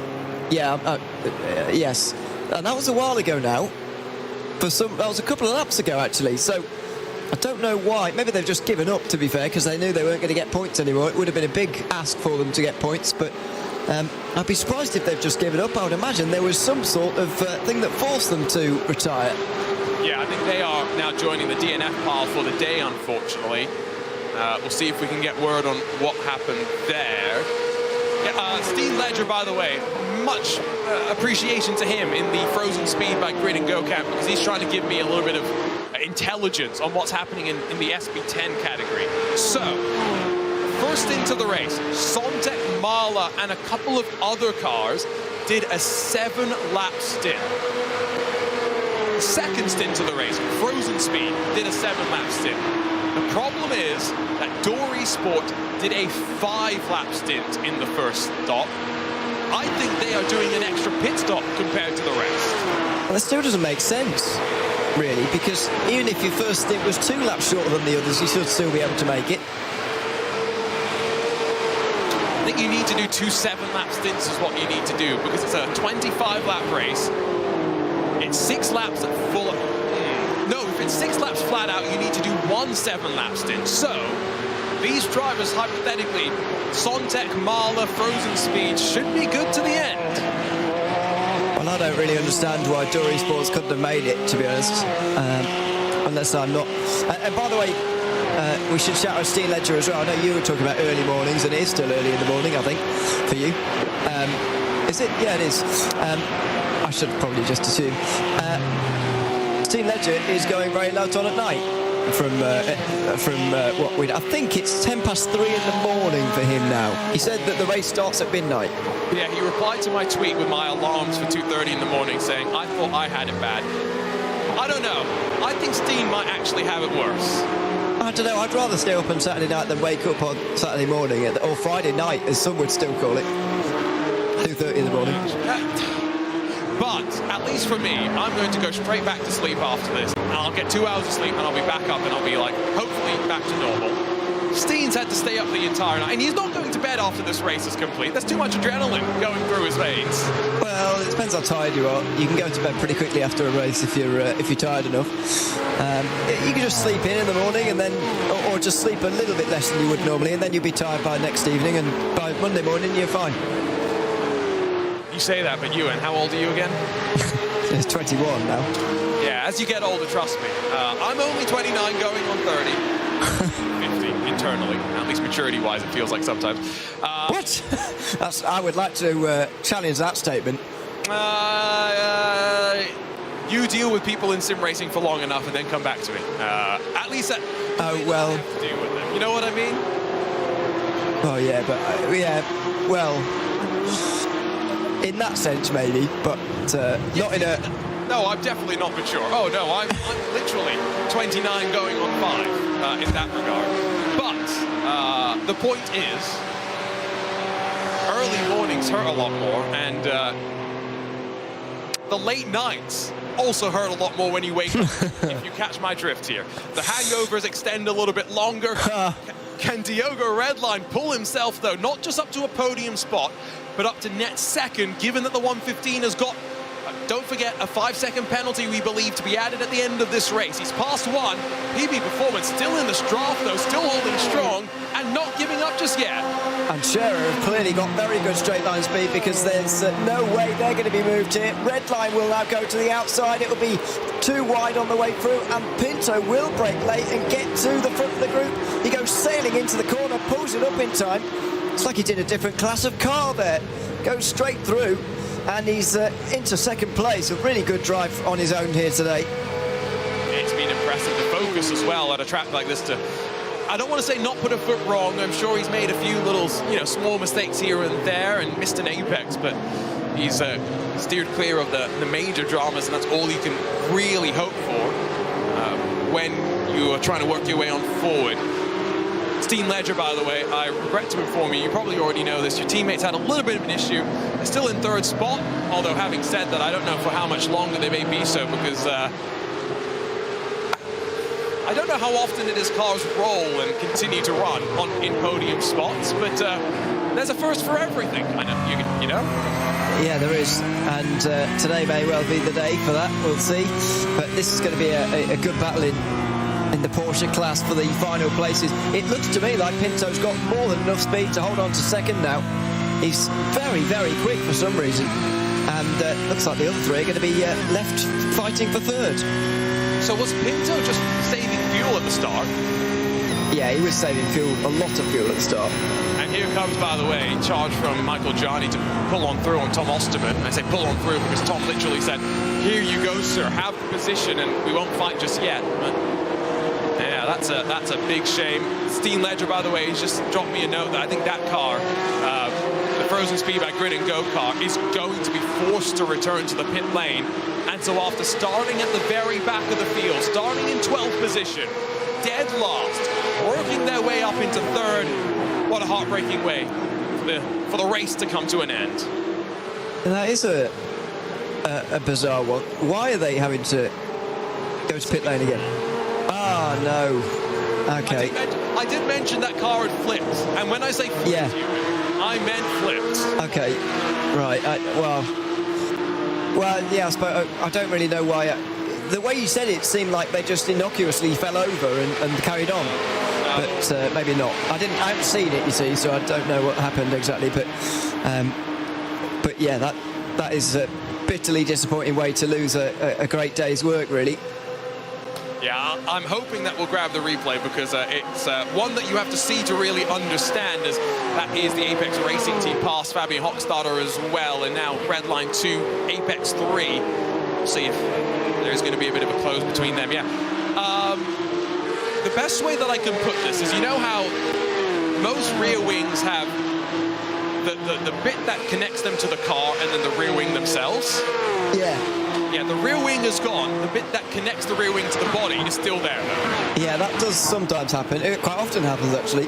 The sort of struts seem stronger than the actual piece of carbon itself. Well, I'm sure that is carbon as well, but the actual thing itself seems fairly movable. Like you can snap it off with your own hand sometimes. That sounds... now you're making me think of a chocolate race car, because that is something that you would be able to do. That's not what I was thinking of. If any chocolate companies are listening, though, I will only take 5% of royalties for this fantastic idea. Because, yeah, chocolate race cars, combine the two of them. But grab a look at the replay. I don't think it's going to be the crash. Instead, it's just the look at fluke plots and the front end and the amount of air that these 992 generation Cup cars get. It is spectacular, and it goes to show as well how heavy the rear end of a Porsche is, because the gravity there was pulling hard on the rear end and not so much on the front, and it's a great shot of the way up Flugplatz, one of the most famous corners in motorsport, of course, a really dangerous corner actually, but it's thankfully no one's come a cropper there today, and even if they do, then they're not going to get injured today, which is good. Because we are in sim racing, of course, and that's an advantage. But a spectacular shot, especially with these Porsches, which do lift off the ground noticeably more than the other categories. Yes, because again, they are basically mini GT3 cars, just with absolutely no downforce at the front end in particular in comparison to the GT3s, as that's going to be a look to the inside by Door Esport on the Pro Sport GT4 machine. There's a BMW in front. It's the Frozen Speed car with no rear wing. I've just seen that, so it's continuing on. Yes, no. They have no meatball somehow. I'm not sure quite how it happened, but no meatball, despite the fact the car is not right, and they are going to be passed. There's no ifs or buts about it. Wow, you say that. We could see a defensive display of all-time greatness, but you would sort of doubt it at this point. Still quarter of an hour remaining in the race, and so that's probably going to be 3 laps realistically, isn't it? I don't actually know where the leader is around the course at the moment. Well, that's a good question. Where is Fabio Rauer, who, by the way, has got the lead, but only 2.6 seconds clear of BS competition. That gap has been cut in half as well, but with time winding down. They have just headed down towards Wursiphon, so half the lap still left to go or so. So 2 at the end of that one, so it will be 3 for these. There you go. You've done it. Yeah, so it'll cross the line with about 11 to go then, maybe, but that's more than enough time to, even if it's 10, 9 or 8, it's more than enough time to do 2 more. So we are going to get 2 more at the end of this one. And some of those Toyotas could be out there for, yeah, a good 15 minutes after the time runs out. They could still have half an hour left. We could finish the broadcast before they finish, is what you're trying to say. Well, I don't know. Maybe. Maybe, yeah. No, frozen speed by Grid and Go. You can just see there's no way they hold on to the podium. They could hold on to a top 5, though, because there is quite a big gap to the ATRS car, and I think here we'll find out exactly what happened. So, no, it's Mahler coming from behind, and contact with the Wolf GR86, not once, but twice. Oh, dear. Resulting contact, frozen speed with nowhere to go. And we don't even see the rough and tumble aftermath, but somehow, miraculously, they land on all 4 wheels. That's just silly. Joshua Anderson there was careless, completely careless, and Dory Sports will now go through to the podium. You were right, they didn't stand a chance in the end. Frozen Speed have seen a great drive taken away from them because of someone else's bad driving, and I'd expect Mahler Racing Team to get a hefty penalty for that. I'd certainly hope so. Just remembering back to the 24 hours of the Nürburgring earlier this year on iRacing, where the Mahler Racing Team were leading in GT4, as it was called in that race, not SB10, and got tagged from behind by an SB9 and ended up losing the race. Opposite sort of an impact this time around. And yeah, it's on the faster car to pass safely. It is. The GR86, I think, was trying to open up the outside of the corner for Anderson, but yeah, just miscommunication there. There's going to be another twist, by the way, just to quickly go to SB10 again before we cover this battle for the lead. There's going to be another twist here because Sontec Racing's 44 have got a drive-through penalty for contact while lapping the Liper Esports car. Now, I'm not sure. The 191, I guess that must be a TCR or the SB3Ts, but oh no, so they're in the same class. Sorry, but even so, oh sorry, it's the GT3. That makes a lot more sense. Exactly, I was trying to say. Makes a lot more sense. Retire in that SB9 class, of course, so a penalty for them not going to be applied. It makes a lot more sense. Did you mention as well that the Mahler Racing Team car's got stop and hold for 10 seconds for that incident? Okay, that's the very minimum, by the way, I would hope for from that kind of incident.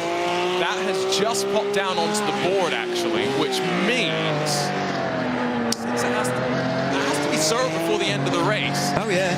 So Door's going to grab second, and I think Pro Sport, the 175, the Aston Martin is going to grab a podium result as a sequence of all of this. That will be, though, in 12 minutes' time. We'll have to figure out what's going to happen there. We'll keep an eye on this as well. Apex, as well as Redline, fighting for second in class. The overall lead, Ewan, it's under 2 seconds, and it's continuing to shrink. Looks like we may well get a battle for the win here at the very end, and that's going to be very exciting indeed. I think it's going to be a good battle for second in the Porsches as well. There's a lot to look at here through the finale of this race, but Lucas Herrmann is flying at the end of this race for BS competition, and just wonder what they could have done without that penalty earlier on in the race. They would be miles in front. One of the most important things to do in an endurance race, stay out of trouble with race control. And, well, for some teams moving forward, they won't have a choice. Success penalties introduced from round 2 onwards mean that those that get podium results will have to sit in pit lane for a minimum of 10 seconds at the first pit stop cycle of the subsequent race, but it's all to try and keep things equal, to keep things aligned over the course of the season. I'll just reiterate what I mentioned earlier. Experience for Scherer Esports in this Porsche Esports Endurance Trophy, maybe helping them out in the strategy equation, Ewan, and having a bit more of an understanding of what to do. Maybe part of it as well was the fact that they had 2 cars who were able to work together at the start and save some fuel together, even if I know it hasn't worked out as well for both. Yeah, no, well, it's certainly benefited one more than the other, but I think, yeah, they've done a good job in terms of working together. Surely they would have prepared together as well, which have got to have helped here this afternoon. And they've put in a really good drive as well. I think, you know, a lot has been made about the strategy by us, but you've got to take your hat off to the drivers as well for the pace that they've shown. Rafael Renhofer is still putting in great lap times at the moment and is still extending the lead out in the front of that category. Luca Alpert, no doubt, did that earlier on in the race as well, although most of his stint, I think, was fuel saving, as you say. 3 hours for our next race, let's not forget, and only in 2 weeks' time. It's not a long turnaround by any means. The issue becomes that in 3 days' time, this coming Tuesday, a new iRacing build is going to get released. And I guess the way to put it is, who knows if these cars even will drive the same as they do today in a week's time. Well, you'd imagine there'll be something changed. Whether it will entirely change the game entirely is an entirely different question, to use the word entirely too many times. It is always interesting this time of the year. We get it 4 times, of course, over the course of the iRacing seasons, and it's always very exciting to see how people pick up from it, because, as you said, there's only going to be realistically a week of driving from then until maybe a week and a half from then until the second round. So there's not a lot of time to prepare anyway, even if there wasn't a new iRacing build smashed in between the middle of them.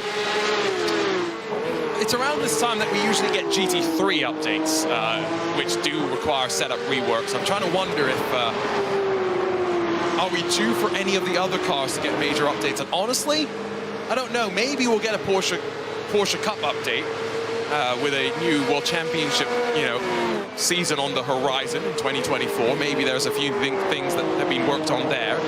I'm not sure if anyone else has really got too much to worry about. It'll be those GT3 teams that have the most to think about.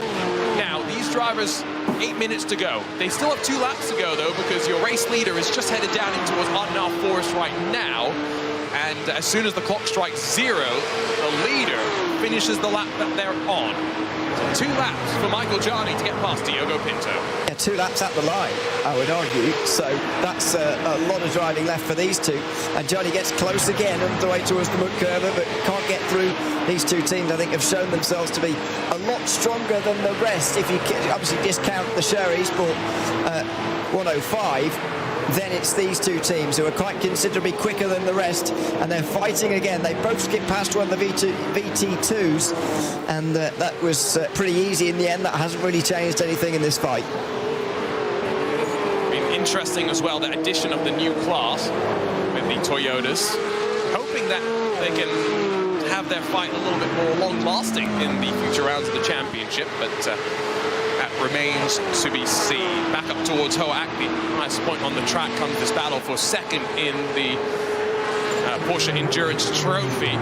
Up towards the front overall, gap between Fabio Rauer and Lucas Herrmann is now between 1.2, 1.4 seconds, and bouncing between there. It's one of those gaps where I do believe that it's going to come down to the final lap of this race at this point.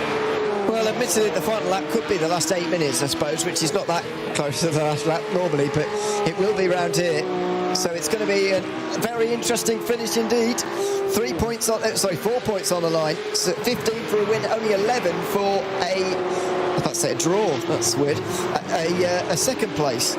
So big difference there, well worth having, and you do need to have that because there is a 10 seconds difference as well as regards to the success penalty that you have. But I think that even with the 30-second success penalty, BS Competition may well be right up there themselves right now. Anyway, I think they're going to have a very good season if the pace is like this every round.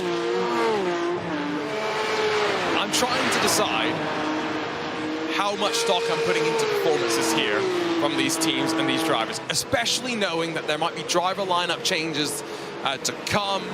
Who knows where these drivers are going to go in terms of form.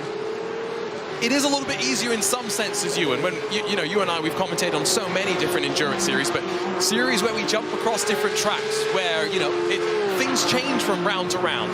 There's not much that's going to change between this round and round 2, with the exception of A, maybe the cars, B, slight changes in the weather, and C, well, we're taking 30 minutes off the race clock. That's about it.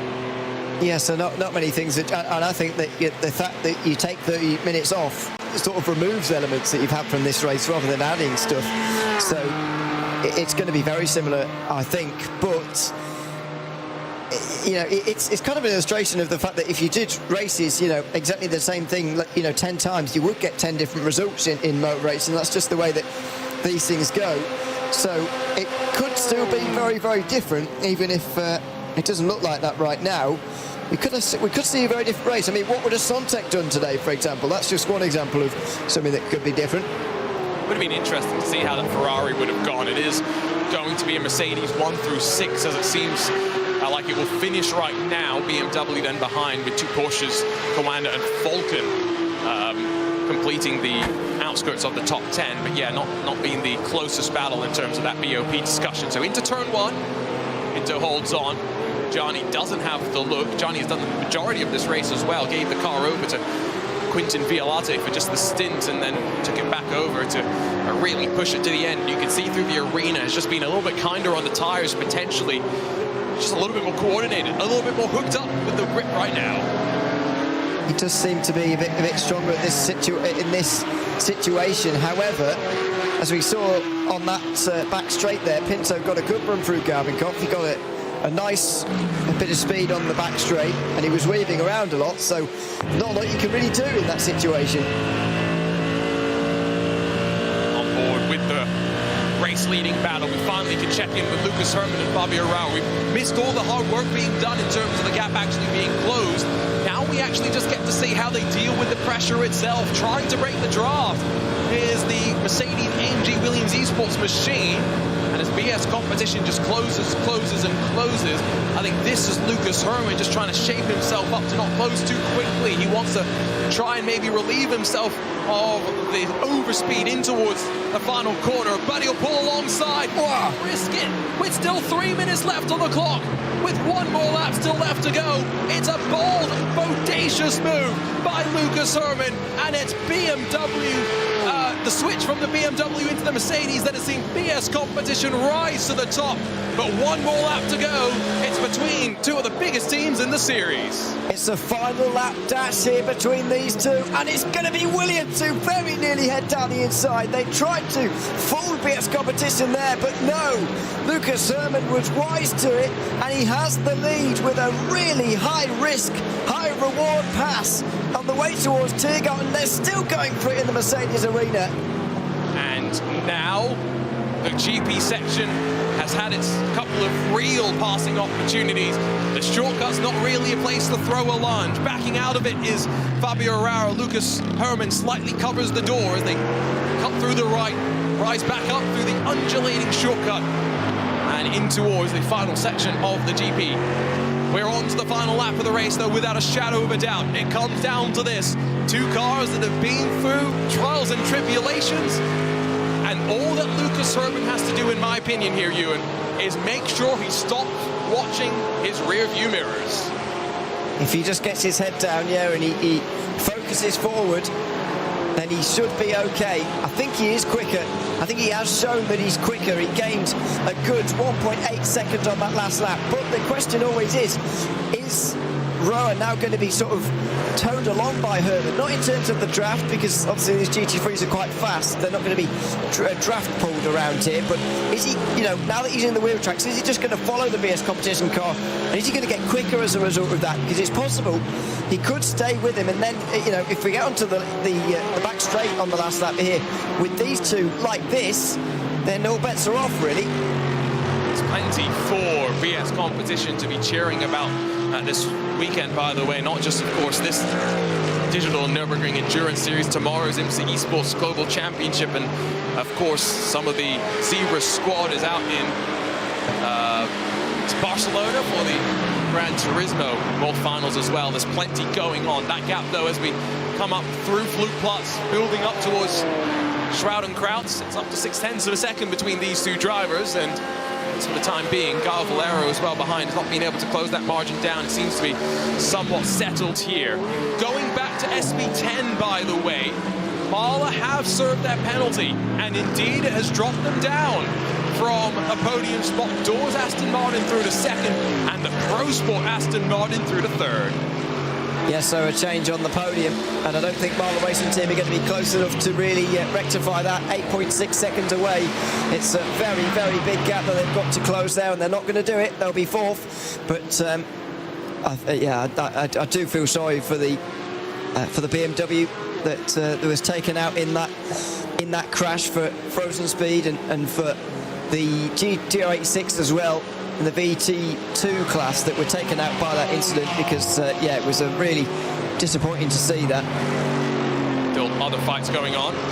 WS Racing have dropped down from inside the top 10 where they started. Konstantin Stolzenberg did not give on over to Harley Horton, instead stayed behind the wheel. Ruben Denker is directly in front, as up towards blue plots for the final time they will go. You can see that on the left side of your screen. The clock has hit 0. The final lap is officially underway here. These drivers fighting, Redline and Apex still fighting as well. But outside of that, the battle for the overall race lead seemingly has filtered and fizzled to an end. BS Competition in their Mercedes do indeed sit on top. Still with half a lap to go, the Nordschleife can bite back. You can never relax, and well, that's why if you're Stolzenberg, you're still putting the pressure on as you head down into the foxhole. There's still a top 10 up for grabs here, and it's for pride more than anything else, but why not give it a go? I think Stolzenberg will really like this for his confidence as well, maybe, to get this place, because it's been a lot of position lost throughout this stint for him. He's fallen backwards quite considerably throughout this one, and so he's got to absolutely get that confidence back, and this might well be a good way to do it. In the slipstream at the moment, it's not going to happen into here. May well have to wait for the back straight on this final time. Hopefully not into here, you would hope, but we've seen wilder things. I think that is definitely for sure. These drivers are, again, on their final lap. We mentioned that Apex and Redline are still battling. They should get one more lap beyond the one that they are on. They are still in front technically of your race leader, Lucas Herman, in that BS Competition machine, who's now pulled an almost 2-second advantage to the Mercedes AMG Williams Esports team. And so he said that all he wanted to do was focus on what's in front, out the windshield, rather than what's in the rearview mirror. So far, so good. He's been able to do that. And they're heading through the carousel, so less than half a lap still to go, your overall leader. Yeah, long race, of course, but most of it is in the rearview mirror now. The gap as well extends to put the Williams car further and further into the rearview mirror as well. What a fantastic end to the race for BS Competition. And this is going to be the real grandstand finish by the looks of things now. Not the battle for the overall lead, but the one for second in the Porsche class.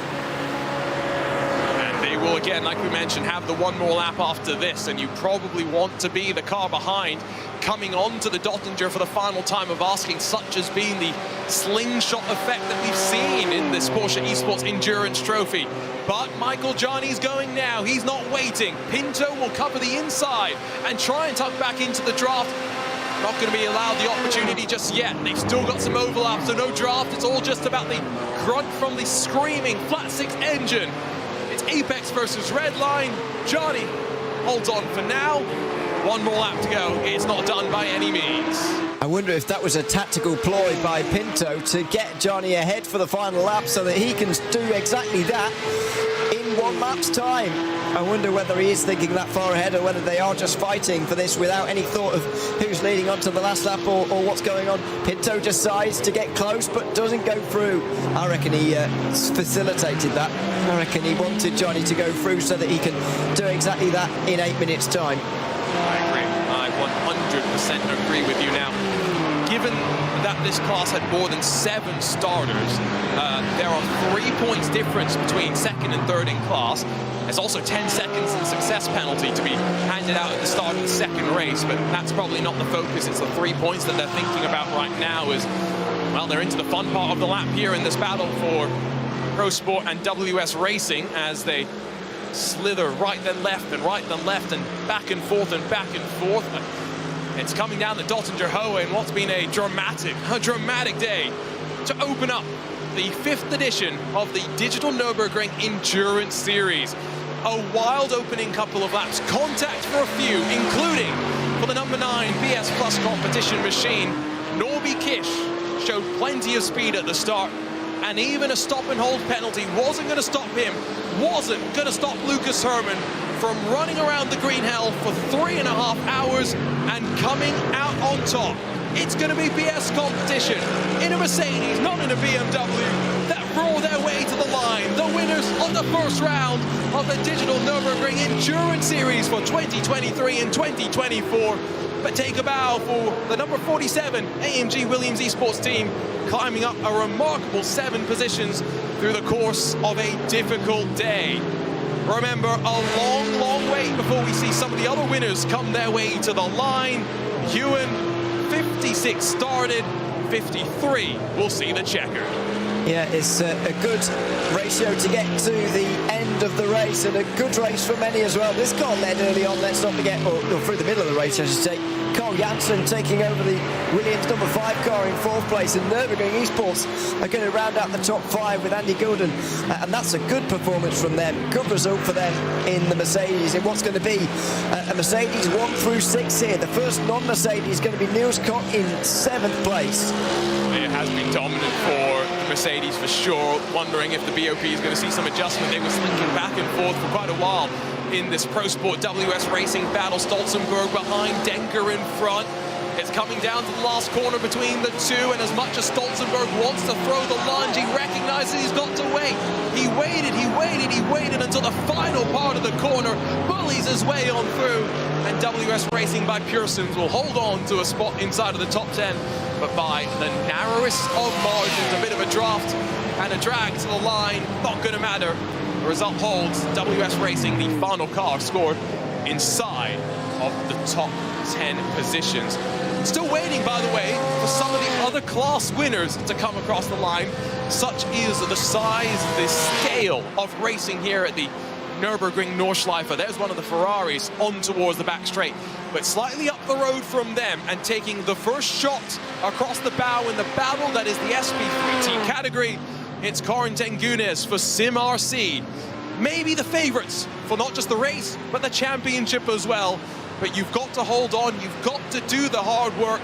And Sim RC's Bumblebee, the yellow and black colors, will blitz across the line. The winners of the first round in a new edition of the Digital Nürburgring Endurance Series. They are so good in this TCR category. Karin Tengunes takes that car over the line. And what a performance again from Sim RC. There's Team Hoistingveld in the background. It's going to be a great, great season-long battle between those two teams. 7.4 it's going to be scored as at the line. There'll be a 10-second difference with their pit stops next time around, and if things stay as they are, then Hoistingveld would finish 2.5 seconds in front in the next race. We'll have to see if that comes true. And that would then flop back and forth and back and forth. That's what makes the success penalty so interesting, is you can never assume that you're always going to be up front. And I don't necessarily know if Sontec Racing felt confident they would still be at the front at the end of this race, because boy, what a roller coaster it has been for so many. Sontec made the fuel strategy work.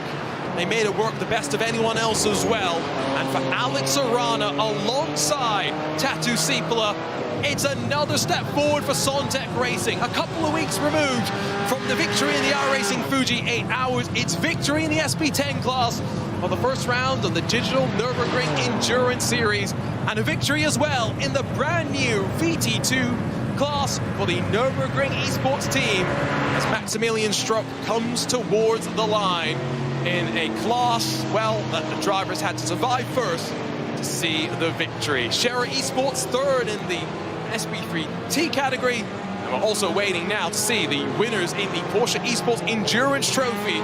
Scherer Esports 105. It may well be a little bit of time until they do, to be fair. It's not been that long since the leader crossed the line, but still waiting for a few more. There's Tour Esports, second in SP10. Not bad for them, although they may well have been hoping for a race victory here today. They've come short of that, and Marlon Racing Team do look like they'll finish on the podium. Pro Sport have dropped way down. Oh, they had to do a drive-through, I think, on the final lap of the race.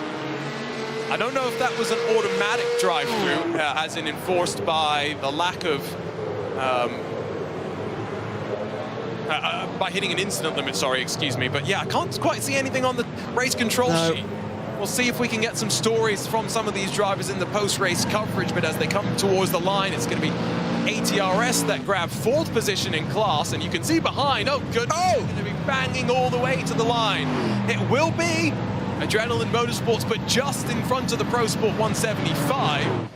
Oh, but you can never say it's done until it's done at the Nordschleife. That was a tenth of a second between those two. It's a very, very close finish between them in 5th place for Adrenaline. Good recovery after their early penalty, of course, that they had to serve earlier on in this race, as the Porsche Esports Endurance Trophy Nürburgring now finally draws to a close. Raphael Renhofer has kind of got this lap of honour, and he will surely take the race wing, although by a much smaller margin than maybe they had earlier on in the race. Yes, that's a good call, actually, because Gianni and Pinto have actually been closing as of late, but maybe not close enough. They, by the way, are onto the Dottinger behind as well. We'll see if Pinto's going to be able to leapfrog Gianni on the final opportunity that he will have. Here they go. Slingshot back and forth, slinking back into line, and it's Pinto inside, alongside. Not quite through, but almost has the move done and dusted. It's going to be Gianni trying to switch back now into the draft and into the overlap. Tiergarten has got one more dramatic moment still left to come. While Scherer Esports win in the Porsche Endurance Esports Trophy Nürburgring, it's battle behind for second. Pinto on the outside, Gianni on the inside. 2 World Championship caliber drivers doing battle. The Porsche Esports champion of 2022 is trying to get the run to the corner. Get your cameras out, get your timing beams out. It's by 17 thousandths of a second. The Apex Racing team grabs second. A nice battle and great respect shown as well between the two drivers. They could have easily ran each other off the road there. They could have easily crashed into one another, but they didn't. It was a great run to the flag. They're both going to end up on the podium. But in the end, the Apex Racing team just about hang on to what will be second place. Michael Gianni will be very, very happy with that. Diogo Pinto will think, you know what, could be worse. I did this race by myself. I've got IMSA Esports to focus on tomorrow. I'll give up 3 points to start this season off. There's still a long, long way left to go. Still, by the way, this track is so long. We've got more cars yet to finish things up. Here comes the Greico Motorsports entry. The 103 is going to come across the line in 5th. We wait for PB Performance. We wait for Hardcore in the SB10 category. And plenty more drivers to finish up their race. There's René Lant in the Hardcore 183. Tom Osterman in the PB Performance 106. And then the rest of the drivers making their way to the line, and now just waiting for the WSR Esports butt kicker team to close out their debut in professional sim racing competition, along with the final of your Toyota GR86s. That's going to be all of the drivers across the line, and an opportunity finally for us to be able to go through your race results and talk to you about the result of the opening round of the Digital Nürburgring Endurance season, the 5th edition of the championship as well. And boy, what a blockbuster we had to start things off. New cars, new teams, new drivers, but the same predictable great racing that we've all come to love in this fantastic series, and around indeed this fantastic track as well. Hear the klaxon going off as the drivers return their way to the pit lane with a race now officially complete. You see the driver pairings as well. It's an important note just to keep in mind. Who was the important driver who really did the hard work today, moving forward into the remaining rounds of the championship? A BS competition, both Norby Kish as well as Lucas Herman pulling the long odds to bring themselves forward in the field. The AMG Williams Esports team second, albeit with the 47 rather than the 5, with the Haupt Racing team by UOL grabbing a spot on the podium and starting their season off with a smile. The second of the Williams Esports crews will be then in 4th position, with the Nürburgring Esports team in 5th, M&J Downforce in 6th position, before the BS Plus competition car, not the Mercedes, but instead the BMW, across the line in 7th, and just only a couple of seconds at the end in front of Coanda Esports by Mantai. Einchang Guven is going to get out of the rig, get, I'm sure, dressed up into something a little bit more formal and appropriate for the Porsche Night of Champions end-of-year celebration that will be beginning in probably just a couple of hours' time. Falcon Sim Racing 9th, WS Racing by Pure Sims in 10th, and then Pro Sports Sim Racing's 17 in 11th, Leipert Esport in 12th, while the Lion GP Fenster.com Ferrari grabbed 13th in front of the AMG Team Apex Racing team. Issue serving their penalty at the start dropped them out of serious contention early, while Halder Motorsports and the RC Carshot team all still technically classed on the leading lap, but that is before you start to get into the DNFs of your class in this SB9 category, where for the likes of Sontec Racing, for the AMG Team MSI, and of course for Team Redline, it was not to be today. And, well, we'll be hoping to see more of them in a couple of weeks' time for round 2, the 3-hour race on the 16th of December. Don't forget, 5 classes for us to work our way through, so we still have to go through the Porsche Esports Endurance Trophy Nürburgring, where it was a 23-second margin of victory for Scherer Esports, and then only 14 thousandths between the Apex Racing team and Team Redline at the line. Pinto, of course, used the Joker, did the entirety of the race by himself. He'll be sharing that car with someone for the rest of the season, while the second Scherer car will be classified in 4th, even with its post-race time penalty, in front of Greiker Motorsports and the PB Performance at 106. Kramer Racing's 112 scored in 7th, while the WSR Esports Butt Kicker team, on their debut as an official esports team, finished 8th in class, and will be hoping to continue pushing forward, moving into the rest of the season and indeed into 2024. And new beginnings, new horizons for the teams, for the drivers, and their partners as well. 9th in class went the way of the Coanda Esports car, and the best of the Coanda Esports cars. They're going to be slightly frustrated, slightly heartbroken, I think, with how this race played out. David Williams, Bobby Zelensky shared the 118, the driving responsibilities there, while the Avia W&S eMotorsports 120, 10th in class. Halder Motorsports, Door Esports, the Nürburgring Esports team, and then Coanda, the final one of the classified cars in the class. And what was a rather topsy-turvy opening round of the Porsche Esports Endurance Trophy Nürburgring. And of course, let's not forget that, Ewan, this is the class which pays the most prize money over the course of the season. Yeah, and I think there's some surprises to be had up and down the field there. Coanda Esports being down at the bottom in 14th place, I think, has got to be one of them. I mean, Door Esports as well. Nürburgring Esports 12th, 13th, 14th for those three is a bit of a surprise. And of course, Scherer Esports as well. We've spoken a lot about their strategy and their pace. What a drive from them. SB10, and well, this is one where we were slightly caught off guard by strategy. Sontec were not, and it's Tatu Sipola, it's Alex Arano, winners in that Sontec car, and they'll be thrilled with that, continuing the performance in the BMW, while the Aston Martin for Door Esports, 1 extra pit stop, yes, 2nd though. Pretty good finish, all things considered. And in front of the Mahler team that switched to the Mercedes, and a late race penalty drops them to 3rd. But in front of ATRS in their Aston Martin, another one of the cars to have used their Joker here today.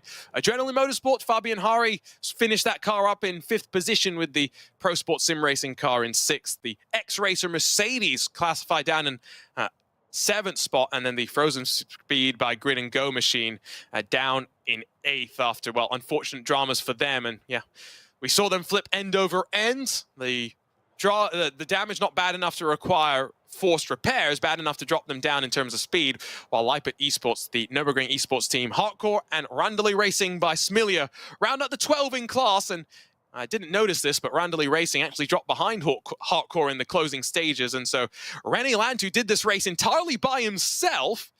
And it doesn't finish at the tail end of the class, and he'll be very, very excited about that after competing in the Digital Nürburgring Community Cups over the course of the calendar year.